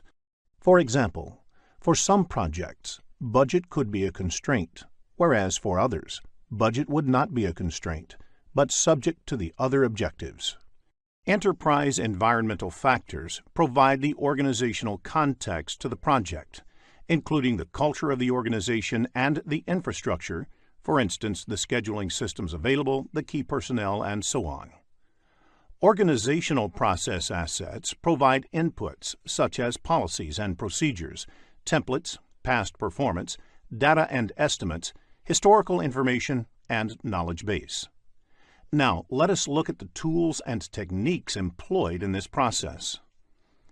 Expert judgment refers to input received from knowledgeable and experienced resources. Experts can devise an approach to govern the costs on a project by using their previous experiences. Meetings may be organized to determine the cost management plan.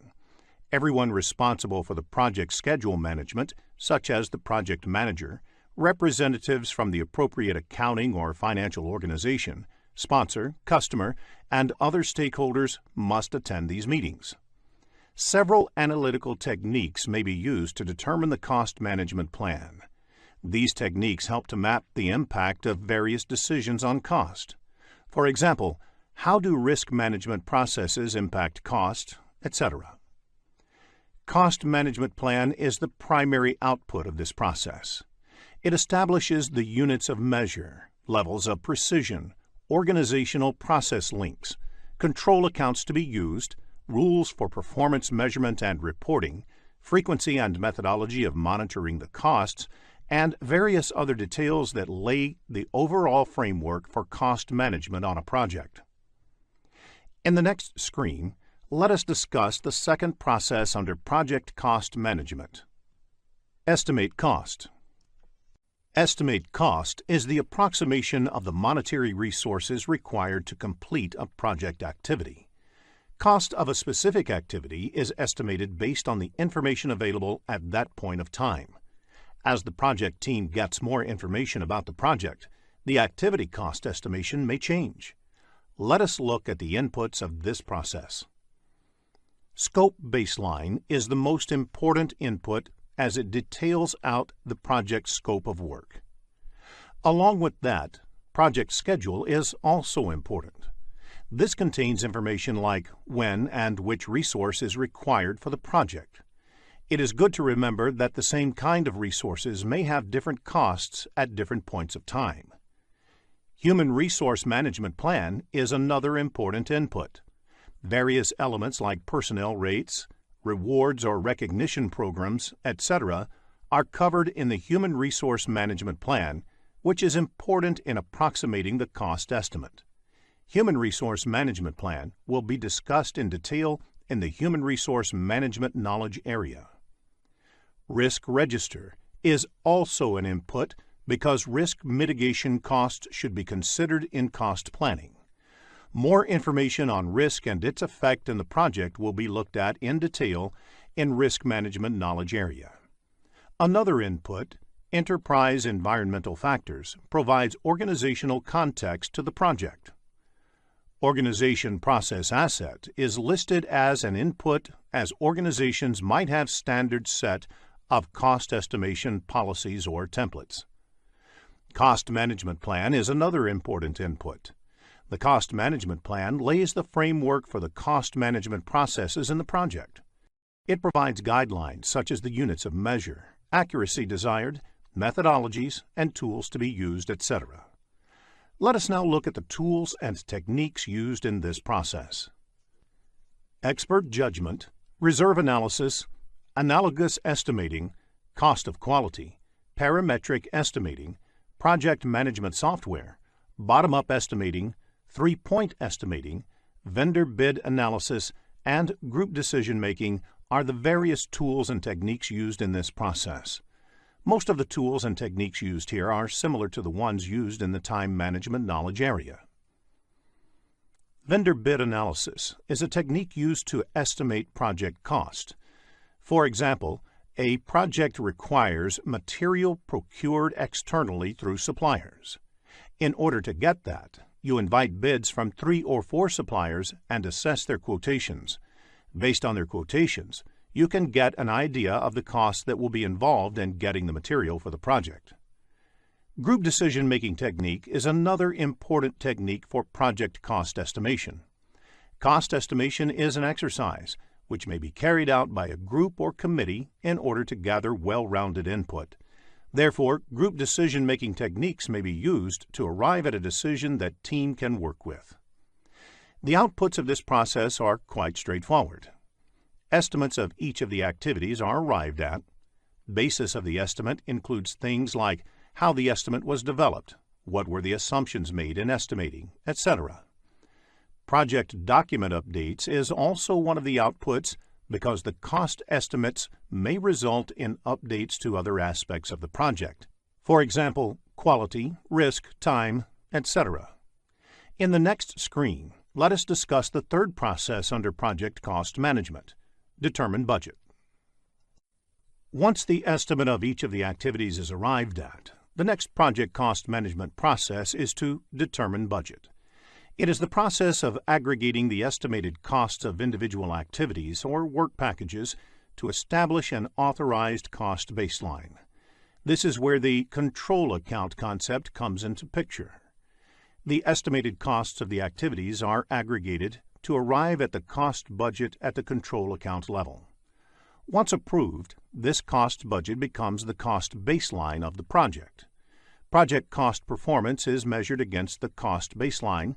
That is, how much more would the project cost be compared to the original cost baseline? The cost baseline includes all authorized budgets, but excludes management reserves. The inputs used in determining the project budget are the activity cost estimates and the basis of estimates, which are the output of the previous cost management process. The cost management plan lays the framework for the cost management processes in the project. It provides guidelines such as the budgeting cycle, tools and techniques used to prepare and approve the budget, etc. In addition to these two important inputs, scope baseline is also looked at. Project schedule provides aggregate cost in a particular calendar period to ensure how much money can be made available during that time. Similarly, resource calendar provides information on the resource, which is assigned to the project at a particular point of time. This information is then used to indicate resource costs over the duration of the project. Risk Register gives an understanding of the overall level of risk on the project and, therefore, the level of contingency reserves that need to be built into the budget. Agreements entered into with the suppliers are also required to finalize the budget. Again, organizational process asset is an input because organization may have few policies for reporting the cost budget, or there might be some cost budgeting tools being used. There are various tools and techniques used in determining budgets. Cost aggregation technique involves adding up the cost and aggregating them at the control account level, so that the cost can be managed in a better way. In reserve analysis, once the costs are estimated, some extra amount is added to the estimate as a management reserve to take care of any unplanned activities. Expert judgment is a technique in which an expert's help is sought to estimate the activity cost. Expert is someone who might have worked on a similar project in the past and has a good idea to estimate the activity cost involved. Historical relationships are used to predict the total project cost using mathematical model. This is similar to analogous estimate or parametric estimate method. Funding limit reconciliation technique is used to ensure that cost on the project is budgeted or spent as per the availability of the fund. For example, if the project can get the funding of only $50,000 a month, the project budget should be planned accordingly. The output of this process is the cost baseline. This is an authorized project budget over a period. This is used to measure, monitor, and control overall cost performance of the project. In addition to this, the project funding requirements are also arrived at. Funding requirements means how much fund the project requires monthly, quarterly, or yearly for the execution. The last output of this process is project document updates. An understanding of determining budget may be useful when answering questions in the PMP exam, so make a note of the inputs, tools, and techniques and outputs of determining budget. In the next screen, let us discuss the last process of project cost management, that is, control cost. Control costs is the process of monitoring the status of the project to update the project budget and managing changes to the cost baseline. Updating the budget involves recording actual costs spent until date. Any increase to the authorized budget can only be approved through the Perform Integrated Change Control process. Some of the typical activities that happen as part of the control cost process are ensuring that cost expenditure does not exceed the authorized funding, monitor the cost performance to understand variance, and monitoring the work performance against the funds expended. The inputs to the process are project management plan, organizational process assets, project funding requirements, and work performance data. Work performance data contains the information about the project progress. The important tools and techniques used in controlling costs are earned value analysis management, forecasting, to complete performance index. Other important aspects of controlling costs are the review the performance, analyze the reserves to make sure the project has enough budgetary reserves to meet the expenses, and project management software, which helps in tracking and managing costs. Now, let us look at the output of this process. The key outputs of this process are work performance information in terms of cost variance, CV, schedule variance, SV, and earned value, EV, and forecasts about the cost performance. This process may also result in change requests arising out of cost control measures, as well as updates to project documents, the project management plan, and organizational process assets. Business scenario-based questions on project cost control can be expected in the exam. So if you have questions on these concepts, get them cleared, as that will help you score higher. In the next screen, let us learn about earned value management and its related terms. Earned value technique is an excellent way to track the project progress against the project plan. It is a method of measuring the project performance objectively and comparing it against the project baseline. Results from an earned value analysis indicate deviation of the project from cost and schedule baselines. Baseline is the initial approved value along with approved changes. Therefore, schedule baseline is the first approved project schedule along with approved changes. There are various terms used in earned value technique. Planned value is the authorized budget assigned to the scheduled work. Earned value is the work performed in terms of budget authorized for that work. Actual cost is the cost incurred in work performed. Budget at completion is the budgeted amount for the total work. Estimate at completion is the expected total cost for the project. Estimate to complete is the expected cost to finish all the remaining project work. Variance at completion is the projected budget surplus or deficit at the end of the project. All the parameters displayed on the screen are measured in terms of cost. You may come across business scenario-based questions on earned value management in the PMP exam, so ensure that you develop a clear understanding of this topic. Let us look at an example of a planned value in the next screen.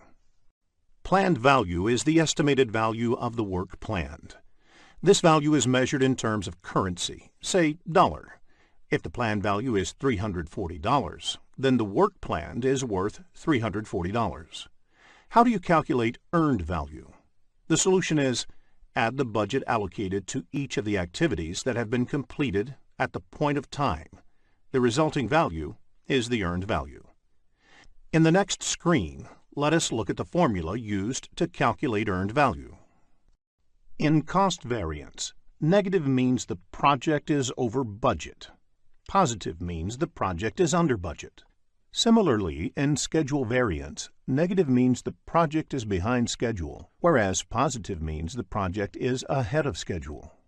The value of the next two parameters, Cost Performance Index, CPI, and Schedule Performance Index, SPI, values vary between 0 and 1.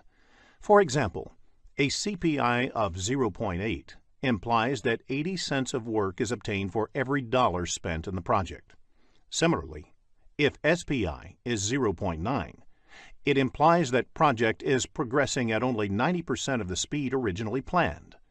The next parameter is Estimate at Completion, or EAC. There are different ways of calculating the EAC value. The method used depends on how the cost and schedule variances are expected to play for the rest of the project. BAC by CPI is used if you expect that the current cost performance will continue until the end of the project. AC plus BAC minus EV is used if you expect that the rest of the project will be managed at the budgeted rate. AC plus BAC minus EV by the product of CPI and SPI is used if you want to factor in the impact of the cost as well as schedule variances. AC plus ETC is used if you want to re-evaluate the project based on a forecast value for the estimated cost of the remainder of the project. The next parameter is Estimate to Complete, or ETC, which is the cost of project from this point to the end. This is calculated by subtracting the actual cost from the estimate at completion. In addition, variance at completion can be calculated by subtracting the estimate at completion from the budget at completion. Variance at completion is the cost estimation whether it is over or under budget. Another parameter is the To Complete Performance Index, or TCPI. This is the cost performance needed to achieve a desired outcome. For example, if the project needs to be managed to the original budget, BAC, then TCPI, that is, the CPI that must be maintained for the rest of the project, is calculated as BAC minus EV by BAC minus AC. Similarly, if it has to be managed within a revised target, say EAC, then TCPI is calculated as BAC minus EV by EAC minus AC. Before the start of the PMP exam, please make a note of the formulas of earned value technique. In the next screen, let us look into a business scenario to understand this concept better. After reading the problem statement, click the Solution button to look at a possible answer.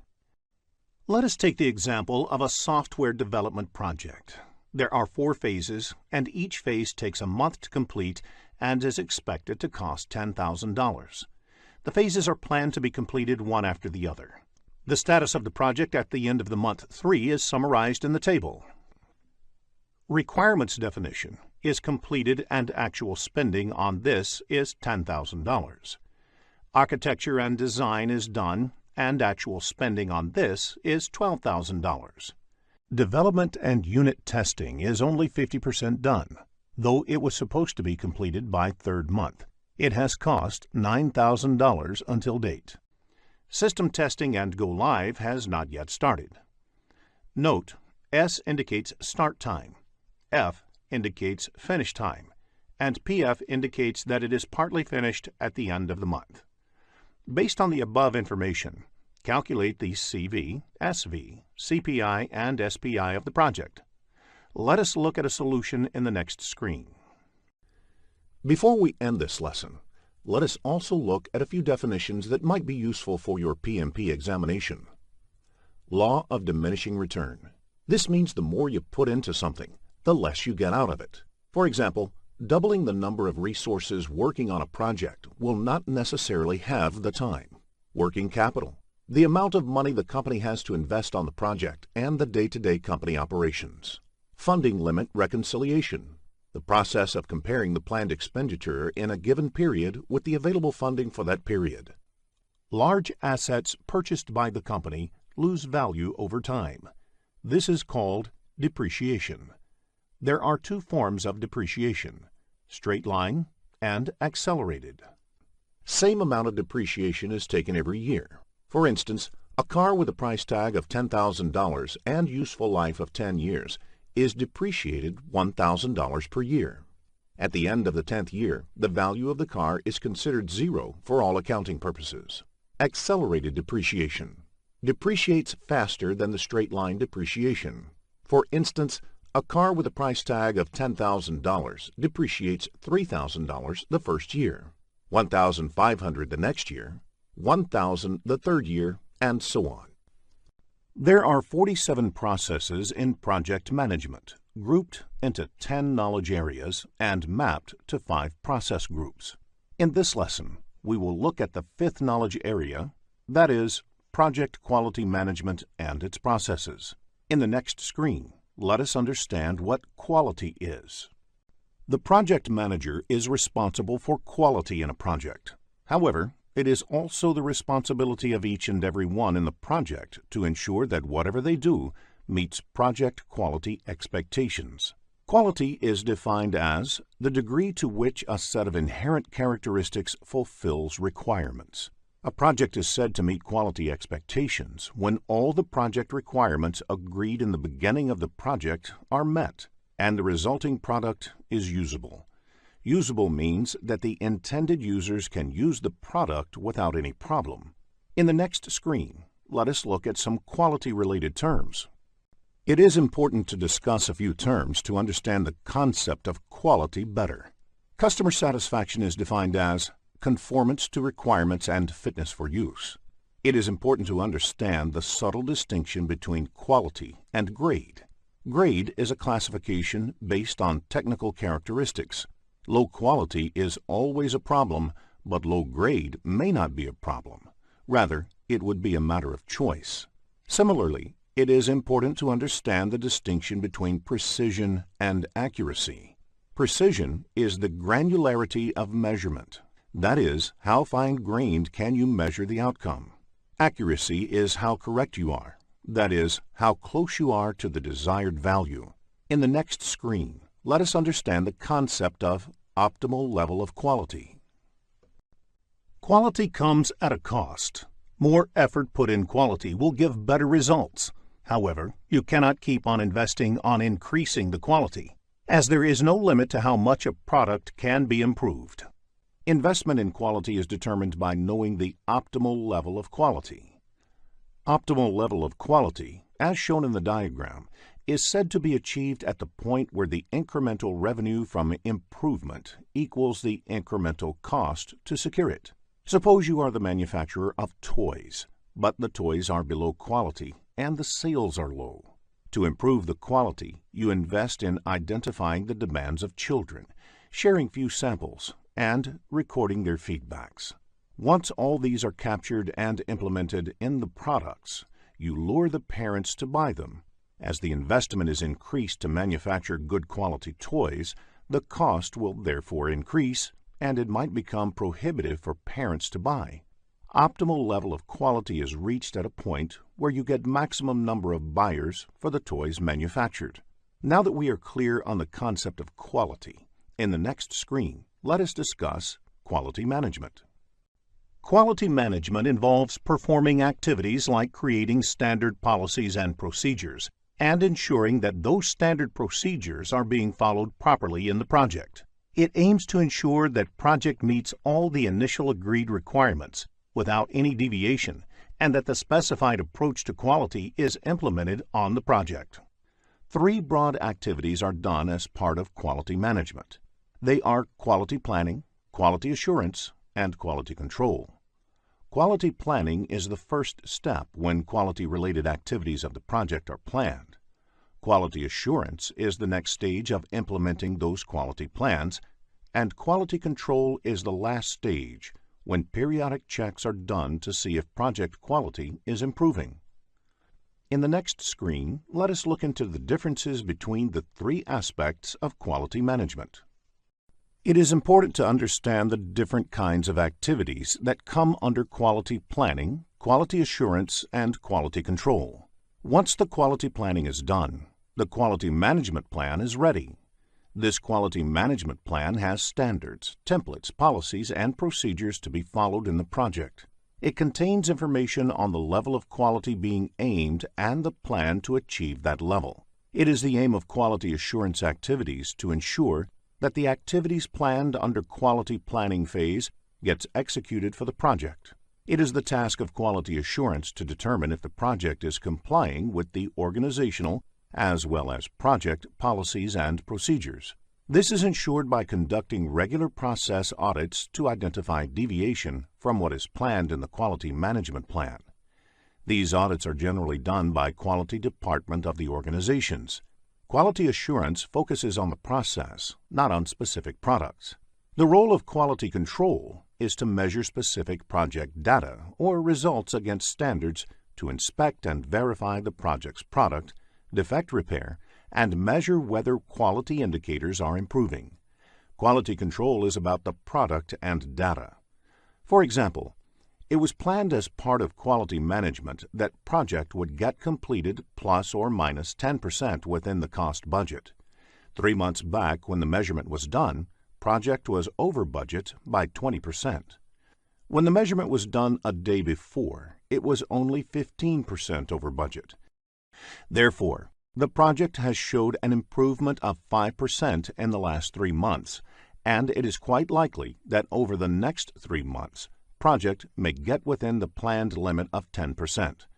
Instead of showing improvement, if the data shows cost increase, then corrective and preventative actions are required to get the project within the 10% limit. This is quality control. In the next screen, let us discuss a few quality management concepts.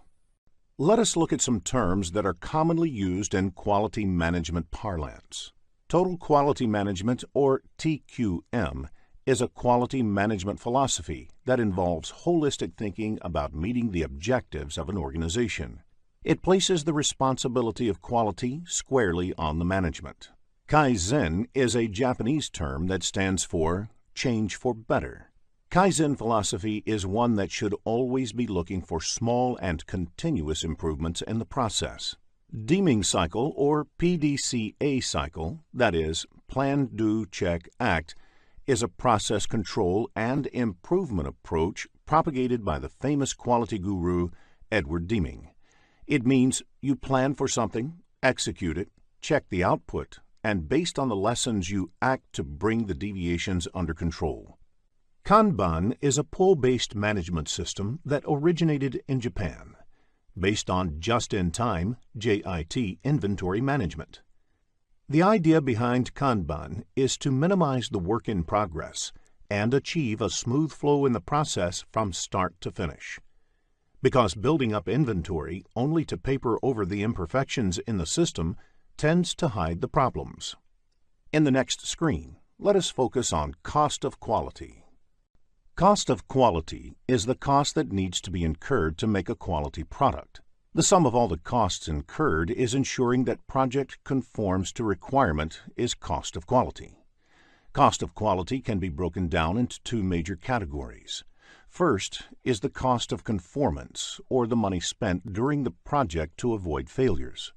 This can further be subdivided into prevention costs, which is the cost to prevent errors, like training the team, creating documents, on equipment, and in time to do it right.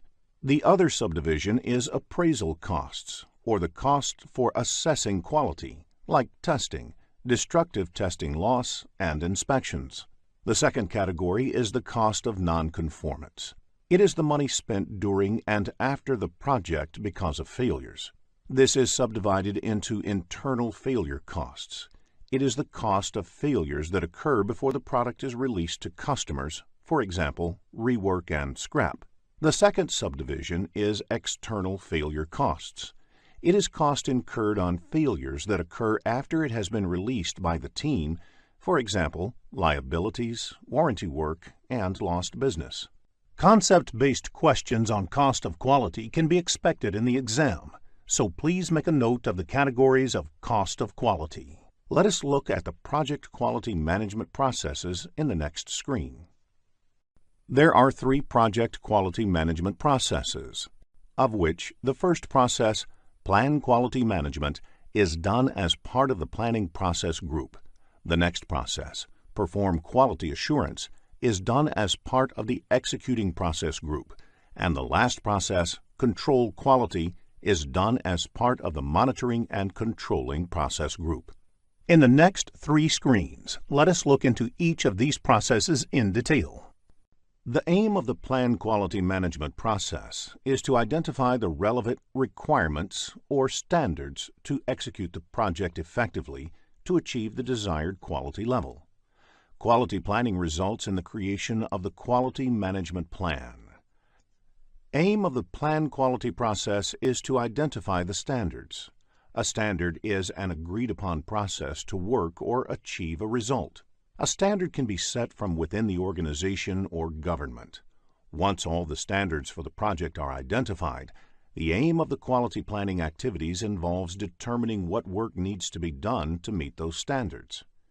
Before adhering to the standards, you should question their relevance with the project. Implementing all possible standards applicable to the project in random will have cost and time implications. Let us look at the inputs to this process. The Project Management Plan provides the scope, schedule, and cost baseline, all of which have an implication on the Quality Management Plan. Quality Plan has a direct correlation with these. It might also have an impact on and be impacted by other subsidiary management plans, such as risk management. The stakeholders of the project may have specific requirements and views about the quality parameters of the project, and these have to be considered.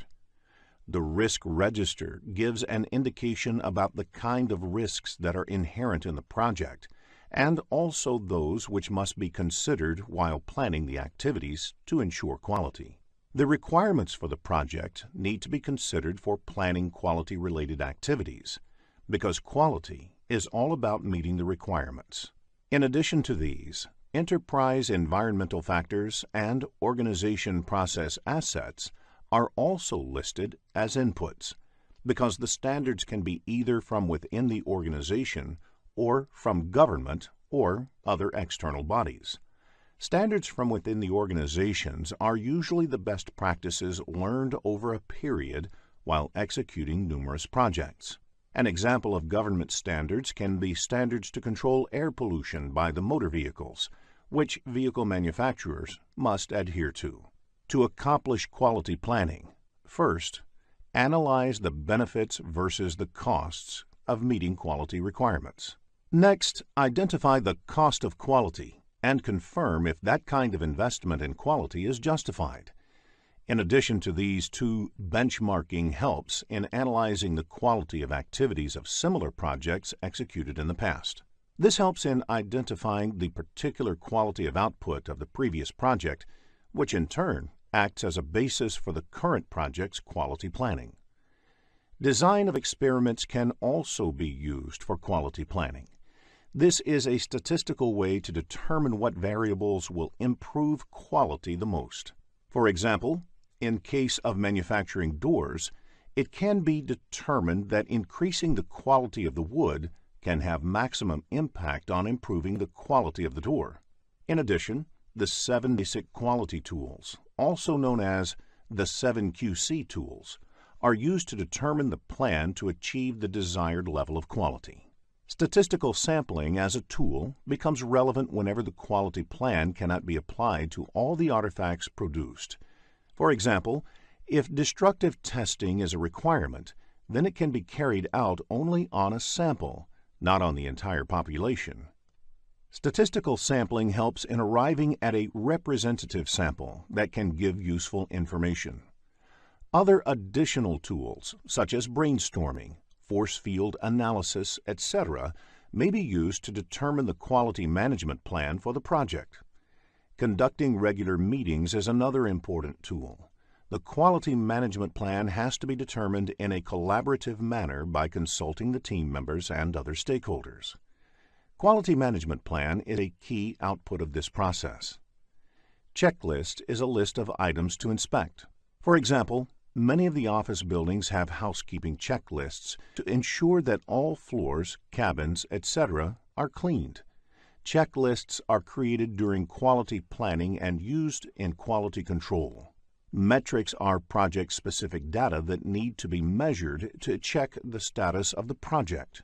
The simplest project metrics can be cost and schedule. Metrics are also decided during quality planning and used in quality control. One of the roles of the project manager is to not only manage the project, but also improve processes in the project to decrease the instances of defects, which in turn saves time and money. Such activities are listed in the Process Improvement Plan, which eventually becomes part of Project Management Plan. As a result of the planning activities, other project documents may also get updated. For example, the Quality Management Plan may result in updates to the cost or resource requirements. There may be questions in the PMP exam based on the Plan Quality Management process, so please ensure you have a fair understanding of the concept before you take the exam. In the next screen, let us discuss the second quality management process. Once the quality planning is over, the next process in project quality management is quality assurance, which involves determining whether the standards are being met and the processes are being followed. Therefore, the input for this process is the work that has been completed during the quality planning stage. They are project documents, quality management plan, process improvement plan, quality metrics, and quality control measurements. Let us look at the tools and techniques used in this process. Quality audit is the process to check whether the project is complying with the organization policies, standards, and procedures, and determine whether these policies, standards, and procedures used are efficient and effective. So a good audit not only looks at this compliance, but also for the new lessons learned from the current project that can help make the future projects better. Process analysis involves using the lessons learned from doing the initial few work to make the remaining work more efficient. For example, if the project involves installing a software package, then the lesson learned from the first few installations can be used to improve the process on remaining installations. Apart from these, all the quality management and control tools, such as the 7 basic quality tools, will be relevant to this process. The key output of this process is project documents updates, to ensure that if there is any deviation from agreed standards, it is corrected. Also, if there are any lessons learned that can help improve the future projects, the organization process assets get updated. This quality assurance may result in improvement suggestions, change requests may be generated, and the project management plan may need to be updated. Understanding characteristics of quality assurance tools and techniques may be useful while answering the exam, so prepare this topic well before you take the exam. In the next screen, let us discuss the last process of quality management. The key focus of the quality control activities is on the correctness of the work. Quality control helps answer questions like, is everything okay with the project? Does the project plan require changes to successfully execute the project? Will the project succeed? Etc. Let us look at the inputs to this process. The quality metrics measurements are done continuously to see whether the project quality is improving. The project deliverables are inspected against the planned checklists. Quality control acts upon the deliverables and work performance data produced in execution. It also refers to the project management plan for understanding deviations from the plan. It also considers the approved change requests, information from other project documents, and organizational process assets. There are 7 popular tools and techniques used in doing the quality control activities. They are collectively known as 7 basic tools of quality. Other relevant tools are statistical sampling, inspection or testing, and review of the approved changes. Quality control activities result in quality control measurements, the verified deliverables, validated changes, information about the work being performed, recommended changes, and updates to the organizational process assets, project management plan, and other project documents. In the next screen, let us look into a business scenario to understand this concept better. After reading the problem statement, click the Solution button to look at a possible answer. Six Sigma is a highly disciplined process that focuses on developing and delivering near-perfect products and services consistently. If a large volume of data is plotted over a period of time, you would most probably have a bell-shaped graph. Such graphs are also called normal distribution graph. It's called as normal distribution because any large volume of data is plotted with the intent to track variations would most probably be in a bell-shaped curve. The line corresponding to the top of the bell curve is the median of the data sample. Standard deviation concept is used to measure how far any data is from the mean. Standard deviation is also called sigma.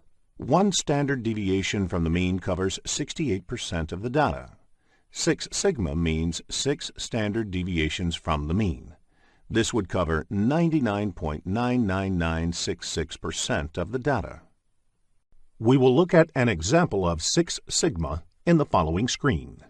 To understand 6 sigma, let us look at an example. A tire manufacturing company produces 100,000 tires a day. It is not possible to verify each and every tire manually to ensure it is defect-free. Instead, random sample of these manufactured tires are taken and checked for defects. Assuming that the thickness of the tires is a parameter to measure defect, any tire that has a thickness more than or less than 10 millimeters is considered to be defective. Now, if you measure the actual thickness of all 100,000 tires manufactured daily and plot them on a graph, you get normal distribution graph. One standard deviation from the mean covers 68% of the data, meaning if the thickness of the 100,000 tires are plotted, 68,000 of them lie within one standard deviation above or below the mean. Now, if a company operates at 6 sigma level, they would ensure that all tires that are up to 6 standard deviations from the mean are defect-free. Therefore, in such cases, you can expect only 3 defective tires out of 1 million tires manufactured. Let us now check your understanding of the topics covered in this lesson. Here is a quick recap of what was covered in this lesson. A project is said to meet quality expectations when all the project requirements agreed in the beginning of the project are met and the resulting product is usable. Quality management includes creating and following policies and procedures that meet the project's defined quality needs. Quality planning defines the standards, templates, policies, and procedures. Quality assurance determines if the project is complying with the policies and procedures. Quality control measures specific project results against standards. Plan quality management, perform quality assurance, and control quality are the three project quality management processes. 7 basic quality tools are used to plan and achieve the desired levels of quality. At 6 Sigma level, there would be only 3 defects out of 1 million units manufactured. If you are looking to become a skilled project manager, have a look at the postgraduate program in project management by Simplilearn. Project human resource management includes the processes that organize, manage, and lead the project team. One of the key elements of human resource management is that each of the project team members should have clear assignment of their roles and responsibilities. In addition, even the team working on project management tasks should be a part of the project team, and they are responsible for project management functions like initiating, planning, executing, monitoring and controlling, and closing, along with other leadership activities. In the next screen, let us understand the difference between functional and project manager. An organization may have both functional managers and project managers. The difference: functional manager is the one who handles a business function or department. For instance, the HR manager is responsible for the HR department in an organization. Therefore, an HR manager will be a functional manager. Generally, a functional manager is also a subject matter expert. The roles and responsibilities of the functional manager depend upon the core business of the organization and overall organization structure. Functional managers normally own the resources and provide the projects with necessary resources. They also negotiate with the project manager regarding resources. The project manager, on the other hand, is responsible and accountable for the success or failure of a project and the quality of the project. They are not technical experts. The project manager may not have authority over the resources, depending upon the organizational structure. They often have to negotiate with the functional manager for the resources and are responsible for the product quality. A project manager will credit the team with the success of the project and accept the blame for the failure. Now let us look at an example to understand the roles played by functional and project managers.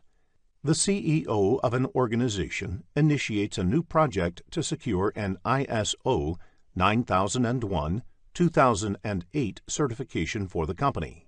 Now this project would require team members from each of the company departments, and whoever is the project manager of this project will have to request the functional manager to assign one of their team members to the project. Resources assigned to the project go back to their respective departments once the project is completed. Let us now discuss the project human resource management processes in the next screen. There are 4 project human resource management processes. The first process, Plan Human Resource Management, is done as part of the planning process group. The next 3 processes are part of the executing process group. These processes are Acquire Project Team, Develop Project Team, and Manage Project Team. Let us now look into each of these processes in detail. In the next screen, let us begin with Plan Human Resource Management. Plan Human Resource Management is the process of identifying and documenting project roles, responsibilities, required skills, reporting relationships, and creating a staffing management plan. This process is part of the planning process group. In addition to that, finalizing the project hierarchy of who reports to whom and designing the staffing management plan is also part of this process. The first input to this process is the project management plan. There could be a lot of information in the project management plan and subsidiary plans that may be relevant to the creation of the human resource management plan. For example, the project lifecycle processes, the timelines, how the work will be accomplished, etc. The other key input for this process is the activity resource requirement. Team members can be identified based on these requirements. In addition to this, enterprise environmental factors like current employment outlook, etc., are also important. For example, if the economy is booming and there are ample job opportunities for the team members, the reward and recognition system can keep the project team interested in the project. Organizational process asset is also an input to this process. An example of the organization process assets can be template or a form to request for a new resource. Let us now look at the tools and techniques used to develop human resource plan. The roles and responsibilities are captured in the form of organization charts and position descriptions. There are various ways to draw this chart. It can be either hierarchical chart, which shows the reporting function, or it can be text-based. The other technique used for developing the human resource plan is networking. This involves formal or informal interactions within the organization and outside by the project manager to identify the best team for the project depending upon various interpersonal factors. Organizational theory helps to understand how individuals come together and function as an organization. Expert judgment and meetings are required to put the human resource plan together. The output of this process is Human Resource Management Plan. This plan contains documents like Staffing Management Plan, Project Organization Chart, and Roles and Responsibilities Matrix. The Staffing Management Plan is a comprehensive document that describes when and how team members would be added to and released from the project. Another component of the Staffing Management Plan is the Recognition and Reward System. Recognition and Reward System helps project managers motivate their team. The Staffing Management Plan is relevant to the projects of a functional or matrix organization where project team members are always caught in a dilemma about prioritizing project work against regular departmental work. In the next screen, let us discuss organization charts and role descriptions. A project manager needs to make sure that there is an organization chart prepared specifically for the project. It should clearly identify the roles and the reporting relationships between them. A sample organization chart is shown on the slide. Another way of clearly delineating responsibilities among team members is by using a responsibility assignment matrix. One form of responsibility assignment matrix is the RACI chart.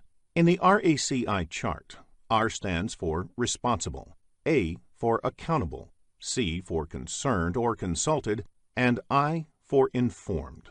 For each important activity or deliverable on the project, it needs to be clearly identified who is responsible or contributes to it, who is ultimately accountable, who is merely concerned about the success, and who needs to be informed or kept in the loop. An example of the RACI chart is shown on the screen. In this case, project manager John is accountable for the project plan, and the other team members, Chris, Sally, and Ting, are responsible for completing the plan. Similarly, you can note the roles of each resource in the other activities. In the next screen, let us understand resource histogram. Resource histogram is a method of depicting how many resources are required for the life of a project. If you observe the chart shown on the screen, it indicates that the number of staff hours required on the project increases to a peak in 2014 and then slowly tapers off. Especially for long-running projects, the level of staffing needed may vary considerably over a period. This has implications for other parts of the plan as well. For example, the cost will vary as the number of resources change. This piece of information helps a project manager to understand at what time they need to onboard and offboard resources on a project. In the next screen, let us look into the second human resource management process, that is, Acquire project team. Acquire project team is the process of confirming human resource availability and obtaining the team necessary to complete project activities. This process belongs to the executing process group. Acquiring resources may not be required in the planning phase. Therefore, it is done in execution phase. Though you may plan to acquire few in the planning phase, major acquisition is done in execution phase. This may be true where large projects are run spanning over many years with several detailed activities. The key input is the Human Resource Management Plan. Enterprise environmental factors help understand which team members will be available to work on the project, how much they will cost, etc. Organizational process assets will help understand the hiring procedure of the company, the policies that govern the use of team members on the project, etc. The key technique for acquiring the project team is negotiation. As a project manager, you have to negotiate with the company's senior management, resource manager, or with prospective candidates to secure the most suitable resources on the project. Sometimes the resources may be pre-assigned to a project. This typically happens when they are the key resources, without which the project cannot take off. Sometimes the project team is acquired by getting required resources through external vendors. Most of the bigger organizations have approved a list of vendors who provide resources on a contractual basis. Nowadays, the concept of virtual team is also quite popular to get a project team. So even though the project is being conceived in one country, a big part of the team can be in another country. For example, if the project is conceived in the USA, majority of the team can be in Germany and both the teams can coordinate over the phone, email, chat, etc. Multi-criteria decision analysis is also an important tool to achieve the objectives. While acquiring the human resources for the project, it is important to consider a number of factors, such as availability, cost, skill set, experience, attitude, relocation needs, etc. These criteria have to be considered in totality and balanced out against the project's requirements. The output of this process is project staff assignments, resource calendars, and updates on project management plan. Let us now discuss the next process: develop project team. Once the project team is acquired, the next step is developing the project team. Develop project team is the process of improving competencies, team member interaction, and overall team environment to enhance project performance. This process belongs to the executing process group. The inputs to this process include project staff assignments, resource calendars, and human resource management plan. One of the techniques used in developing project team is interpersonal skills. It is more of an art than a science, and this is where individual characteristics of project managers matter a lot. If the project manager genuinely commands trust and respects the team members, developing the team becomes easy. Team members look up to the project manager not only for getting project-specific instructions, but also for their career advancement as well. Social activities like celebrating a team member's birthday, going for parties outside the office, etc., helps in team building. Training is also an important tool for developing the project team, as it helps in increasing the knowledge of competencies of the team members. Sometimes, co-locating the team members at a single place also helps in developing team bonding. This is especially important if team members work from different geographical locations. Knowing a person face-to-face does help in reducing conflict. Project managers can also encourage the team members by providing recognition and rewards. Personnel assessment tools give the project manager insights into the strengths and opportunities for improvement in the team members. These tools also help in understanding members' aspirations so that the project manager can better align the project goals with the individual aspirations. Finally, the project manager should also set some ground rules in the project to ensure that team performs their work without any problems.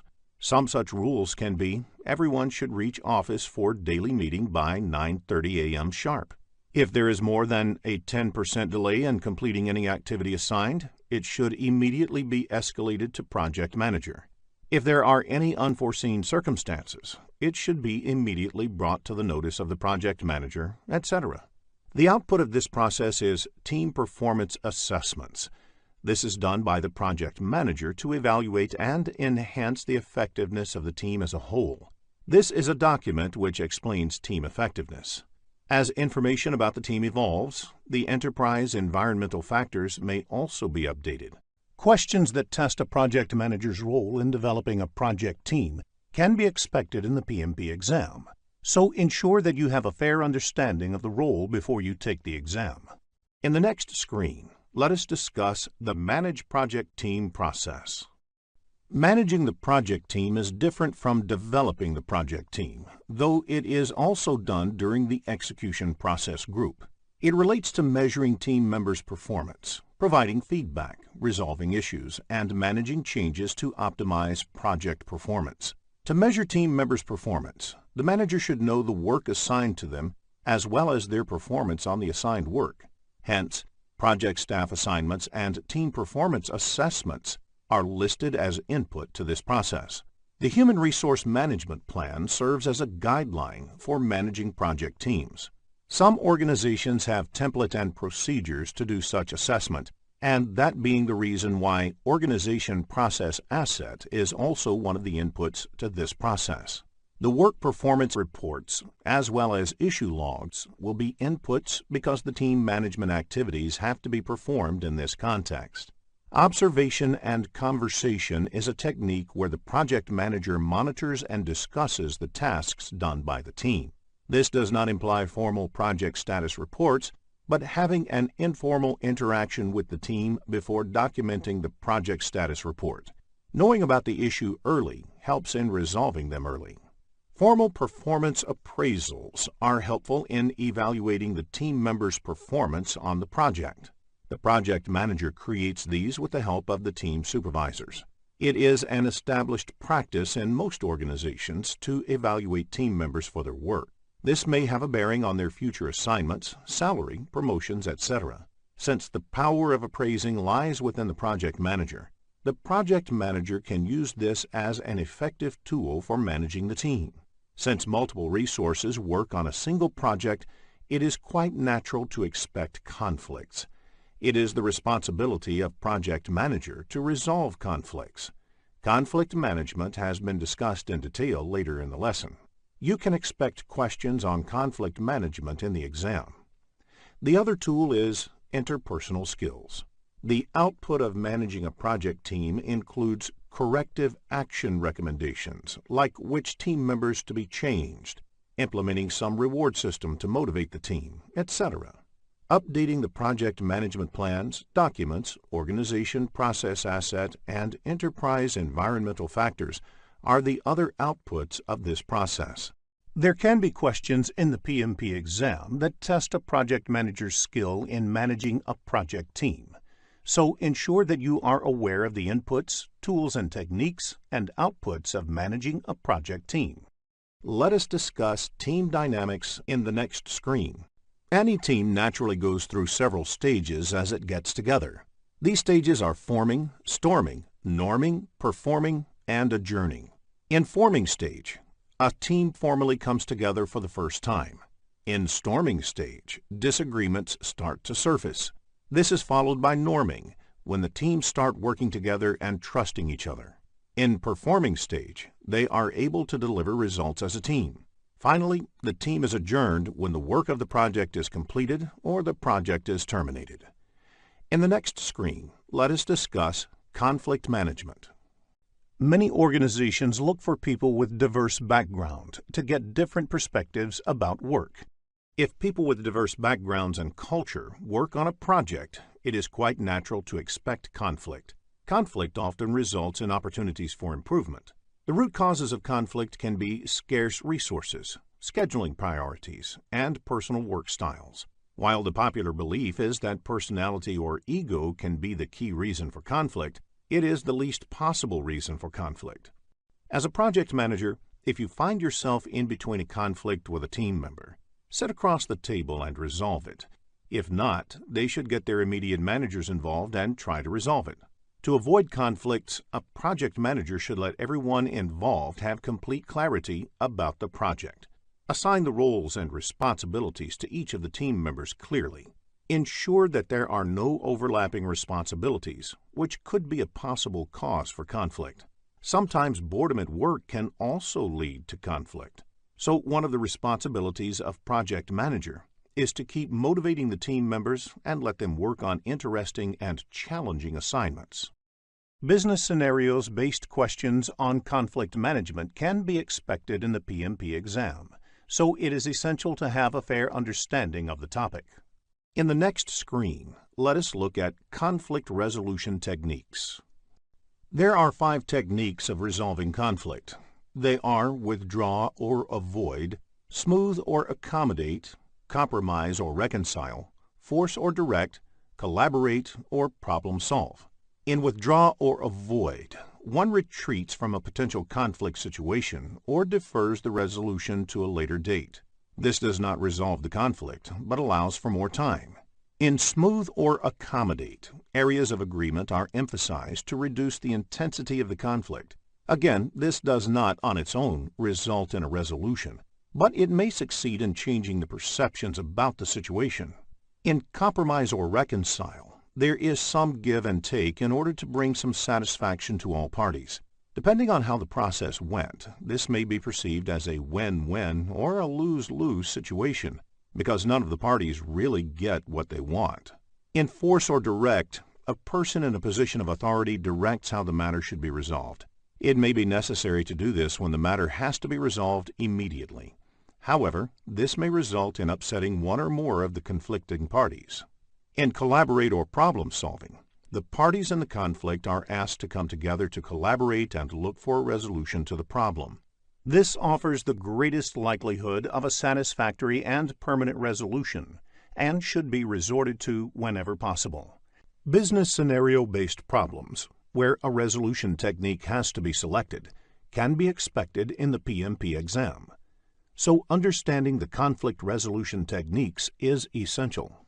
In the next screen, let us look into a business scenario to understand this concept better.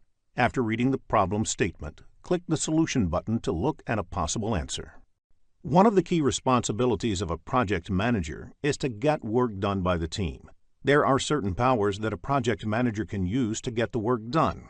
A project manager has to use a combination of techniques to get this accomplished.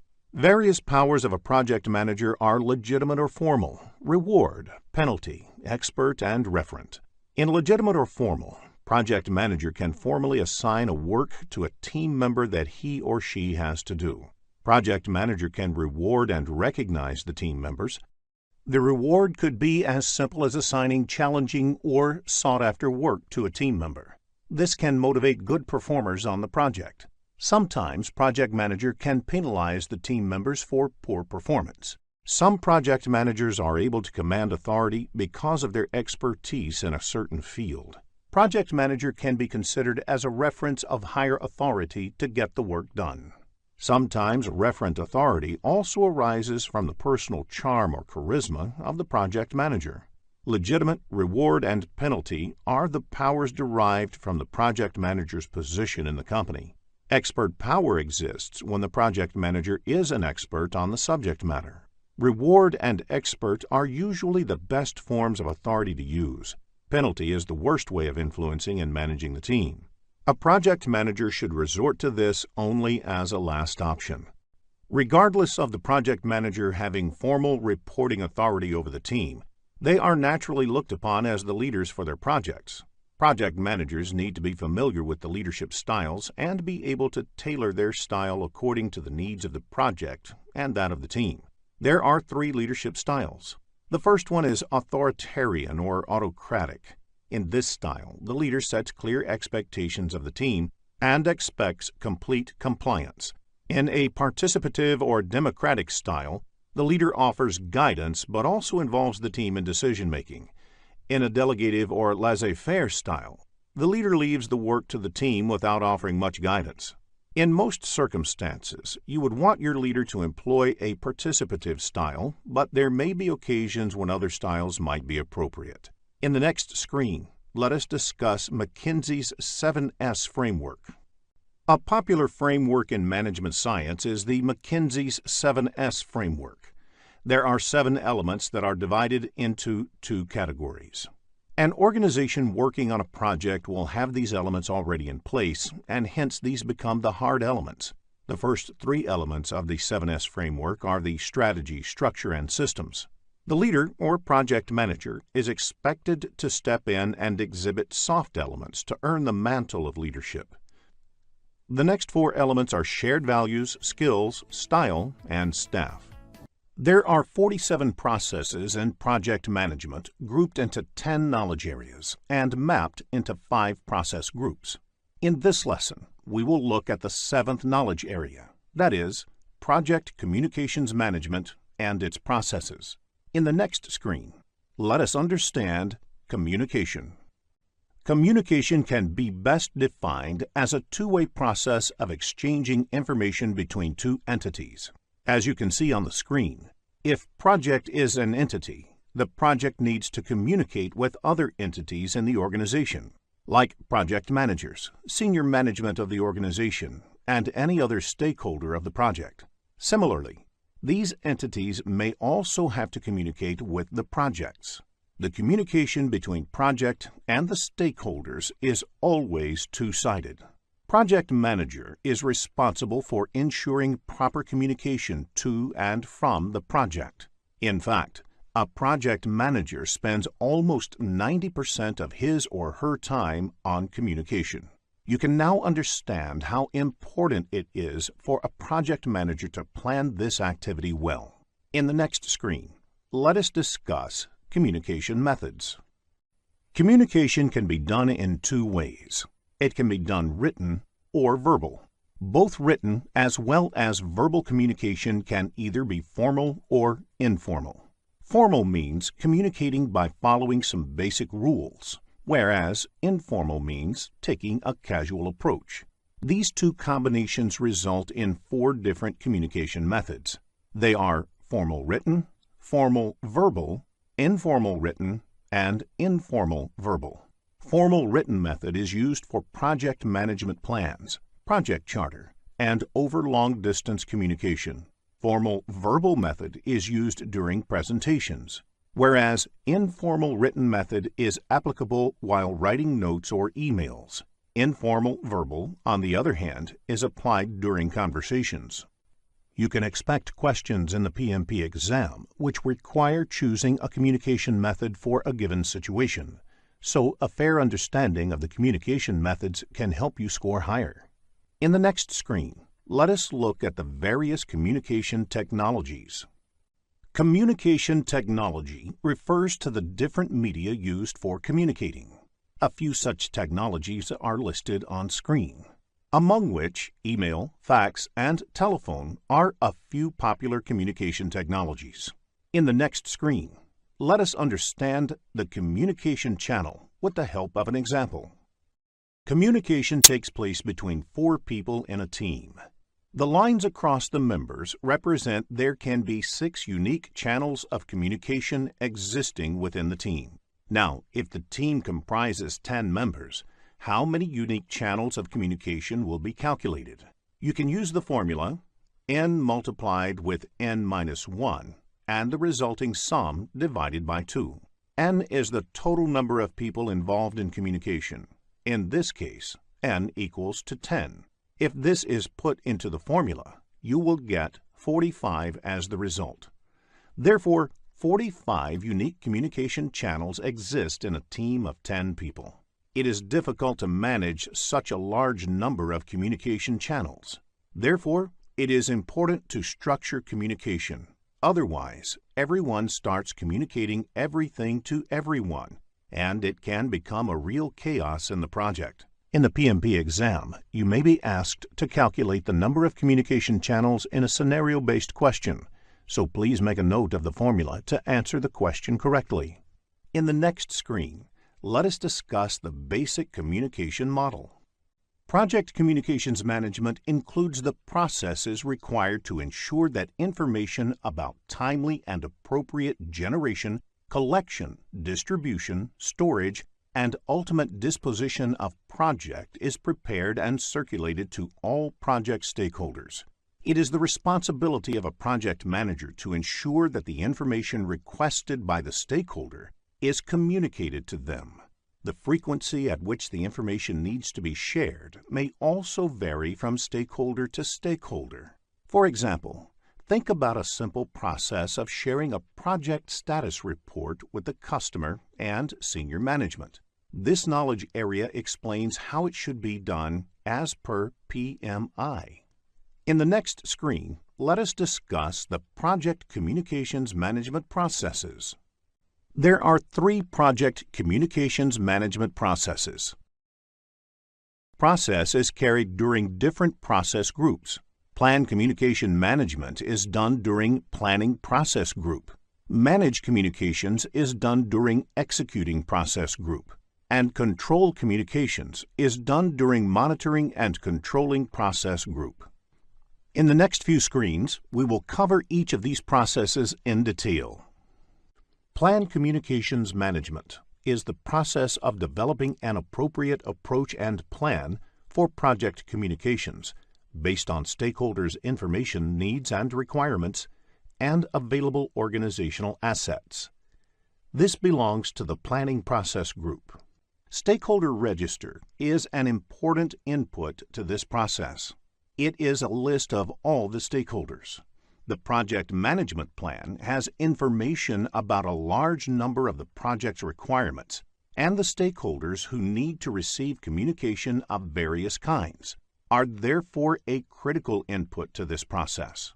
In addition to these two, organization process assets and enterprise environmental factors are also inputs to this process. Many organizations have standard templates to prepare communication management plan, which are part of the organizational process assets and enterprise environmental factors. The first technique used in this process is the communication requirements analysis, where the communication requirements of each of the stakeholders are analyzed and categorized. In this, you try to find how many of the stakeholders need similar kind of information, which can be grouped together.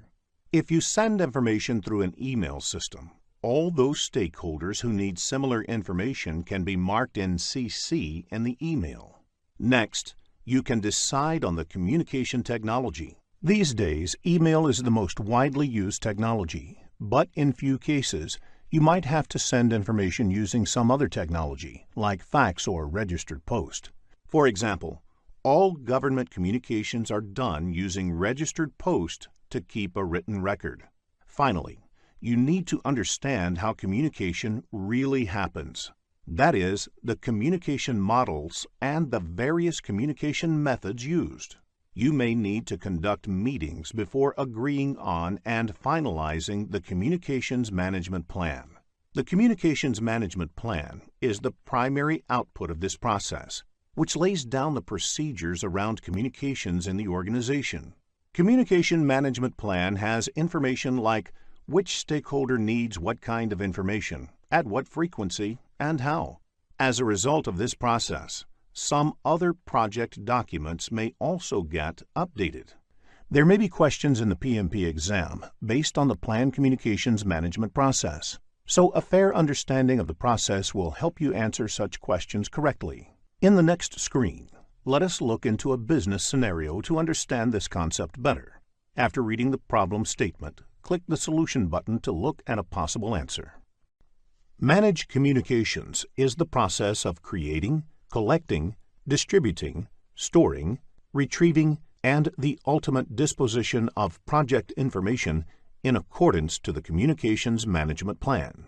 It belongs to the Executing Process Group. Managed communications is done throughout the project lifecycle. Everything cannot be planned during communication planning, so managed communications takes care of responding to unexpected requests for information as well.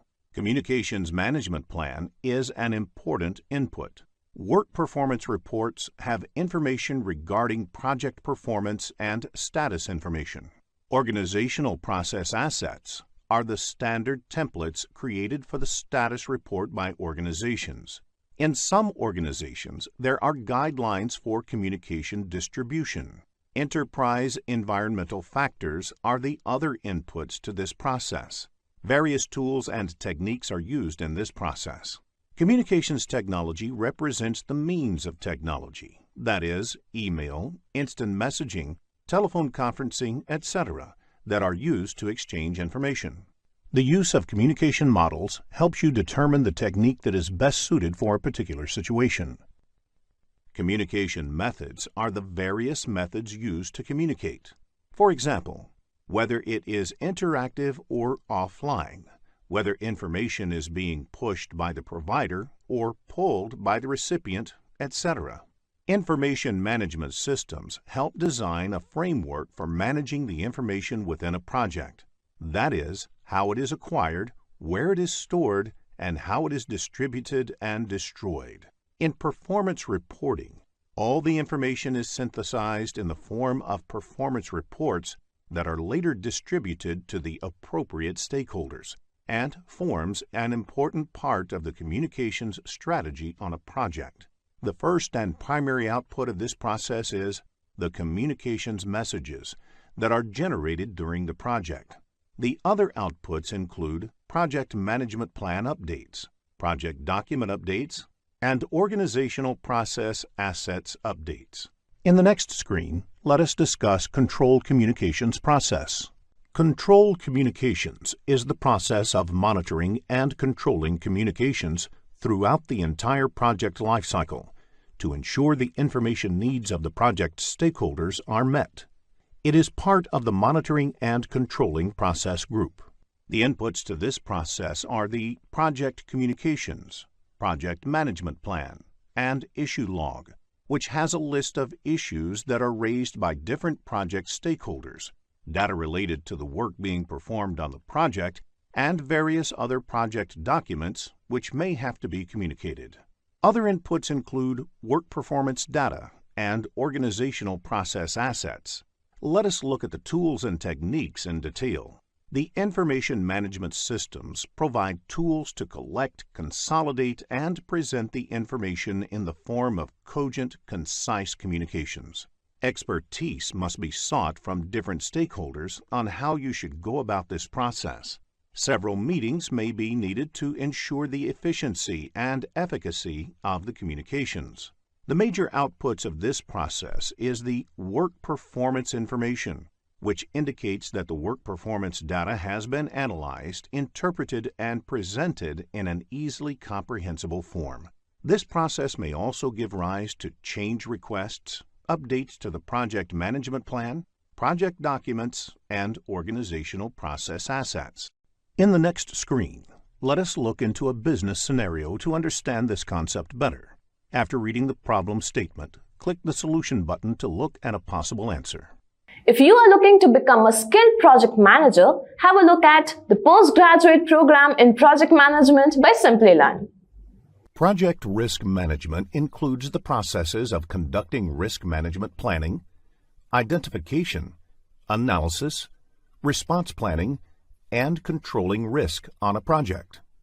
It has been mentioned in Practice Standard for Project Risk Management that project risk management aims to identify and prioritize risks in advance of their occurrence and provide action-oriented information to project managers.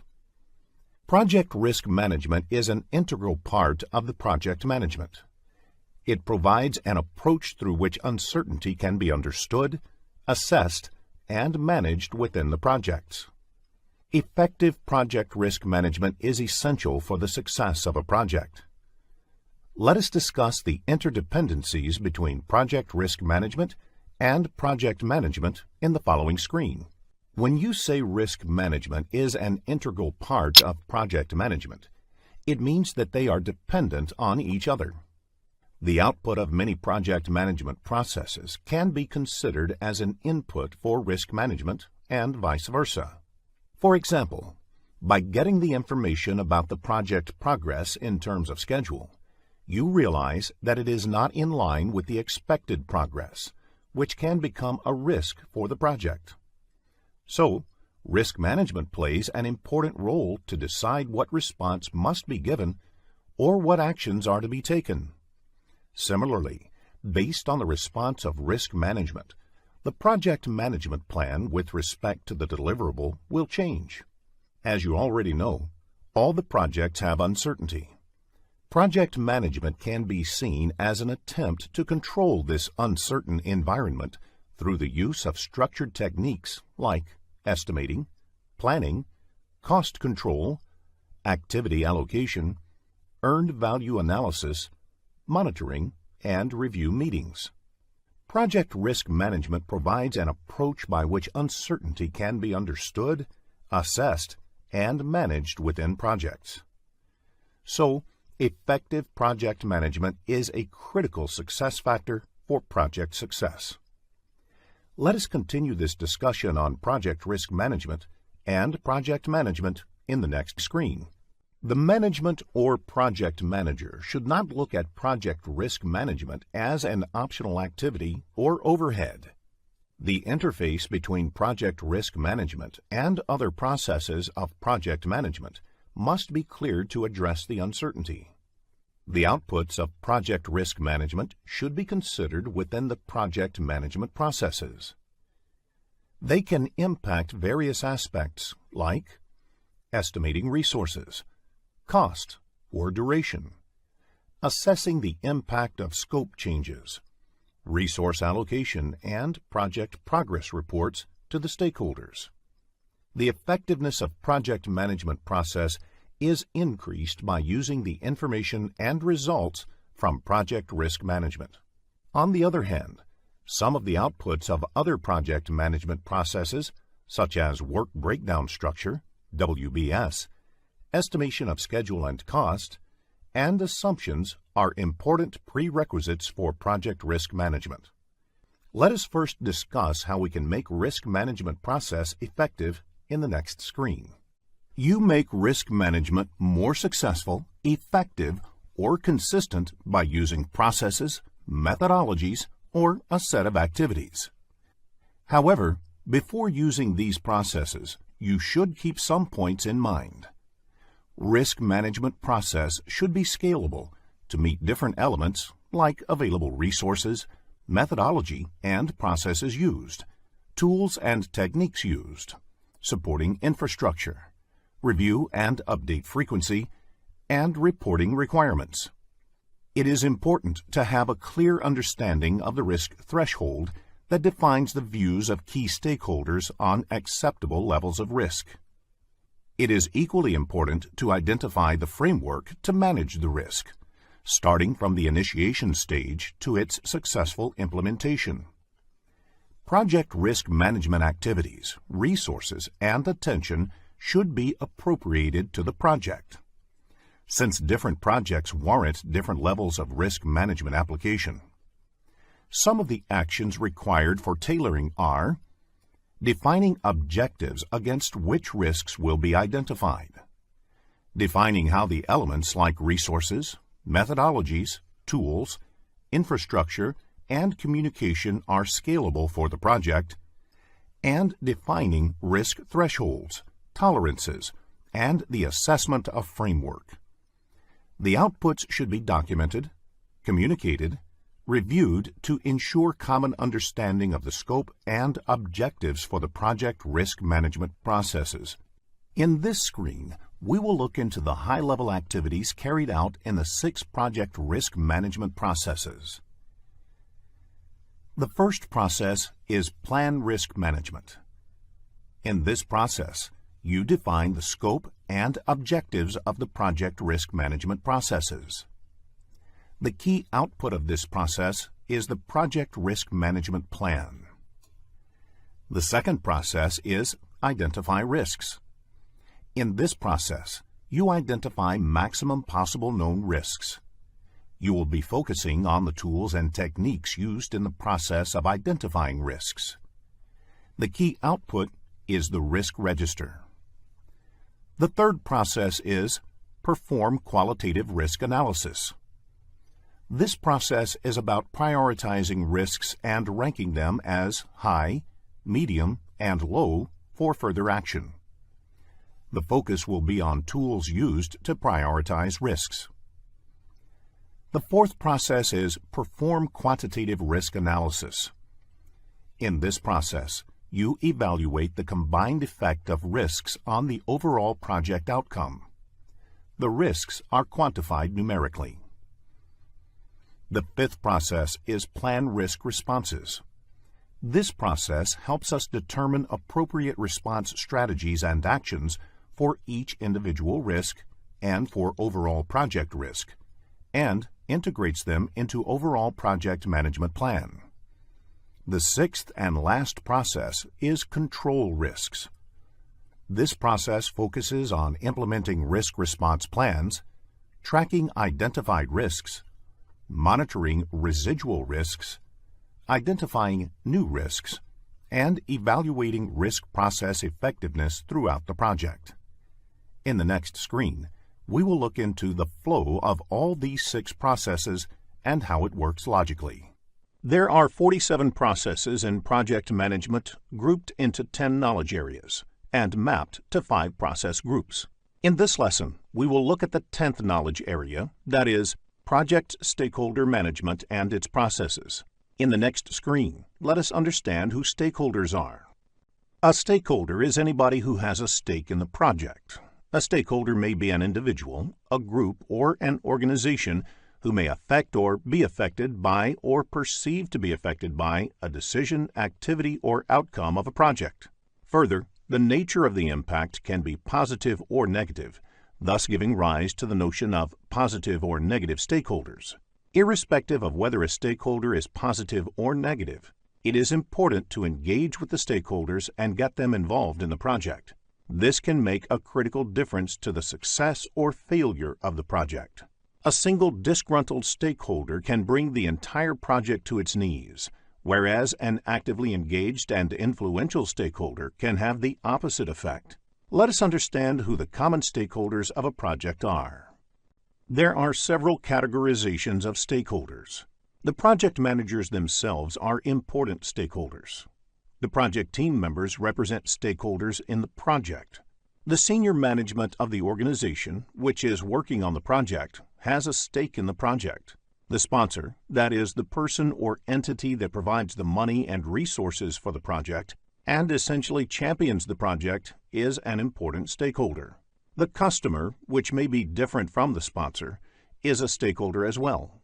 For instance, in many of the projects in the social sector, the sponsor may be the government or a development agency, whereas the customers would be the people who actually benefit from it. The end users, which may be different from the customers or the sponsors, are stakeholders too. The vendors or suppliers who provide goods or services to the project are important stakeholders. People whose lives may be impacted by the output of the project are also stakeholders. For example, if a highway project requires possession of privately owned land, people whose land is being taken away are the stakeholders. If the construction of a dam or water reservoir benefits the downstream farming communities, they are the stakeholders here. Competitors who provide alternative goods or services are stakeholders too. Sometimes environmentalists or other social groups may become stakeholders. The government or political leadership may become stakeholders for projects in the public domain.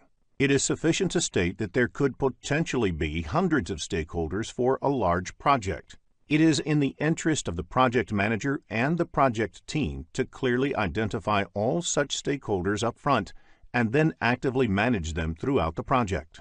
In the next screen, let us discuss the classification models for stakeholder analysis. Not all the stakeholders have the same amount of influence or power over the project. Therefore, the way to manage each stakeholder needs to be calibrated based on a proper classification of the stakeholders. This is the role of the classification model. You can come up with a grid that maps the power of the stakeholders, the interest they have, the influence they may have, or the impact that they can have on the project through the power interest, power influence, or influence impact grids. It can be represented by mapping stakeholders to a power or interest grid. The diagram on the screen has x-axis, which represents interest level, and y-axis, which represents the power level. Based on the various combinations of power levels and interest levels, the grid can be divided into 4 quadrants. The stakeholders on the top right quadrant, with high power and high interest, need to be managed closely. That is, you have to monitor their involvement and engagement very closely. The stakeholders on the bottom right quadrant with high interest but low power need to be kept in the loop. That is, you should share information with them and keep them regularly informed. The stakeholders on the top left quadrant with high power but low interest can be managed by keeping them happy, for example, by making sure that their interests and opinions are taken into consideration. The stakeholders on the left bottom quadrant with low power and low interest may be managed less actively by simply monitoring how things are going with them. The salience model describes classes of stakeholders based on their power, ability to impose their will, urgency, need for immediate attention, and legitimacy, appropriateness of their involvement level. This is a useful framework to guide the stakeholder management strategy on a project. Practice creating power grids for business scenarios. This will help in understanding the level of engagement a project manager needs to maintain with various stakeholders. In the next screen, let us discuss the Stakeholder Engagement Assessment Matrix. The Stakeholder Engagement Assessment Matrix allows visualizing the current and desired states of a stakeholder's involvement in the project. The 5 levels of involvement are as unaware, resistant, neutral, supportive, and leading.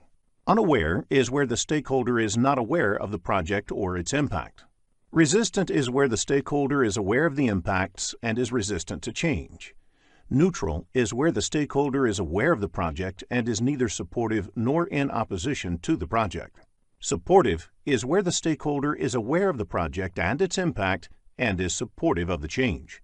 Leading is where the stakeholder is aware of the project and impacts and is actively engaged to ensure that the project is successful. Let us now look at the matrix. The table has 1 row per stakeholder identified. You place C in the column which best indicates the current level of engagement for that stakeholder. Then you place D in the column which best indicates the desired state of engagement. This table can be a quick visualization tool that helps understand where work has to be done in the stakeholder management activities. In the next screen, let us discuss the skills required for stakeholder management.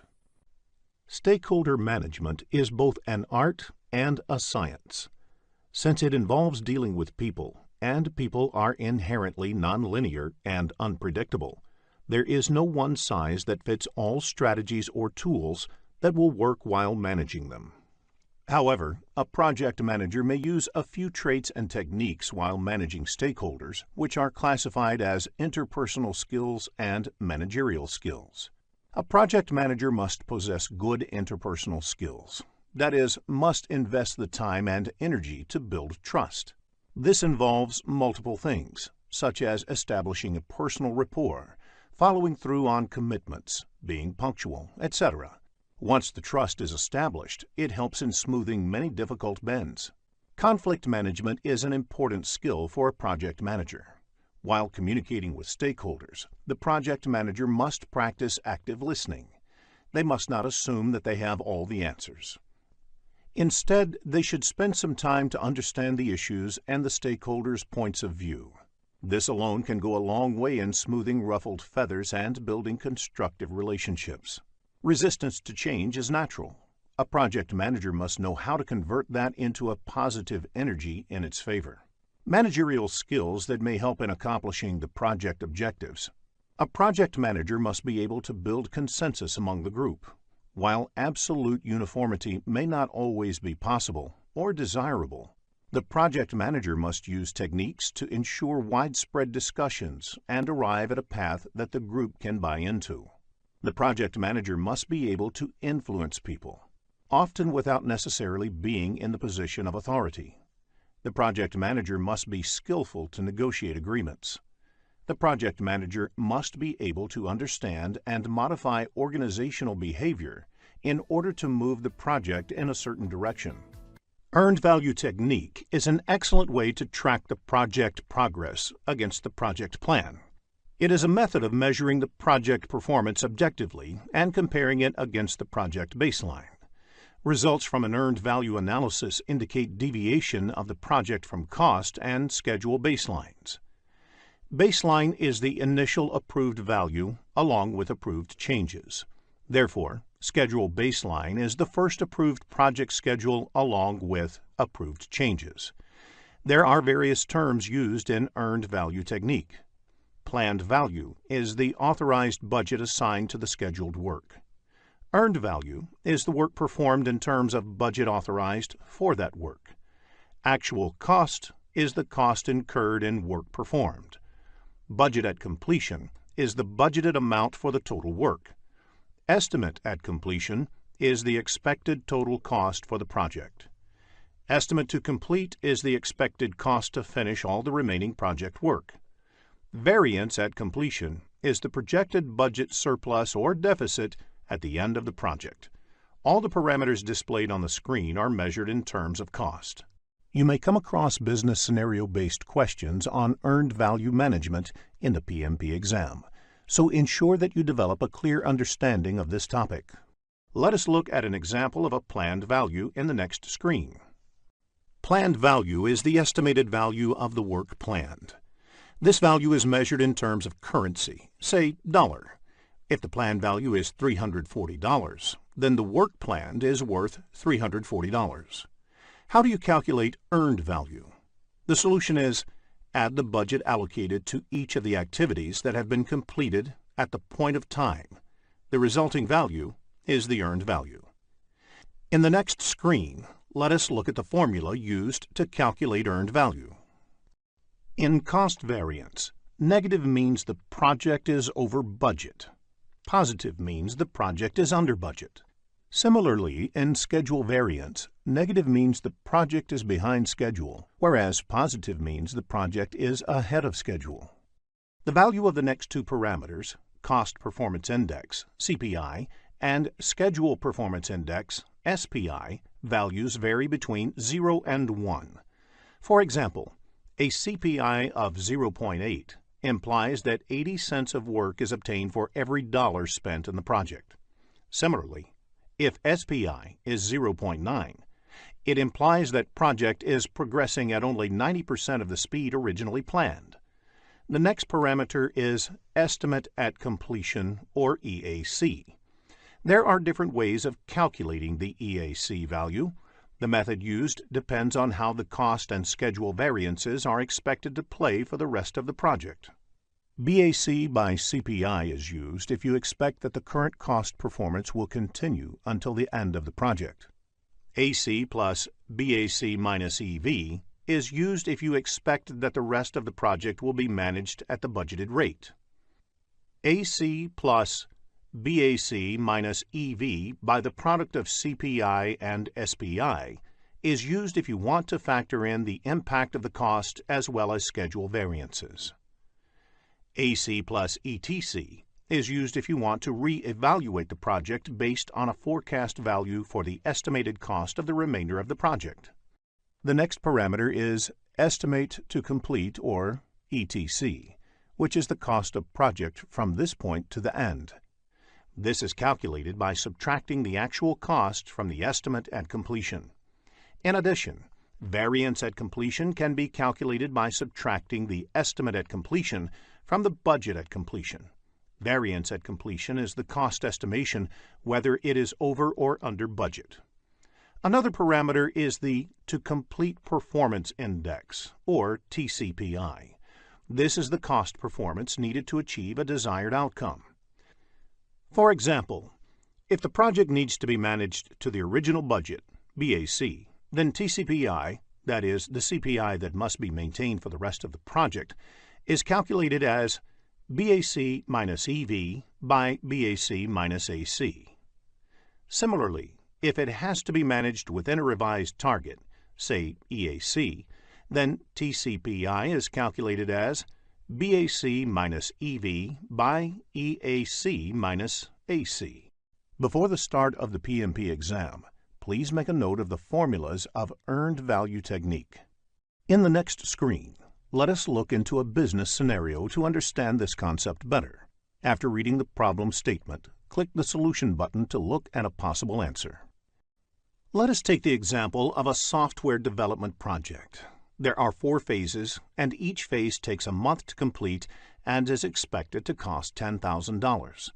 The phases are planned to be completed one after the other. The status of the project at the end of the month 3 is summarized in the table. Requirements definition is completed and actual spending on this is $10,000. Architecture and design is done and actual spending on this is $12,000. Development and unit testing is only 50% done, though it was supposed to be completed by 3rd month. It has cost $9,000 until date. System testing and go live has not yet started.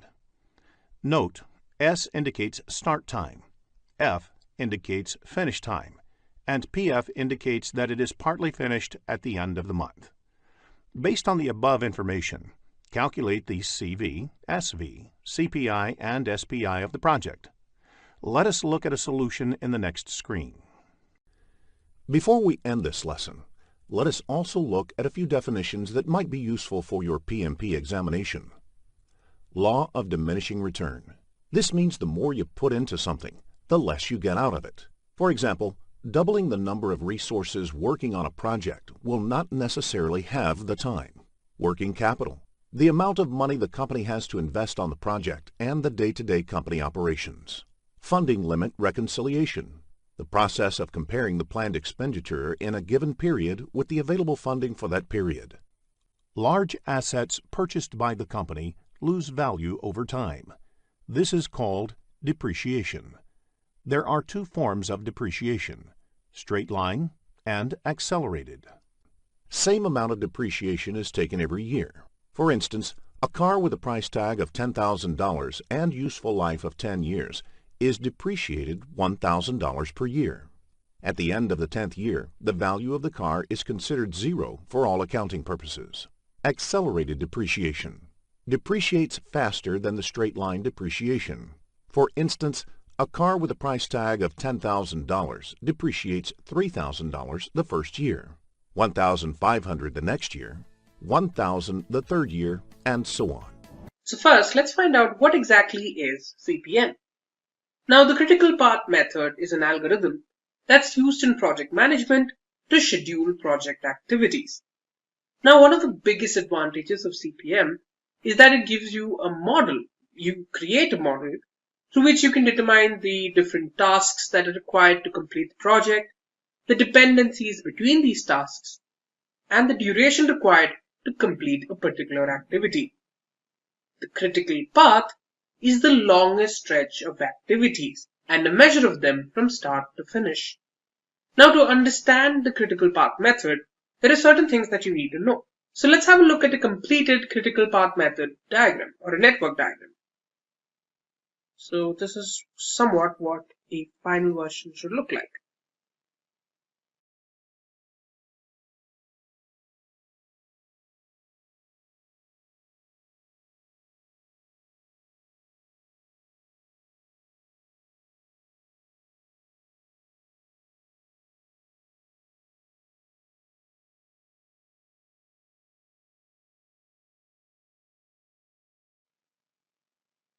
So here you can see these circles with numbers in them. We'll also need ABC.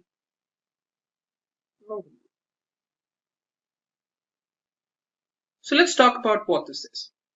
So the 2 major components in a diagram, a network diagram, are events and activities.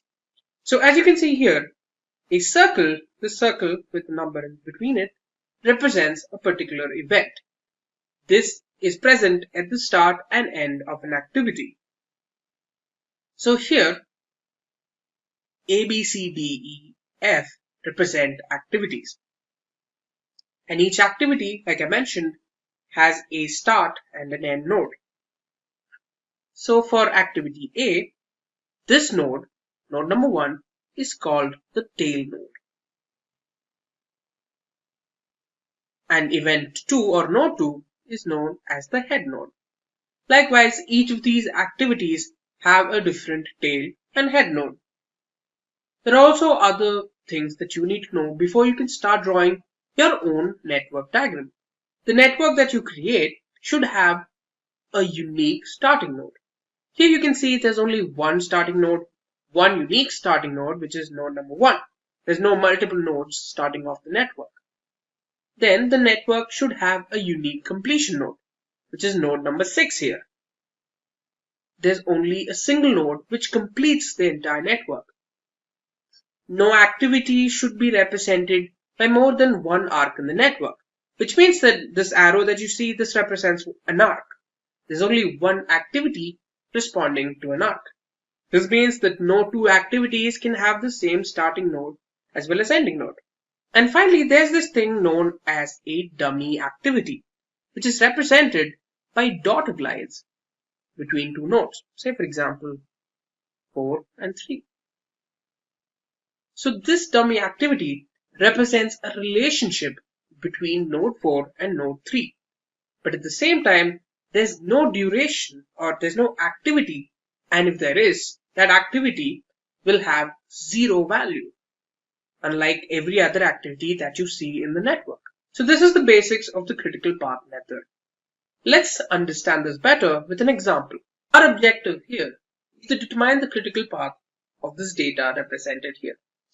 Now here you can see, let's have a look at each of these different columns. We have activity, immediate predecessor, and duration.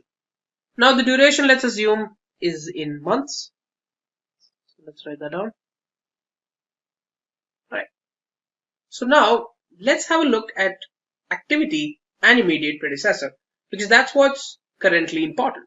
So here we have activity A, who does not have any immediate predecessor. Similarly, activities B and C don't have immediate predecessors as well. So first, let's draw activity A. So since it does not have an immediate predecessor, it will have a node of its own connecting to it. So first, let's draw node number 1. This is node number 2. Let's connect them both. Here we write down the activity connecting them and the duration, which is 3. Likewise, let's have a look at activity B. It also does not have an immediate predecessor. Let's see which other activities have B as its immediate predecessor. We have activity D as well as activity G. So let's draw that too. It's node 3, B, 4 months duration. Next up, we have activity C. C also does not have an immediate predecessor, but it also acts as an immediate predecessor for activities H and I. Let's draw a node for activity C.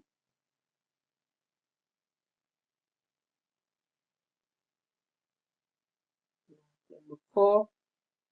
Let's write down the duration, which is 6. Now, let's have a look at activity D. Now, D is preceded by activity B. However, a combination of C and D act as immediate predecessors for H and I, which means that C and D will have a common point of origin, just right here. So let's connect node 3 and node 4. This represents the activity D, which is 3 months. Now let's have a look at activity E, which is preceded by activity A. So now let's have a look at activity E. The immediate predecessor for activity E is A, so we can directly draw that. And as you can see here, there's no combination of different activities here, so we can draw E directly. So let's draw the node.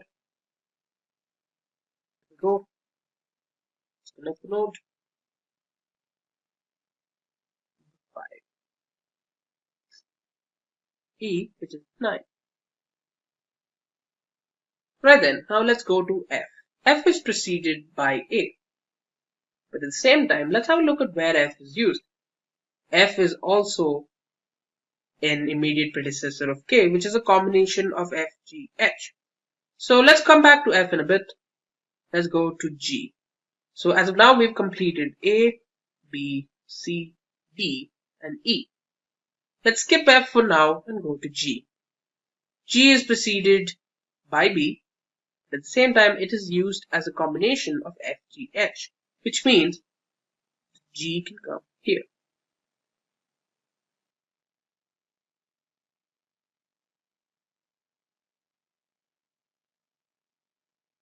Which is 4. So G is complete. Now there's only F left. Now H. H is a combination of both C, D, which means its origin point comes from here. So whose origin point is the node 4? Both H and I originate from the node 4. So as we can notice here, F, G, and H both act as immediate predecessors for K and L, which means at some point they all need to unite, which is exactly here at node number 6. So let's combine H and G.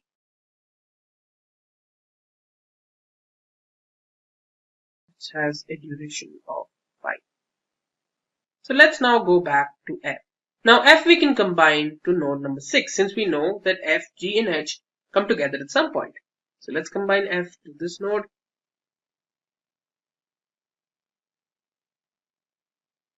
There you go.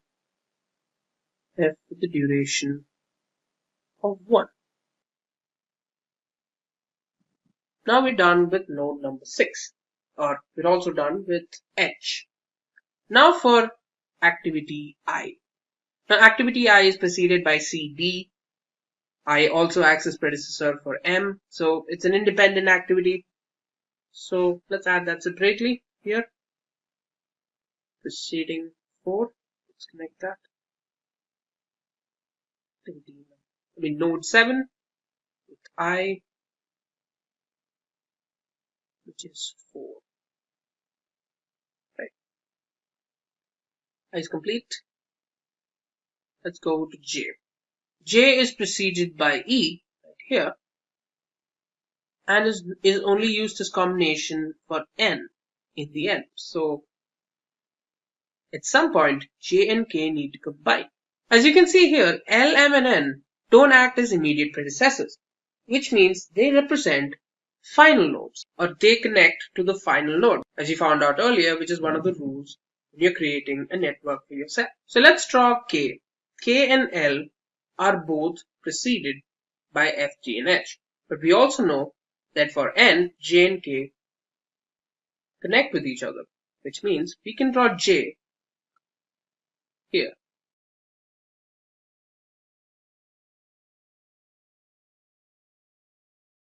So finish J. And since J and K together connect towards N, we can also assume that K moves from here, from node 6 to 8. That's right, K, which has a duration of 6. Now for L. Now L is preceded by FGH, but it is not an immediate predecessor for any other item, which means that it connects to the final node right here. That would be node 9. L, which duration is 3. So now we have M and N left. M is preceded by I, so let's draw that. And N is preceded by J and K. This is N is 9, and M is 6. So now the network is complete. And now let's find out how to create the critical path. So to understand the critical path, or to determine the critical path, we need two paths, the earliest start times and the latest completion times, which are both represented by ES and LC. Now the earliest start time refers to the earliest starting times of each node. Likewise for latest completion time. So each node has its own earliest start time and latest completion time. They are represented in a box. So we'll create boxes for each of these nodes.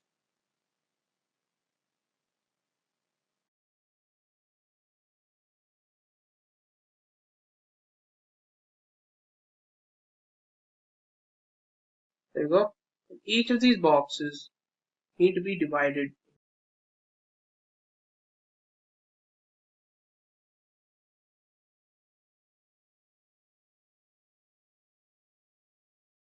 So in these boxes, the lower half represents the earliest start time and the upper half represents the latest completion time. So first off, we'll find out the earliest start time. So the process of finding the earliest start time is referred to as forward pass. Now the earliest start time can be determined with a formula. So the formula is earliest start time of the ending node is equal to the max earliest starting time of the starting node plus the distance between them. So let's see what we mean here. So one thing you need to know is that the earliest starting time of node 1 is always 0. So let's write that down in a different color. It's always 0. So let's have a look at the earliest start time for node number 2. So the earliest start time when it comes to the previous node, which is node number 1, is 0 plus the distance, which is 3, which means the earliest start time for node number 2 is 3. Let's write that down. Let's have a look at node number 3. Here the earliest start time for node number 3. 0 is the earliest start time of the previous node plus 4, which is the distance, which equals 4. Let's put that down here.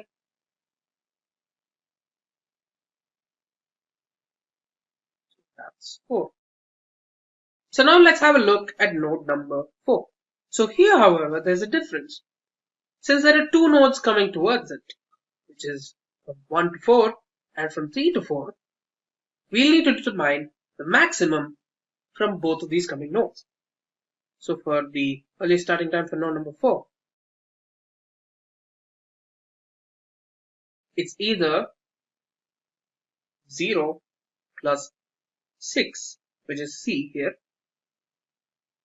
6, or 4 plus 3, which is B plus D, 7. So here, considering that we are taking the maximum of both, we'll have to choose 7, which we'll write down here. I hope you guys understood how we did that, which is basically we took the maximum of both the values that are coming towards the node number 4. Likewise, we'll have a look at some of the other ones that are coming soon. So let's have a look. So here we have a similar issue for node number 6. So for node number 6, we have 3 points coming towards the node. There's F, G, and H. So which of the following is the least? Let's find out. So here 3 plus 1 is 4. So for ES5, earliest start time, node number 6 would be, it's either 3 plus 1, 4, or 4 plus 4, 8, or 7 plus 5, 12. So since we're taking the maximum, let's take number 12 and write that down. So the earliest start time for the node 6 is 12. Likewise, let's have a look at node number 5. Since there are no different nodes connected to it, we'll just have to add the number from the previous starting node, which is 3, and the distance, which is 9. We combine to form 12. Let's write that down. Now for node number 8. So when you have a look at node number 8, you can see that there are two nodes connected to it. There's one from 5 and one from 6. So let's have a look which one we'll select. So it's either 12 plus 3, which is 15, or 12 plus 6, which is 18. So let's go ahead with number 18. So the earliest starting time for this node is 18. So let's have a look at node number 7. So since there are no other different nodes connected to it, we can directly go with 7, which is the earliest starting time of the previous node, plus the distance, which is 4, which is totaling to 11. And finally, we have node number 9. So 9 has 3 different points connecting to it, which is 18 plus 9, 12 plus 3, and 11 plus 6, which you can see here, 18 plus 9, 12 plus 3, and 11 plus 6. As you can see, the winner is the maximum, which is from node 8, which is 27. And like that, we've completed the forward pass, which we've determined the earliest starting time of each of these nodes. Now, let's have a look at the latest completion time. For this, we'll start from node number 9 and work our way back to node number 1. So for latest completion time of the last node is always equal to the earliest starting time, which means that here, latest completion time of this node is 27. Now the formula for latest completion time is latest completion time of the previous node is equal to the minimum latest completion time of the head node minus the distance between them. So let's see what we're talking about. Let's go to node number 8. So basically, when there are multiple connections shooting out of a particular node, we need to decide a number of different options. In this case, node 8 is directly connected to node 9. Basically, we can calculate the latest completion time for node 8 by using the formula directly, which is 27 minus 9, which will get 18. So let's put that here. So latest completion time for node 8 is 18. Let's have a look at number 7. Here again, we have a direct connection between node 7 and node 9. So therefore, we can find the latest completion time for node 7 by directly applying it with the formula, which is 27 minus 6, which is 21. So let's write that down. Let's go to node number 6. Here there are 2 points extending out of node 6, which means we'll need to choose from 2. Here we have 27 minus 3, which is 24, or 18 minus 6, which is 12. Now we need to choose the minimum of the both. So let's go with 12. Let's write that down. So the latest completion time for node 6 is 12. Now let's go to node number 5. So for node number 5, the latest completion time will be, since we're directly connected to node number 8, 18 minus 3, which is 15. Let's write that down. Let's go to node number 4, which has 2 points connecting out of it, H and I, to node 6 and 7. So let's choose among the two. So for node number 4, it'll be either 12 minus 5, which is 7, or 21 minus 4, which is 17. So which one should we choose? The minimum, which means the connection towards node 6 is the correct answer, which is 7. 12 minus 5, 7. Now for node number 3. So node number 3 has 2 points shooting out of it. So we need to choose from either the connection to node 6 or node 4. So for node 6, it's 12 minus 4, which is 8. Or it's from node number 4, which is 7 minus 3, which is 4. Hence, we'll take the connection from node number 4. So let's take the latest completion time of node number 3 as 4. Now for node number 2. So since there are 2 connections coming out of it, we'll need to choose between the connection to node 5 or the connection to node 6. So for node 6, we can directly conclude that choosing the node number 6 would be a bad idea because the final answer would be 12 minus 1, which is 11. Or it could be 15 minus 9, which is 6. So clearly, the answer is 6 since we're taking the minimum of the both. And finally, we've come to node number 1. So here, the final answer, it's either A, B, or C, which is node 2, 3, or 4. So for node 2, we have 6 minus 3, which is 3. For node 3, we have 4 minus 4, which is 0. And for node 4, we have 7 minus 6, which is 1. Clearly, we have a winner, which is Node number 3. So let's write the latest completion time. It's 0. And there we go, the backward pass is now complete. So how do we now find the critical path? The critical path can be determined with the help of satisfying certain conditions. Let's have a look at what they are. So to determine the critical path, we need to satisfy 3 conditions. They are: the earliest starting time and the latest completion time need to be equal.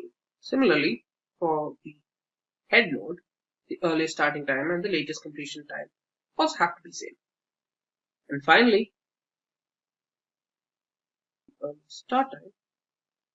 the earliest start time of the second node, which is the head node, minus the earliest starting time of the tail node should be equal to the latest completion time of the head node minus the latest completion time of the tail node.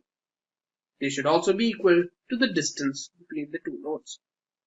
So let's have a look at which of the following satisfy these conditions. As you can see clearly, node number 1, node number 3, node number 4, node number 6, node number 8, and node number 9. So all of these nodes I mentioned satisfy these two criteria. Let's have a look at if it satisfies the third criteria. Here we have 4 minus 0, which is 4, 4 minus 0, which is 4. We have the correct answer. 7 minus 4, which is 3. Similarly, 7 minus 4, which is 3. 12 minus 7, which is 5. Likewise, all of them connect, which means we have just found out our critical path. The critical path for this question is B, D, H, K, and N. The critical path is B, D, H, N. And thanks to the help of the critical path, we can also determine the maximum amount of time to complete our project, which we can determine by combining the durations of each of the members of the critical path, which is 4 plus 3 plus 5 plus 6 plus 9, which is equal to 27, which means 27 months. And there you go. We've just solved a question with the critical path method. In today's video, we will dive into something incredibly useful: Gantt charts for project management. We will start by understanding what Gantt charts are with a relatable example, explore their benefits, and then create a Gantt chart from scratch to manage our projects effectively. Sound exciting, right? Let's not waste any time and get started. Imagine having a crystal clear roadmap for your project where every task, deadline, and dependency is perfectly laid out. Sounds relaxing, right? This is exactly what a Gantt chart offers. A Gantt chart is a project management tool that visually represents a project schedule using horizontal bars to show tasks, their duration, dependencies, and progress over on a timeline. It helps team track milestones, deadlines, and overall progress while managing resources and ensuring tasks are completed in the correct sequence. For example, you are leading a project to launch a mobile app for an e-commerce brand before the holiday season. You need to manage tasks like designing the app, developing features, testing, and deploying it, all on a tight timeline. A Gantt chart helps by showing each task their deadlines and how they connect, like finishing design before development begins. It keeps your team on track, avoid delays, and ensure the app is ready for the busiest shopping season. So as now we have a basic understanding of Gantt charts, let's see how to make it from scratch in Excel. So welcome to this demo part of this video. So this is text I have added. So this is a random text. It's not any data and all. So I have just put it random tasks, okay, planning stage, execution stage, just the name of project leaders and the start date, end date, and what are the days. So if you will check here, so this is nothing but D9 minus 69 means end date minus start date. Okay, for task 1, how many days is needed, you can say, or in progress. Okay, this is the planning stage and progress is 90%. This is also random. Okay, nothing else. Okay, so while just putting date and all the things, just see this. It should be date. Okay, long date, it means January it will write, or 01 it will write. Okay, and for the progress one, it should be percentage. Okay, otherwise it will show you the error. So days are random. Yeah, now it's visible, I guess. Okay, so here you can see, so this is all the part of text formatting. Okay, the colors and the styles, and these are the execution stage and the review stage. So project name, I just put it here, project management XYZ company. Okay, and the project started, I put it 1st January, because here I have wrote 1st January 2025, and the current date is, you can just type equals to today, these brackets, and the current date will come. So today is 10th of January, and the week in progress, week 2. So how I've write it, week 2. First I have round up B3 minus B2 means current date minus project start date. Then I had converted into the week format. Okay, it will give me days when I will just subtract it. Okay, from B3 minus B2 divided by 7 means it will give me the week. So how I have added this WK means week. So just select the cell and press Ctrl 1, then you will see this. So I have write it here WK and this hashtag.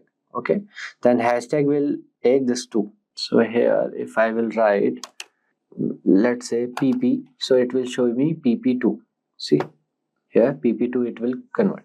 Okay, so I want week here, so I will write WK, or you can write like your choice. Okay, if you are taking days or whatever.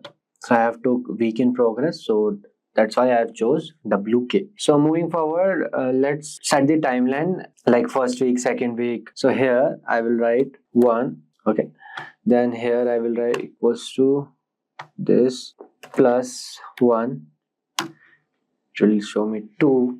Then again same process, I will select this, Control 1, it will show me like this, and I will go to custom, and I will go to here, this thing, it will show me week 1, week 2. Then I will go till week 59. Here what you can do, equals to you can put, and you can select this. Okay, just enter it, so 1st Jan will come. Okay, so here you will do equals to this, you will select H6, then plus 7. It's the same method, but what will happen, I will show you. But what will happen, okay, so if you will change this to, let's suppose 21, okay, so automatically every date will change. So now let's do the chart filling process. Let's go ahead and work here. Essentially highlight the areas that are in between these 2 dates. Okay, these 2 dates. Okay, so they should be dynamic, and that's where something like conditional formatting can come handy. So we will first select the whole area like this. Okay,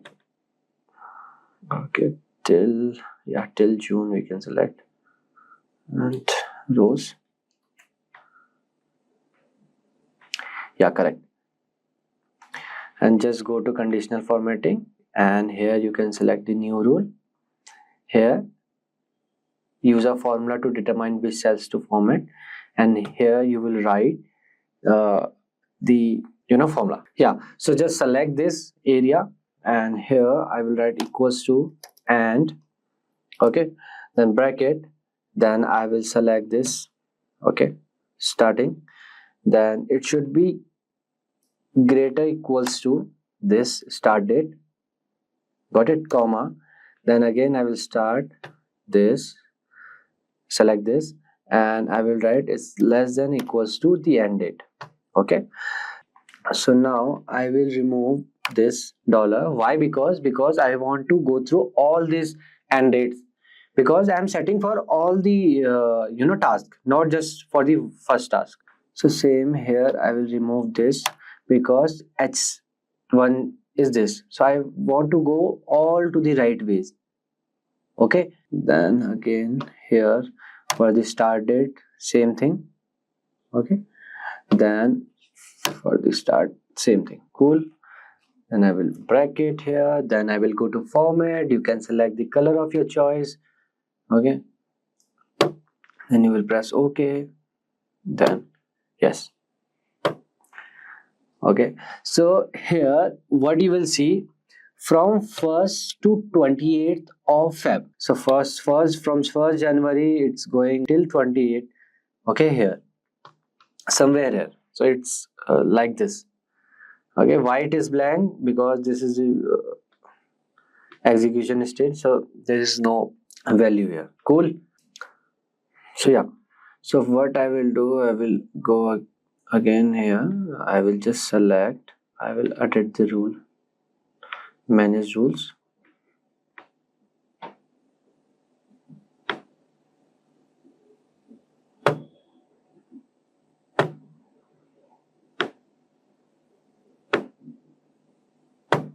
Yeah, so now color is changed. So here you can see the progress. So what I want, if here is 90% progress, so it will show you so the dark green color. Okay, first we have to set the progress bar. It should, so okay, I will select this. I will go to conditional formatting, data bars. Let's select this color. So now what I want, according to this progress, so let's suppose it is just 30%, not 300.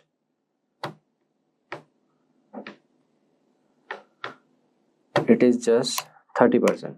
Okay, so what I want, the 30% should be in dark green, rest should be in light green. Okay, so for this it's a little bit complex formula, so just look it carefully. So here I will write and first I will select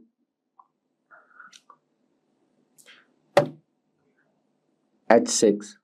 Okay, then I want it to go like this, so I will add here, okay, dollar. Okay, so it should be greater than and equals to the starting date. Okay, again I will add dollar here. Okay, comma, then again I will select this H6, then here I will write again dollar sign equals to same formula like that. I will select the starting date. Okay, then here I will add dollar, then I will add here plus, I will start with one bracket, then I will write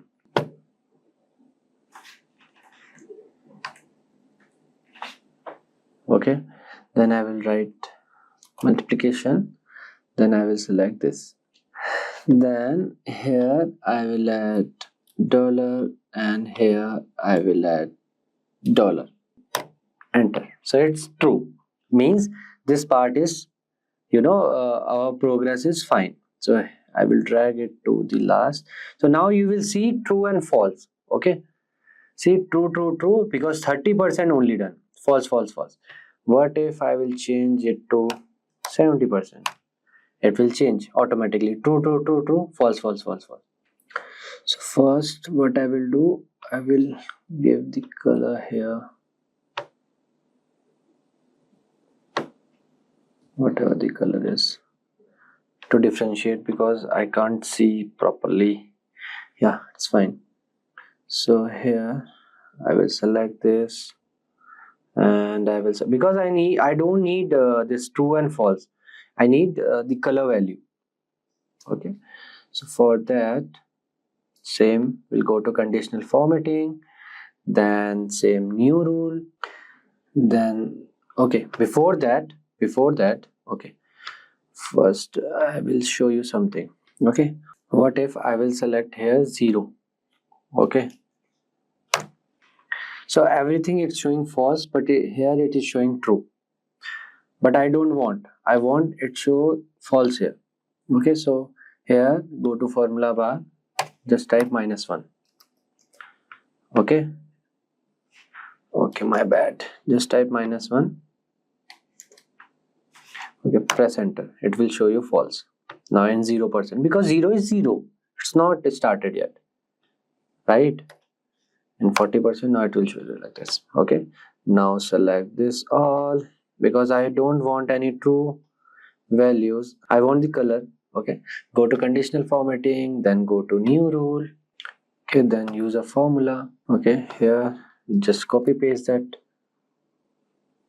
right? Format, and I need the dark color.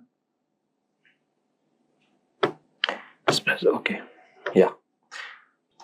So now what you can do, you can do this. Okay. Now see, if you will just, I deleted those true false values. So now if I will write here 25%, it will come automatically like this. Okay, so this part is done, this part is not done. Okay, you can create a legend here and you can write dark green equals to done. Okay, just for the reference, light green pending.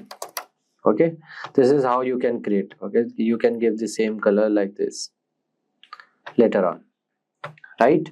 So yeah, so this part is done. So here, if you will change to here, just go here, just type 100%, it will show you 100%. Okay, for that part. So now it's not looking good, so we can, what we can do, we can select all this. Okay, we can select all this and we can go to insert. Basically I want to give some borders and all. Yeah, all borders. So now it's looking much better, right? Here I will remove the borders for these two. Cool, now it's looking good. So now what I want is that if I'm in week 2, so it should show you are in week 2 with some boxes or some, there should be something. So again I will select this, all my chart. Okay, then same process, go to conditional formatting, go to new rule, then select use a formula to determine. Here I will write manually. Okay, H $7, this week 1 equals to this.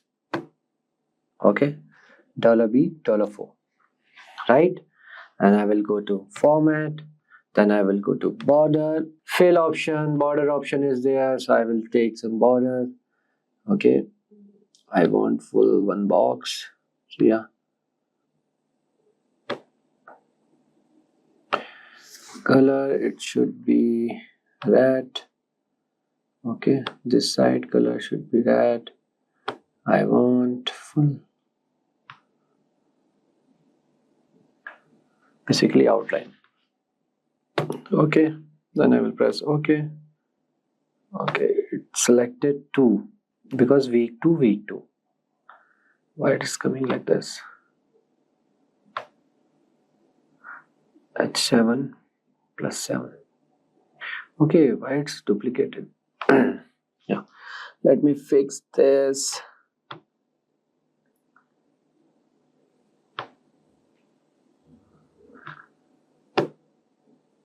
Yeah. Okay, now it's fine. Maybe by mistake. So see, we are in week 2. So it's showing week 2, selecting week 2. Okay, so now if I will write here, basically I want to change the date. Okay, here we can write the date. Here we will write, let's suppose 25/01/2025. Okay, it will automatically week 4 will come here and it will show, select the week 4. Okay, so this is how you can do 50%. It will come to 50%.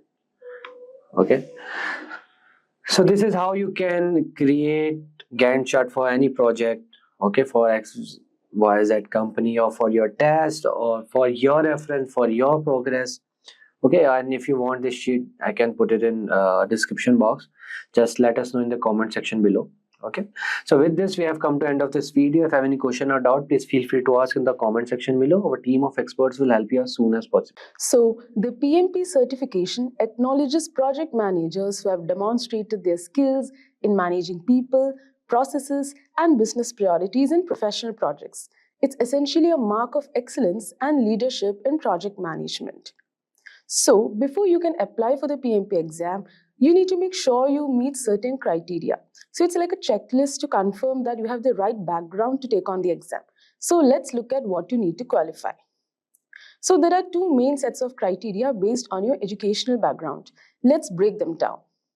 Now, if you have a 4-year college or university degree, you need to meet these requirements. You need 36 months of experience leading projects in the past 8 years and 35 hours of project management education or training, or you need to have a CAPM certification. Now, if you only have a high school diploma or secondary school diploma, here's what you need. 60 months of experience leading projects in the past 8 years and 35 hours of project management education or training, or a CAPM certification. So first, you'll need to gather information about your experience and training. So here's what you'll need to document. Number 1, projects you have led, like where did you work, what was your role and what were your responsibilities, and how long did the projects last. And second, training you have completed, which must include which institutes did you attend, what courses did you complete, how many qualifying hours of project management training do you have, and so on. So make sure to have all these details ready to go for your application. So once you've gathered all your information, it's time to complete and submit your PMP application. So here's a quick overview of the process. So start by setting up your PMI account. You can do this now or wait until you are ready to apply. So take your time with the application because it's a save as you go process. So you can take breaks if you need to. Now, before you begin, you must make sure that you have registered for a PMI ORG user account. So having known all that, now let's move on to how the PMP exam will look like. So you'll need to pass a rigorous exam consisting of 180 questions and you'll have 230 minutes, which is just a little over 3 hours and 45 minutes to complete the entire test. So that's a lot of questions. So managing your time effectively is key. Now, this isn't just any test though. It's designed by experienced project leaders to reflect real-life scenarios you'll face on the job. Now, the exam is also available in multiple languages, including Arabic, Chinese, English, French, German, Hebrew, etc. So this ensures that project managers from around the world can take the exam in their preferred language. Now, what does the PMP certification actually validate? Let's break that down now. So number 1, motivating people and teams. You'll learn how to inspire and guide your team through every phase of a project, ensuring everyone stays on track and motivated. Number 2, using various approaches. You'll be skilled in predictive, agile, and hybrid methodologies. This means you'll know how to choose the best way to work for each unique project. Number 3, highlighting project success. You'll be able to demonstrate the success of your projects and show how they contribute to the strategic goals of your organization. So now having known all this, where do you actually study for the PMP exam?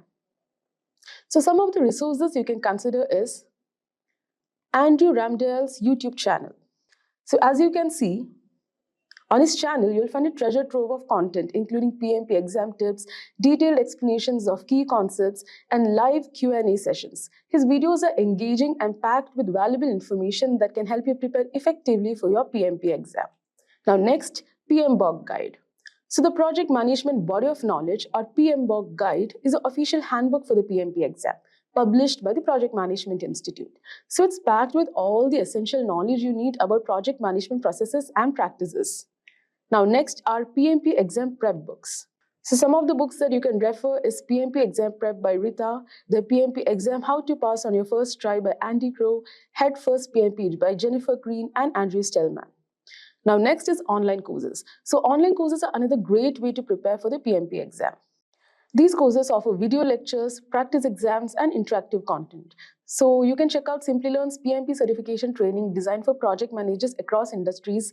This comprehensive program equips you with the skills and knowledge required to excel in project management. So dive into key concepts, methodologies, and best practices, and you can get hands-on experience with real-world projects. And our expert instructors will guide you through the PMBOK guide, preparing you to ace the PMP exam and achieve certification. So join thousands of professionals who have transformed their careers with Simplilearn. You can enroll today and take the first step towards becoming a certified project management professional. Now the next is practice exams. Now practice exams are crucial for getting a feel for the actual exam. They help you identify your strengths and weaknesses and get used to the exam format. So you can try out PMI's official practice exam.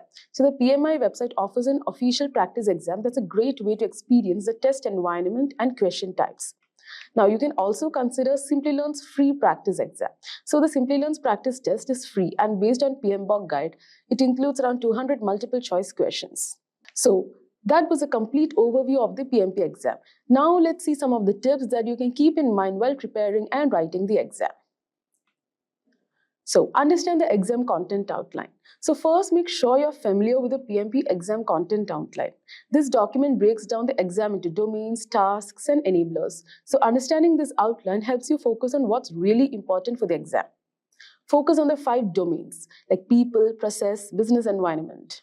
Make sure you know the tasks and enablers for each domain.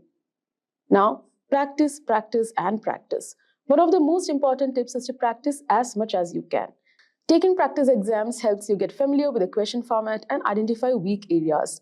Use flashcards for key terms. So flashcards are a fantastic tool for memorizing key terms and concepts. Then focus on the most common concepts. So some concepts appear more frequently on the exam than others. So focus on these high impact topics. So key concepts include the 5 process groups, 49 processes, knowledge areas, and formulas. So make sure you're comfortable with these areas. And then understand the agile and traditional frameworks.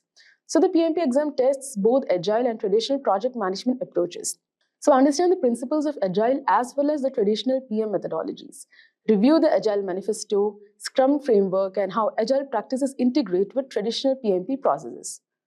Now, while writing the exam, read questions carefully.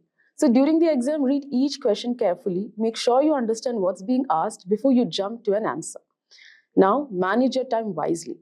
So time management is crucial for such exams. You have 230 minutes for 180 questions, which means you should aim for around 1.5 minutes per question, and then eliminate wrong answers. So if you're unsure about a question, what you can do is use the process of elimination to narrow down your choices. So that's a wrap on our tips for passing the PMP certification exam. I really hope you found these insights helpful and that they boost your confidence as you prepare. In this short video, we're going to discuss about Kotter's 8-step change model. The target audience for this particular presentations are leaders who are playing a pivotal role on change management and professionals who are aspiring for PMP certification, scaled agile certifications, and other agile certifications. So we may be referring some contents from PMBOK 7 and agile from scaled agile frameworks. Now, what is the significance of change model? Change is inevitable forces in the dynamic landscape of business. So organization adapts to change as a strategy in distinct ways, both proactively and reactively. So when embraced proactively, the change becomes a strategic tool, a way for organization to uncover new opportunities, broaden their market reach, and introduce innovative products and service to delight their customer. On the other hand, organization may also adapt changes reactively, driven by the need to adapt, retain customers, or maintain a competitive edge in a rapidly evolving market. John Kotter, he's the one who coined this model. He developed this model after a rigorous longitudinal study where Kotters examined patterns and challenges organizations face during transformation. Through this extensive research, he identified 8 critical steps that are consistently contribute to successful change initiatives. So this model has since become one of the most widely adopted framework, guiding leaders through a clear process to engage employee, to mitigate resistance, and ensure lasting transformation. So let's talk about this Kotter's 8-step model. There are 8 distinct steps for change management. Now, these 8 steps you can categorize in 3 buckets. The first 3 steps are towards creating a platform for change. It's more of doing a spade work to initiate this change, creating a platform for change. The next 3 steps is about implementing changes successfully, and the last 2 steps are related to sustaining change and imbibing in our culture. So let's talk about the first 3 steps towards creating a platform for change, where you create a sense of urgency on the change which you want to drive. You form a guiding coalition and create a strategic vision. We'll see this in detail in the upcoming slides. Creating a platform for change. So towards this, the first step is creating a sense of urgency. The first step is about fostering a shared sense of urgency among employees by highlighting the potential risk of inaction or the benefit of prompt action. An organization can ignite motivation. You also conduct a market analysis to highlight the need for change, share real-life stories or data demonstrating the threats or opportunities, missed opportunities. You encourage honest discussions about risk. And few actions you do pertaining towards this. The goal is to drive why the change is needed and why it is needed now. So you gather evidence to convince that. You also gather evidence to generate excitement of change. So towards this, you may deliberately perform benchmark analysis, analyze competitors, market forces to identify opportunities and threats. You may also collect customers' feedback, stakeholders' feedback to identify the service gaps. So once this first step on creating a sense of urgency is done, the next step is towards forming a powerful coalition of change leaders. So what is this? Why? Change requires a strong coalition of leaders with diverse skills and influence. Here is where you assemble a powerful cross-functional leaders. They could be from middle management or top management to facilitate and lead the change. You may consider to craft an elevator pitch statement wherein you communicate the vision and influence stakeholders within 30 seconds to 2 minutes of time.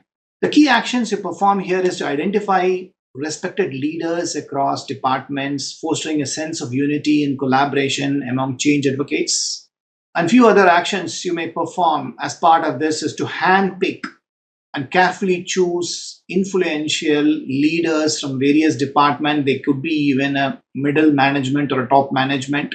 Set clear coalition goals and objectives, host team building sessions, empower coalition members to make visible decisions to support the change. It's basically bringing in the battalions of change leaders to help them to cascade, to help the rest of the organization in this change adoption. The third step towards this is creating a vision for change. Crafting a clear motivating vision is essential. A vision provides direction and aligns everyone with the change goals, making the path forward understandable and relatable. So towards this, specific actions you may perform is draft a concise vision statement with achievable goals, define what success looks like and the values driving it. Use visual aids like infographics for clarity, align visions with the long-term goals, encourage leaders to embody the vision in their day-to-day decisions, and ensure it resonates with everyone from leaders to frontline employees. So these are the first 3 steps we discussed towards creating a platform for change. So we discussed on creating a sense of urgency, forming a guiding coalition, and create a strategic vision. The next step is towards implementing those change. Here is where you initiate change communication, you cascade to the rest of the department, the rest of the employees, remove barriers to change, and you generate short-term wins. Let's see this in detail. The effective communications ensures the vision reaches everyone. We explore avenues to consistently convey the vision in meetings, emails, informal conversations. We explore those avenues, whatever that's possible. You use diverse channels to communicate the vision. You engage with employees through Q&A sessions, workshops, and interactive meetings. You address doubts and welcome feedback to refine the mission. Now, specific steps you take towards communicating the vision for change, create a dedicated change communication platform, share personal stories from leaders, gather feedback for improvement, and ensure consistency in messaging from all leadership level to reinforce alignment. The next step towards implementing the change is focusing on removing obstacles. And remember, change breeds resistance, change breeds conflict. So the impacted stakeholders will undergo something called change fatigue. Here is where you identify and eliminate barriers that could hinder change implementation. The goal is to empower team members by clearing the path, to clear the path to overcome the obstacles they face. So towards this, the specific actions you may take is empower managers to adjust workflow, offer training to fill skill gaps, set up a feedback system to address issues, reinforce accountability to ensure members actively remove barriers.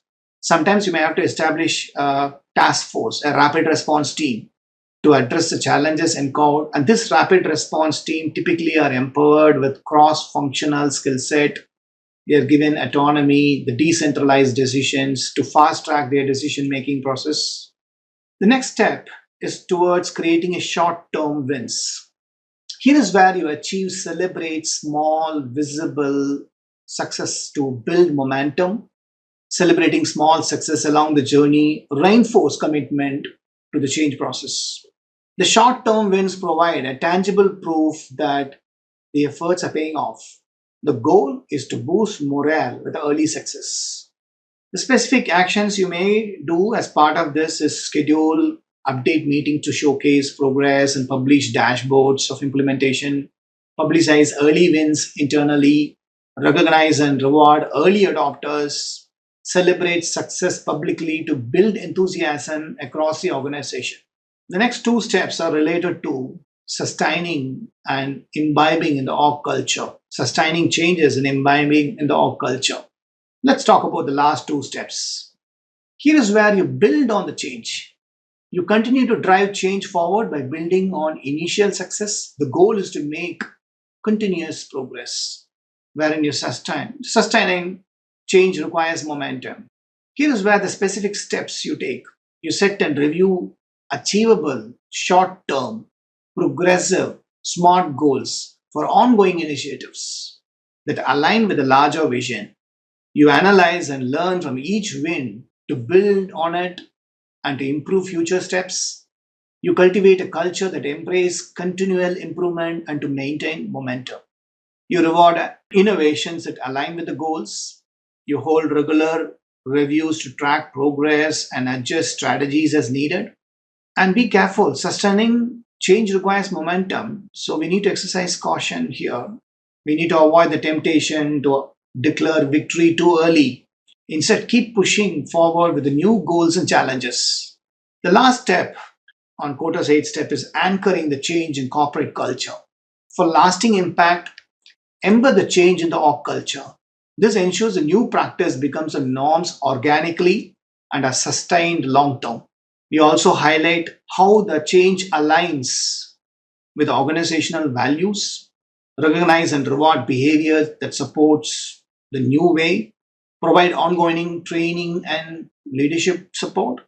So towards this, you may take steps. Sometimes we may have to update mission and values to reflect the new culture, highlight culture ambassadors who exemplify the new values in action.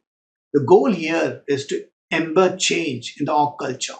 So first, let's talk about why do companies need project management software? Have you ever tried managing a big project using just spreadsheets, endless mail threads, and random notes? Yes, it gets messy pretty fast. So in today's fast-moving business world, those old methods don't just cut it anymore. Projects are more complex, teams are bigger, and deadlines are tighter. Now that's why companies are turning to project management tools to stay organized, efficient, and in control. Now, think back of the pandemic era. COVID-19 completely changed how we work. Add to that great resignation and the growing demand for efficiency. And suddenly, businesses realized they needed better systems. Without a centralized tool, teams struggle with delays, miscommunication, and wasted resource. Let's look at some numbers and trust me, they are eye-opening for you. On an average, 13.7 hours per week are wasted just because work isn't structured properly. That's around $16,500 per employee lost every year. And if you add it up all, it's almost 89 working days gone, all because of inefficiency. So why exactly are project management tools so essential? First up is efficiency. They streamline your processes, reduce errors, and save valuable time for you. Second, versatility. These tools work across industries and team sizes from startups to enterprises. Third is visibility. Everything from task to deadlines is right there in one place. And finally, collaboration. They keep everyone on the same page, no matter where they are working from. So in short, project management tools aren't just nice to have anymore. They are must have for any modern businesses. So let's quickly have an overview of the best project management tools. So first up on the list, we've got Rike. This is best for cross-functional collaboration. Let's look at the features of Rike. First one is work intelligence, AI-powered tools to predict risk and automate tasks. Second is resource management. It helps teams track capacity and workload. Time tracking, real-time tracking of time spent on the task. Customizable workflows, tailor the workflow to suit your team's need. Now you must be thinking, why should I choose Rike? Well, Rike offers seamless integration with over 400 apps, let's say for example Google Drive, Slack, Microsoft Teams. Its strong automation and AI features save time by reducing manual tasks. The visual collaboration tools and Gantt charts make it easier to manage complex projects with multiple dependencies. Now, let's have a look at the pricing structure of Rike. Well, as you can see from here, the free version is for teams getting started. It has intelligent task management. This is $0 user per month. And the key features included in this is you can use it in web, desktop, and mobile app, project and task management, board view, table view. So these are the key features offered in the free version. Next up, we've got for the team. This is for the small teams and it's effective team management. The pricing for this is $10 user per month, and the key features offered here are you can use it up to 2 to 15 users. It has folder structure and nested projects, unlimited project, shared space, one per account, dashboard, unlimited custom fields, automation, cross-tagging, 2 GB storage per user, GenAI, integration, OpenAI, and many more. Then you also have the most popular one, the businesses one for all the teams across an organization. It's also a customizable platform for any use case. The price for this is $25 user per month, and the features included here are up to 5 to 200 users, project blueprints, automation up to 200 actions user, custom item types, real-time reports, cloud content connector, so many key features offered here. I think this is the most popular and the best one for business purpose. Then you also have for enterprise and Pinnacle for teams with complex work needs. Now for this, for the price, if you want to know, you need to contact with the sales team and they'll just get back to you and give you the pricing structure for this, and you can just have a look at the key features offered here. For business plan features, it's around 5 to unlimited user, SAML based SSO, 2-factor authentication, 10 GB storage, and for the enterprise plan features, it's around 5 to unlimited users, job roles, automation up to 1500 actions user per month. You can also build HTML proofing and approvals, and you get around 15 GB storage per user. Now next up on the list is Asana. This one is best used for attractive visual. Let's look at the key features it offers. The key features offered here are the task list. You can assign and prioritize tasks with clear deadlines. Then you have Gantt charts where you can visualize timelines and dependencies. Strategic goals. You can align tasks with businesses' goals and track performance. Now again, you might be thinking, why should I choose Asana? Well, the reason is, first of all, it's known for its visually appealing interface. Asana is perfect for teams that need a clean and easy-to-use task management tool. It has got excellent integration with other productivity tools like Google Drive and Slack. Help teams stay aligned with project timelines and goals through its strategic goals feature. So here we have come to the Asana's interface, and from here we'll just have a look at the pricing structure of Asana. So here is the plan that fits your team. The first one is the personal plan, which is around $0. And the features offered here are you can collaborate up to 10 teammates, unlimited tasks, unlimited projects, unlimited messages, activity logs, storage 100 MB max per file. You get list, board, calendar views, basic search filters, status updates, iOS and Android apps, time tracking with integrations, and 100 plus free integration with your favorite apps. I think this is pretty good for personal level. Then you also have the starter pack, which is for growing teams that need to track their project's progress and hit deadlines. So the bill here is around $10.99 and the features offered here are Asana AI Studio with additional credits for purchase, no user seats limits, workflow builder, project dashboards, advanced search, forms, start dates and time, and many more. Then you've got the advanced pack, which is around $24.9, and the features offered here are everything in starter, which you have Asana AI and everything. Plus you get workload, approvals, proofing, native time tracking, scale security, integrations with Salesforce, Tableau, and Power BI. Then you have got this enterprise pack. Now this is for companies that need to coordinate and automate complex work across departments. So for this, you need to contact the sales team for the pricing structure. And in this pack, you have everything which is included in the advanced pack. Plus you get SEML, expedited user setup with SCIM, guest invite permissions, custom branding, 24/7 support, project admin controls, admin announcement, service account, and many more. So this is the pricing structure for Asana. The third tool on our list is Monday.com. This one is best for use case templates. Let's look at the features offered. The first one is custom dashboards. You can view project information from different perspectives. Automations. You can set up automated workflows to reduce manual tasks. Pre-built templates. You can quickly kickstart projects with templates for different industries. Now again, why should you choose Monday.com? Well, first of all, it's great for teams that need to optimize operations and increase productivity. Then, the visual interface and pre-built templates help to standardize tasks and ensure efficiency. The tool's scalability means it can grow with your team.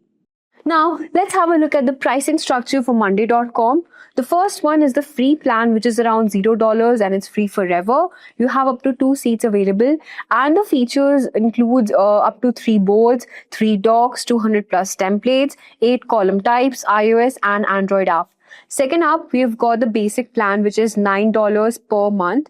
And this is total around $90 per month if billed annually. Now, this plan includes the free plan plus unlimited free viewers, unlimited items, 5 GB file storage, prioritized customer support, trial ad credits, which is the new feature added here. Then we've got the standard plan, which is around $12 seat per month, which is around $120 per month if billed annually.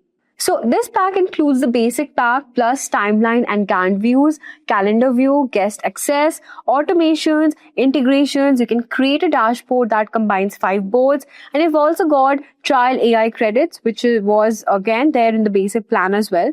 And the most popular plan here is the Pro version, which is $19 seat per month. This is around $190 per month if billed annually. And this includes the standard plan plus private boards, chart view, time tracking, automations, integrations. You can create a dashboard that combines 20 boards.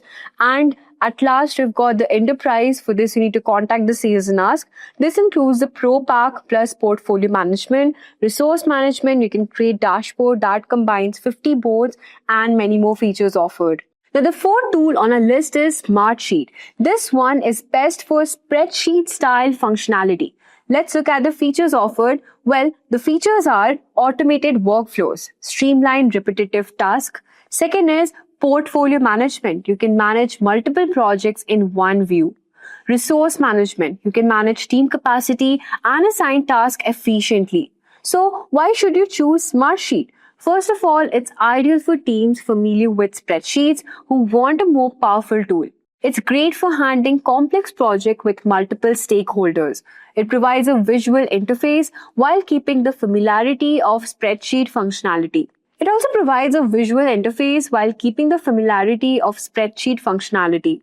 Let's look at the pricing structure for this. So the Pro version is $9 per member per month. It's billed yearly, around 1 to 10 members, unlimited viewers, and the features offered here are unlimited free viewers, Gantt table, board, calendar view, rich formulas, 250 automations per month. For business plan, which is the most popular plan, this is around $19 per member per month, and the features included are, it includes the Pro plan plus unlimited free guest, timeline view, team workload tracking, admin capabilities, and 1 TB attachment storage. Then we've got the enterprise plan, which you need to contact the sales team again, and it includes the business plan plus AI formulas, text, charts, SAML based SSO, collection, work insights, enterprise plan manager, directory integrations. And at last, we've got the best value pack, which is the advanced work management. And this includes the enterprise plan plus control center, dynamic view, data shuttle, data mesh, calendar app, pivot app, premium support. This is the custom pricing solutions for your need. Next up, we've got the very famous project management tool, which is Jira. This one is best for development teams. Let's look at the features offered. Well, the features are issue tracking. You can monitor and manage issues with advanced tracking systems. Agile boards, Scrum and Kanban boards for task management. Custom workflows, customized workflows for specific project needs. So why should you choose Jira? Well, it's the go-to tool for teams using Agile or Scrum methodologies. Now, Jira excels at tracking issues and projects for software development teams. Also, it has got strong integration with other Atlassian tools like Bitbucket and Confluence. So let's look at the pricing structure. Well, the free plan is free forever for 10 users, and the key features included are unlimited goals, project tasks, forms, reports, dashboards, 2 GB of storage. Then we've got the standard plan, which is everything you need to get started. This is around $7.53 per user per month. And this plan includes everything from the free plan plus Rovo search, chat, agents, integrated AI-powered work features, user roles, permissions, external collaboration, multi-region data residency, 1700 automation rule runs per month, 250 GB of storage, 9 to 5 regional support, and many more. Then the most recommended one is the premium plan, which is best for multiple teams, and the pricing for this is $13.53 per user per month. And this plan includes everything from the standard plus cross-team planning and dependency management, customizable approval process, per user automation limits, 1000 rule runs per month, 24/7 support. Then we've got the enterprise plan, and again you have to contact the sales team for this. And this includes everything from the premium plus cross product insights with Atlassian analytics and data lake, advanced admin control, security, unlimited automation rule runs, multiple sites up to 150, 24/7 support for all the issues. Now, the sixth tool on our list is ClickUp. This one is best for mind mapping and workflow automation. Let's look at the features it offers.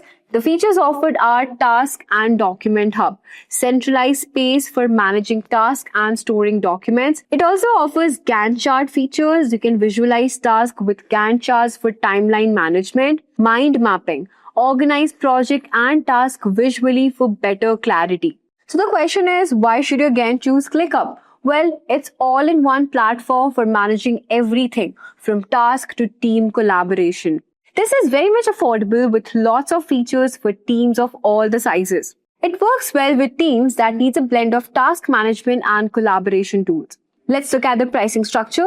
The first plan is the free one, and the key features included are 60 MB storage, unlimited task, unlimited free plan members, 2-factor authentication, collaborative task, Kanban boards, print management, calendar view, 24/7 support.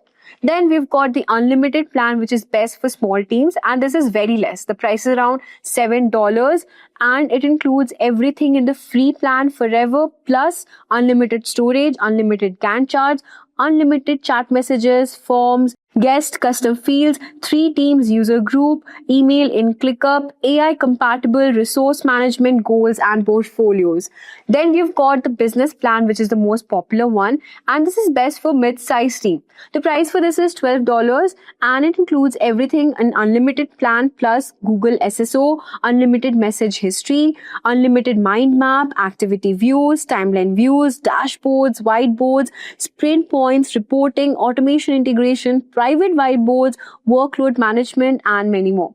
The last one is the enterprise one, and this is suitable for many large teams, and this includes everything in the business plan plus white labeling, conditional logic in forms, subtask in multiple lists, custom roles, enterprise API, unlimited posts, default personal views, live onboarding training. So if you've got a small team, I think the unlimited plan is best for you. Now, the 7th tool on our list is Microsoft Project. This one is best for Microsoft integrations. So let's look at the features it offers. You've got interactive dashboard here. You can view project status and metrics in real time. Gantt charts. You can manage timelines, dependencies, and tasks. Budget tracking. You can keep track of project cost and resources. So why should you choose Microsoft Project? Well, it's ideal for teams already using Microsoft 365 tools. It's robust for managing larger, more complex projects with deep integration across the Microsoft ecosystem. It also offers a broad array of project management features from Gantt charts to resource management. Let's have a look at the pricing structure for this. So you've got the subscription plan and another one is the one-time purchase. So in the subscription plan, you've got the Microsoft Planner. This is included in Microsoft 365. And you have got real-time collaboration, commenting, sharing. Then you've got formally Project Plan 1. The bill for this is 830 rupees per month, paid yearly. And you also have GST extras applicable. The second one is Planner and Project Plan 3. The price for this is 2,495 rupees per month, paid yearly. And again, you have annual subscription auto renewal. It includes everything in the Planner 1, plus you've got Microsoft 365 Copilot in Planner, task history, roadmap, baselines, resource request capabilities. Then you've got Planner and Project Plan 5. The price for this is 4,575 rupees user per month, paid yearly, and it includes everything in Planner and Project Plan 3 plus advanced portfolio management, enterprise resource management, and allocation. The second one you've got is the one-time purchase. I think this is best feasible and affordable as well. So if you've got a large team, then you can choose this plan, which is the one-time purchase one, the Project Standard 2024. The price for this is 51,000 rupees 399. Next, you've got the Project Professional. The price for this is around 1 lakh and it offers comprehensive on-premises project management solution. And the last one is Project Server. Let's look at the 8th tool on a list, which is Basecamp. This one is best for small businesses and the features offered are to-do list, message boards, project scheduling where you can organize tasks for the team with easy to follow checklists, keep teams aligned with clear communication, set deadlines, track progress, and integrate with calendars. So why should you choose Basecamp? Well, it's best for small teams that need a simple, affordable project management tool. It offers a flat rate pricing structure, so it's more cost effective for small businesses. It's great for teams that don't need complex features but want basic task management and collaboration. Let's look at the pricing structure now. The Basecamp offers Pro Unlimited, Plus, and the free version. The free is the one which run one project at a time. This is completely free. You can run one project at each time. You have got 1 GB storage space. You can upgrade it later if you need more projects. Then you've got the Plus plan. This is ideal for freelancers, startups, and smaller teams. You can pay per user pricing. You've got unlimited projects, 500 GB storage, and many more. Then the last plan is the Pro Unlimited one. This is top of the line. It includes all-inclusive fixed pricing. You have extended 60 free day trial, fixed price, 5 terabyte storage, priority 24/7, timesheet upgrade, admin pro pack upgrade, personal onboarding, and many more. Let's look at the 9th tool on our list, which is Trello. This one is best for visualizing workflows with Kanban boards. The features offered are Kanban boards, visual task management with a drag and drop interface, custom cards where you can customize task cards with comments, due dates, and many more. Workflow automation where you can automate task management to reduce manual work. So why should you choose Trello? Well, it's best for small teams or personal projects that require simple task management. It's extremely easy to use with a highly visual interface, perfect for people who prefer a simple visual layout to track tasks. The pricing for this is the free plan, which is $0. The standard is around $5. The premium one is around $10, and the enterprise one is $17.50. The best one is the premium one, which is $10. It has also got the AI features to add to your boards and admin controls to your toolkit. Plus, you will get more perspective with views. The last tool on our list is the Zoho projects. This one is best for real estate industries. The key features offered are blueprints, Gantt charts, task automation. Now, why should you choose Zoho projects? Well, it's best for small to medium-sized team, especially in real estate. It offers a robust set of features at an affordable price point. It also has the part of the Zoho suite, so you can integrate well with other Zoho apps as well. Now, let's look at the pricing structure. So, you have got 15-day free trial and no credit card is required. So, you've got the monthly as well as the yearly plan. So, in the yearly plan, you can save around 840 rupees per user per year. The free one is up to 5 users. You've got 3 projects, subtask, whiteboard, and 5 GB of storage space. The premium one is around 280 rupees per user per month, billed annually. And the features offered here are unlimited projects, project templates, time tracking, blueprint. The enterprise one is 630 rupees per user per month, billed annually. And the features offered here are Zia search, Zia translation, ready-only users, custom fields and status, single sign-on, and at last you've got the Project Plus plan. For this, you need to contact the sales team. And you've got Zoho projects here, Zoho sprints, analytics, and work drive. In conclusion, the right project management tool can transform the way you and your team work. With the tools we have discussed, you can streamline workflows, enhance collaboration, and achieve greater efficiency in your projects. So whether you're a small business or a large enterprise owner, there's a tool out there that can help you achieve your goals. Hi everyone. So if you're preparing for a project management interviews, this video is for you. So I'll walk you through the important tips, key skills, common questions, how confidently you can showcase your experience when you are going for your project management interviews. So let's start with a quick introduction of project management interviews. So in these interviews, you have asked questions to test your skills, experience, and how well you can manage those real world projects. So it is more than just answering the questions. It's your chance to show that you can lead a team, you can meet your deadlines, you can handle the challenges effectively. So just think of it as a conversation that proves you are just qualified, but also you are ready to take the ownership of a project from start to the finish. Now let's talk about why it is important to prepare for these project management interviews. So these interviews are going to test two main important skills. So those areas are your technical and interpersonal skills.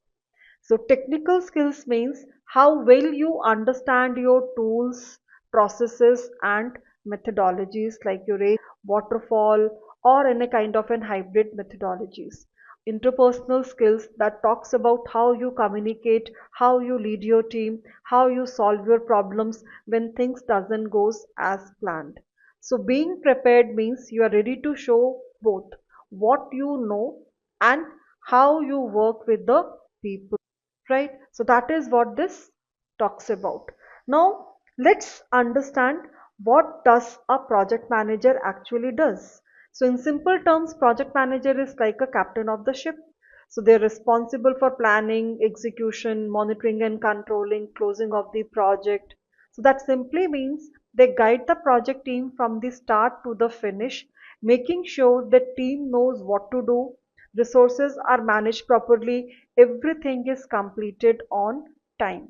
So whether it is handling timelines, coordinating with the people, or solving your last minute issues, project manager is the one making sure it all comes throughout smoothly and in a seamless manner.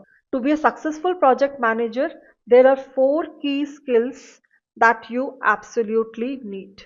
So they are the leadership, which talks about how a project manager must guide the team, how you are going to make the decisions, keeping everyone moving in the right direction.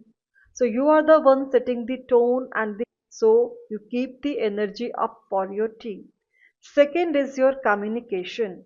You will be talking to your team, clients, stakeholders. So the clear, timely, and the right communication helps you to avoid the confusions and also to build a good trust amongst your team and the stakeholders. Number three, problem solving. So projects rarely go 100% according to your plan. So you will need to think fast. You have to solve issues without letting the team slow down. Number four is your time management. Deadlines matter. So a good project manager knows how to manage the schedules. You have to prioritize your tasks. You have to make sure everything finishes on time. So making sure a good project manager is going to help you to stand out, how you are going to master your interviews. So more importantly, you have to stand out in your interviews also, plus how you are going to good job as. What kind of project does a project manager handles? So the answer is many different kinds. So let's talk about some few common projects that we do.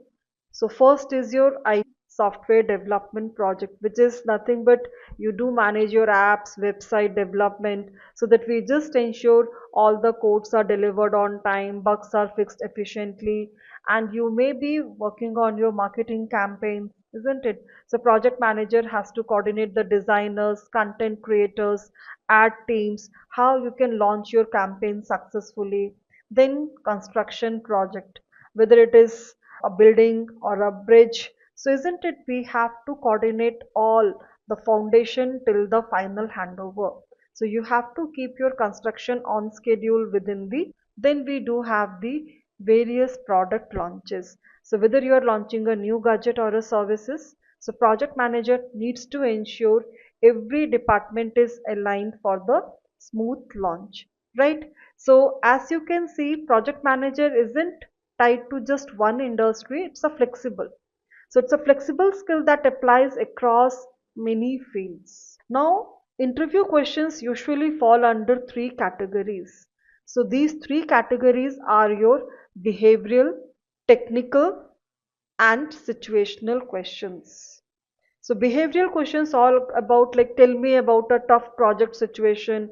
Technical would be like what's your experience with like your Jira, Microsoft project, isn't it? Then situational questions would be what would you do if your team is missing a deadline? So let's look at one by one. So first let's talk about our behavioral questions. So these are based on your past experience. So best way to answer such type of question, because for example you might be asked, tell me about a time when you faced a challenging situation in your project. So now the best way to answer is using the star method. S stands for situation, what was going on. T stands for your task, what was your responsibility. A stands for action, what steps did you take. R stands for result, what happened in the end. So this method helps you to keep your answers clear, structured, and impressive without rambling. Remember, the interviewers wants to know how you behave under pressure and how you get the result. Now the next type of questions likely to face in your project management interview is your technical questions. So in technical questions, the questions will focus more on your technical knowledge of the project management tools. Microsoft or Jira or Primavera or Asana. So they are going to test on these frameworks. For example, interviewer might ask you, what's your experience with MS Project? Your answer should show that you are comfortable using these tools so that it is going to help to plan, track and manage your work. And also please be ready to talk about those methodologies that you have worked with, maybe Agile, Scrum, Waterfall, whatever it is. So they are not just looking for tool names, they want to know how you have actually used them to deliver the results. Now the third type of questions you will often face in your project management interviews are the situational question. So now the situational questions are mostly the hypothetical scenarios. They just want to see how you would act in those tough situations. For example, they might ask, what would you do if your team missed a deadline? So the key here is to stay calm and explain your approach to solve this problem. So just focus on steps you have taken. Maybe you have assessed the timeline, talked to the team to understand the issues, or to communicate with the stakeholders to realign their expectations. So it is not just about having the right answer, it's all about showing your problem solving mindset, how you handle the pressure. Right? So that is what most of the situational questions would be there in your interviews. So when it comes to the interviews, your resume, your portfolio speaks before you do. So do make them count. So start by highlighting the most relevant project you had worked upon, right? So that is where don't just list your job title. Talk about what actually you did and that impact you made. So start by highlighting your relevant projects you have worked on. Say, instead of saying I worked on website redesign, just say I led a team of 5 to deliver a website redesign and improving the user experience by 30%. You have to include your real-time project artifacts like your Gantt charts, your timeline, isn't it? So that is where you shows your hands-on and the results driven. Most importantly, show the outcome of your projects. Did you help finish early? Does it saved your cost? Did it improve your efficiency? Make it very, very clear. So your resume should prove that you don't just manage project but you deliver the results. That is what you have to prepare. Let's talk about a powerful method to project management interviews, that is the STAR technique. So as I just mentioned earlier, the STAR technique talks about the situation, task, action and your result.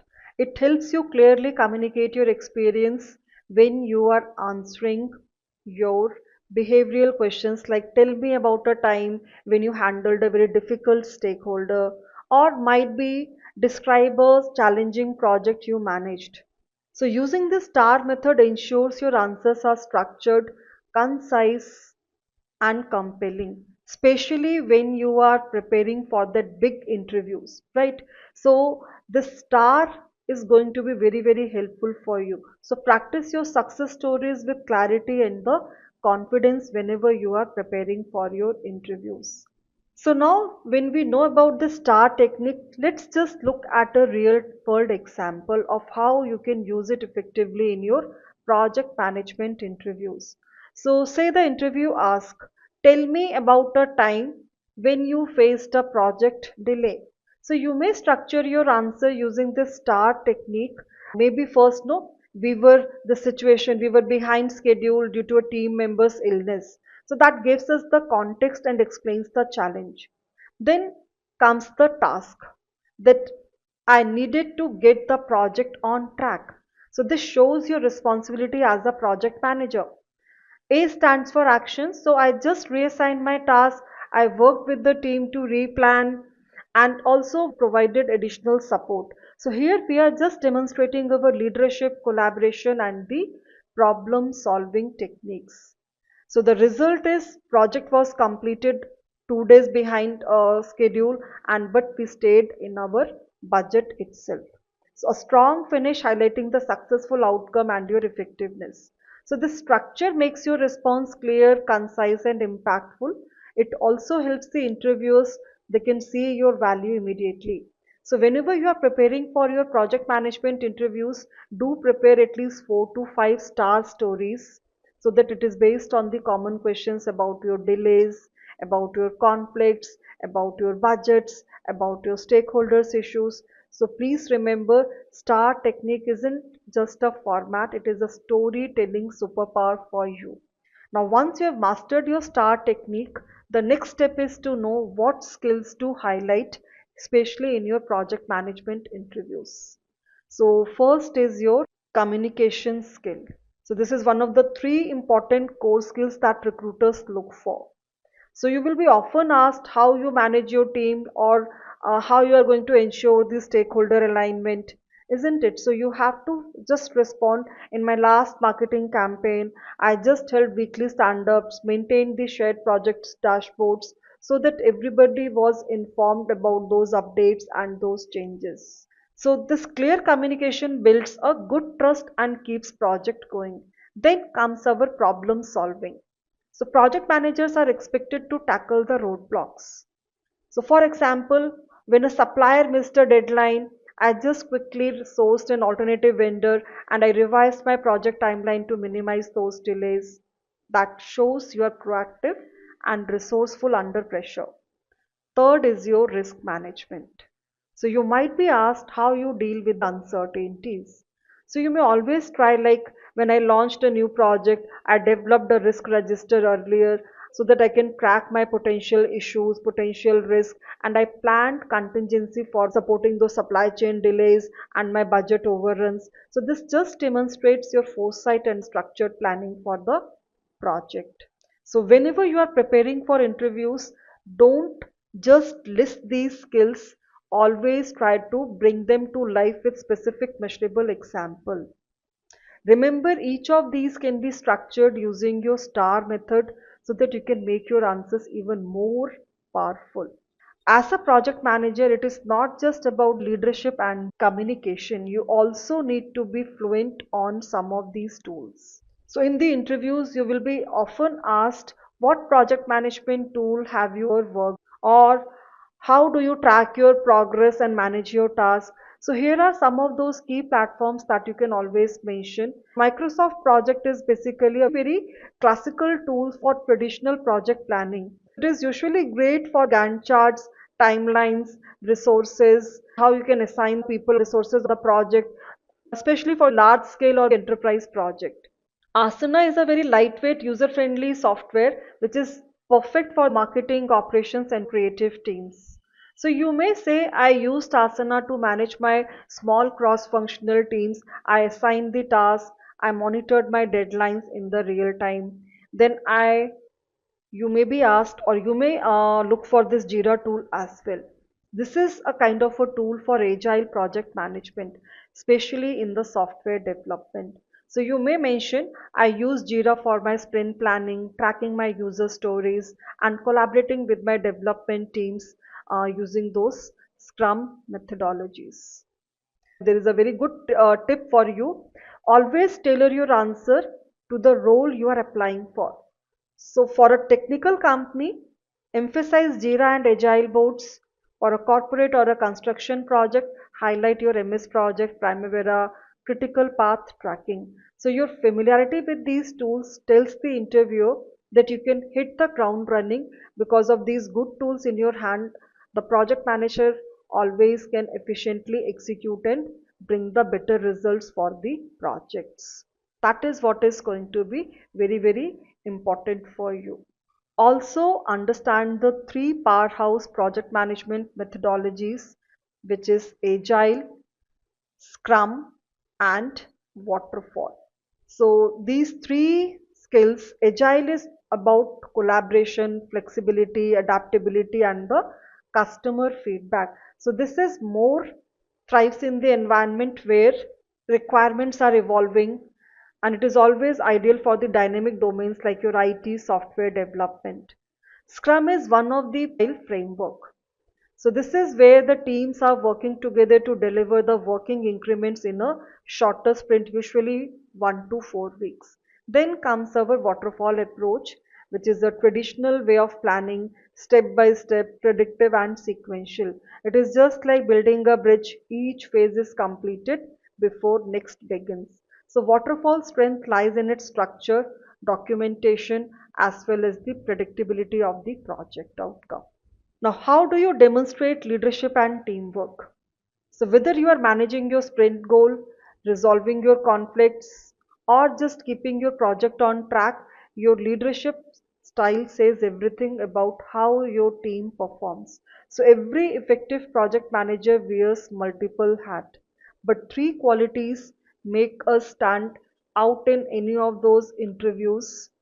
So this is what is the first is about your decisiveness. That is making decisions quickly and confidently. As a project leader, you will often make high stakes decisions.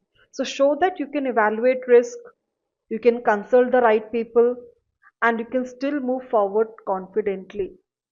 Then comes your empathy. So you can't manage your deliverables without managing people. People are the very important aspect of any projects, and people do behave different behaviors. They do exhibit different behaviors, isn't it? So empathy allows us to tune into your team's needs. You can recognize unspoken tensions, and you can always build a good trust.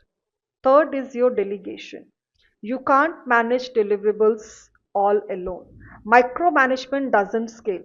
Demonstrate that you trust your team's attributes, you trust their abilities, and you can empower the right people at the right time. For example, when two team members are disagreed on a strategy. So I facilitated a focused discussion when where the both perspectives were shared, and I encouraged the mutual respect and aligned the conversation with our project goals. We landed on a solution everybody supported without delaying our project. So this example shows your leadership, active listening, and the focus on the outcome. That's what hiring manager wants. So if you want to shine in these interviews, don't just say you are a team player. Prove it through stories of decisive actions, emotional awareness, and your strategic delegation. Most importantly, handling difficult interview moments. If you don't know the answer of a specific question, don't panic. Take a breath, ask for clarification if it is required, and try your best to respond calmly. It's okay not to know everything. Okay? Now, interviews are two ways. Ask questions like what are the biggest challenge your team is facing currently? How do you measure your project success? What tools does your team use? So these shows you are serious and curious. Lastly, these are the final tips and tricks. Before the interview, prepare examples from your past work. Don't speak negative about your old jobs. And after the interview, please do send a thank you note to show appreciation and your interest. A little gratitude goes a long way. Hello everyone and welcome to today's session on top 15 commonly asked product manager interview questions at Simplilearn. Do you know friends that product managers play a key role in setting up strategy and roadmap of the product development? They define the feature requirements and interact with the stakeholders to meet the customer requirements. If you're an aspiring candidate who wants to become a product manager or you have an upcoming interview for this role, then you should definitely watch this video to increase your chances of getting hired as a product manager. So guys, let's start with the first question. That is, how do you determine which features to incorporate into a product? So guys, this is a very amazing question and think about it before answering. So guys, you would answer something like this. In determining which features to incorporate into a product, say that you prioritize aligning with user needs and business objectives. You gather an extensive user feedback through surveys, interviews to understand what features are most desired. Market research also helps to identify trends and benchmarks against competitors. To prioritize effectively, say I use Moscow method, categorizing features into must-have, should-have, could-have, and won't-have. This structured approach ensures that we focus on delivering features that provide maximum value to our users and support our business goals strategically. So, by maintaining a clear vision of what's essential, we enhance our product's relevance and competitiveness in the market. So guys, this forms the answer of this question. So you can answer something like this. Now let us move on to our next question. That is, how do you strike a balance between qualitative and quantitative metrics? So guys, the solution is, say like striking a balance between qualitative and quantitative metrics is crucial for comprehensive understanding of the product's impact. Qualitative data gathered through user interviews and feedback sessions offers insights into user experiences and satisfaction level.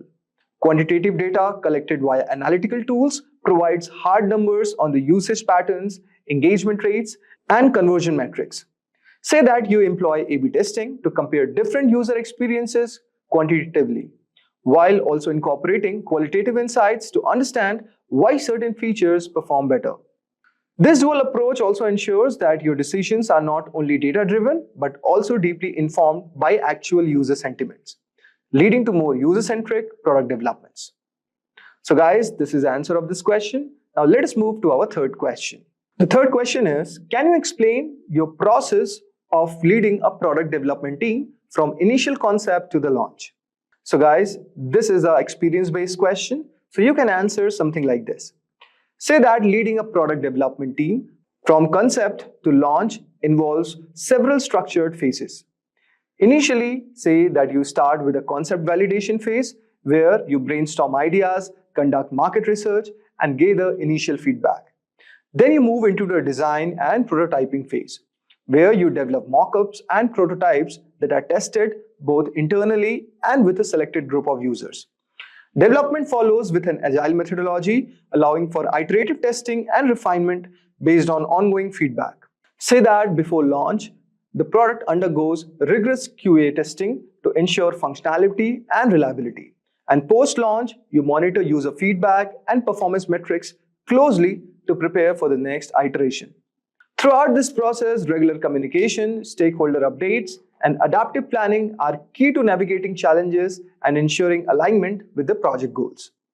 Now let us move on to our next question.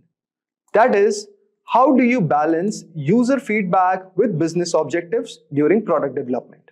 So you can answer something like this, that balancing user feedback with business objective involves a careful assessment of how features align with our strategic goals while fulfilling user needs. During development process, say that you conduct a frequent user testing sessions to gather actionable insights. This feedback is analyzed in the context of our business objectives to determine feature prioritization. Then, regular alignment meetings with stakeholders also ensures that there is a clear understanding and agreement on the direction you are taking. Say that this process helps you to create a product that not only delights the users, but also drives the business forward, ensuring sustainability and growth.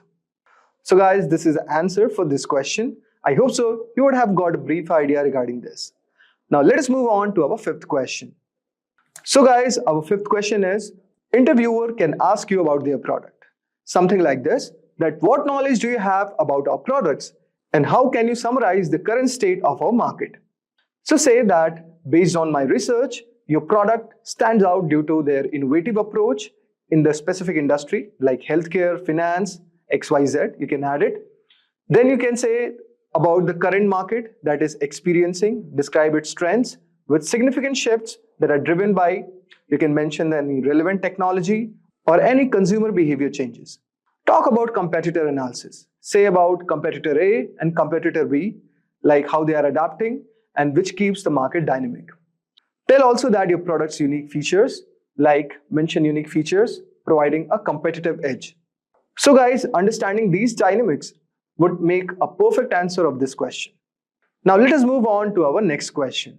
That is a behavioral question, and it is something like this. So if your interviewer asks it, that have you ever encountered difficulties in securing buy-in from a stakeholder? So guys, this is also a scenario-based question. You can answer something like this. Say yes, securing stakeholder in buy-in can be pretty challenging, especially when proposals involve significant investment or change. So say one particular instance involved in persuading a stakeholder to approve a costly feature integration.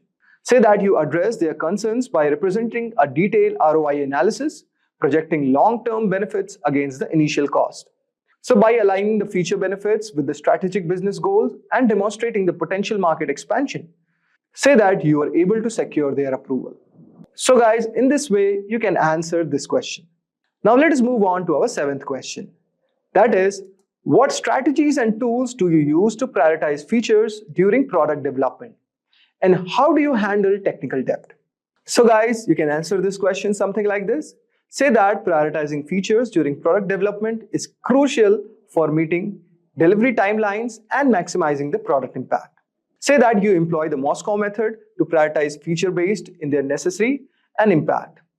Tools like you use Jira that helps to manage priorities effectively ensuring transparency across the team. And in the technical depth, say that it is managed by dedicating a portion of each development sprint to refactoring and addressing the legacy issues. So this proactive approach prevents the accumulation of technical debt. And in this way, you can answer this question. Now let us move on to our next question. That is, how do you manage a conflicting technical requirement or priorities from different stakeholders? Say that managing conflicting technical requirement involves a balanced approach where communication and prioritization are the key. Say that in the stakeholder meetings, you encourage open discussions to understand each perspective fully. Talk about use a weighted scoring model to assess the impact and necessity of each requirement. Say that it helps in making informed decisions that align with the project's strategic goals while accommodating stakeholders' concerns as much as possible.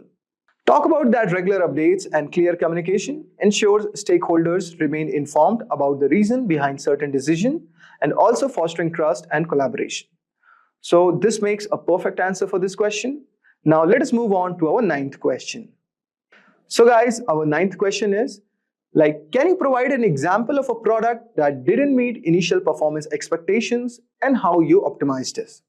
So guys, this is also a scenario-based question. If you have encountered anything like this, so you can talk about your experience. So here's a model answer for this question. Talk about that once you launch a product that didn't meet the expected performance metrics. Initial user feedback indicated issues with the user interface and overall responsiveness. Say that you quickly gathered a task force team to address these issues, using performance profiling tools to identify and resolve bottlenecks. Say that you also reevaluated the user interface based on specific feedback, making it more intuitive. So after optimizations, you conducted a relaunch campaign which significantly improved user engagement and satisfaction. So guys, this experience basically highlighted the importance of agility and responsiveness in product management. And it makes a perfect answer to this question. Now let us move on to our next question. That is, how do you ensure that your product development team remains innovative while adhering to agile methodologies and meeting deadlines? So guys, answer to this question is that fostering innovation within agile framework involves encouraging creative thinking and providing opportunities for experimentation. Say that you organize regular hackathons and dedicate sprints for exploring new ideas. So in this way, it motivates the team, but also leads to innovative solutions. So guys, this marks the perfect answer to this question. Now let us move on to our next question. That is, what specific tools or frameworks do you find most effective for tracking and managing product development progress, such as Jira or Trello? So guys, the answer to this question is, you can say that for managing product development, you prefer using Jira due to its comprehensive suite of agile project management tools. Then you can talk about its effectiveness for tracking sprint progress, managing backlogs, and distributing tasks across teams.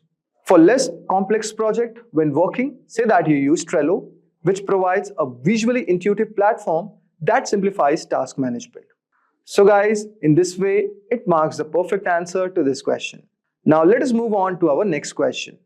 That is, can you discuss a time when you had to pivot a product strategy based on technical limitations or market feedback? So guys, you can talk about something like this, that during one project, you initially planned to integrate an advanced AI feature. However, technical assessments and early user feedback highlighted performance issues and steep learning curve for our target audience. Realizing these challenges said that you decided to pivot the strategy. Instead of complex AI solution, you implemented a more user-friendly, rule-based automation feature that achieved similar result but with greater acceptance and less technical risk. So this strategic pivot not only addressed the technical limitation, but also aligned better with the market needs that ultimately enhanced the product success and user satisfaction. So you can tell your answer something like this. Now let us move on to our 13th question. So guys, our 13th question is, what methods do you use to validate product idea from technical perspective before the development begins, such as prototyping or user testing? So guys, you can answer this question something like this, that validating a product idea technically starts with prototyping, which allows us to visualize and test functionality of the core features. Say that you often employ tools like Sketch or Figma for UI UX prototypes, and then use platforms like InVision for interactive simulation. Following prototyping, you conduct feasibility studies and proof of concept tests to ensure the technical viability of the proposed solution. Then you do user testing, utilize both focus groups and A/B testing setups, which provides feedback on the user experience and interface. It is also very crucial for making iterative improvements before full-scale development begins. So guys, you can answer this question something like this. Now, let us move on to our 14th question. That is, how do you maintain effective communication and collaboration with cross-functional teams, including developers and designers, during product development? So guys, this is also an experience-based question. So if you have worked in an industry where you have came across these scenarios, so guys, you can answer this question something like this. Say that effective communication and collaborations are maintained by establishing clear communication channels and regular interaction routines. Say that you use agile methodologies which facilitate in daily stand-ups, sprint planning, reviews, and retrospectives that ensures continuous dialogue and timely updates across all teams. Say that you also use Jira and Confluence for tracking tasks and sharing documentation. Also, you say that you use joint design and development sprints to encourage a collaborative environment where developers and designers can align their work closely, which also fosters a holistic approach to product development. Now let us move to our final question. That is, what is your approach for managing technical risk and ensure code quality in product development? It is also a very important question. So guys, you can pause this video and think about it. You can answer this question something like this.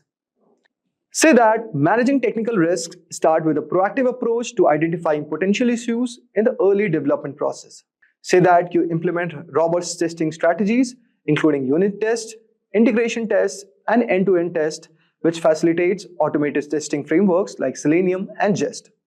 Then say that you do regular code reviews and pair programming sessions, which you can say that are part of your routine to maintain high code standards and foster knowledge sharing within the team. To ensure that ongoing code quality, you use continuous integration and continuous deployment pipelines, which automates the testing and deployment processes. It also allows you to detect and resolve issues swiftly. Say that you do regular audits and adopt the latest security practices that are kind of integral to your product strategy. You also ensure the product is not only functional, but is also secure and reliable. So guys, that was all for today's video. I hope so. You would have enjoyed our today's video on commonly asked product interview questions at Simplilearn. And with that, we have come to the end of our full course. If you have any doubts or questions, ask them in the comment section below. Our team of experts will reply you as soon as possible. Thank you and keep learning with Simplilearn. Hi there, if you like this video, subscribe to Simplilearn YouTube channel and click here to watch similar videos. To nerd up and get certified, you can check the description box below.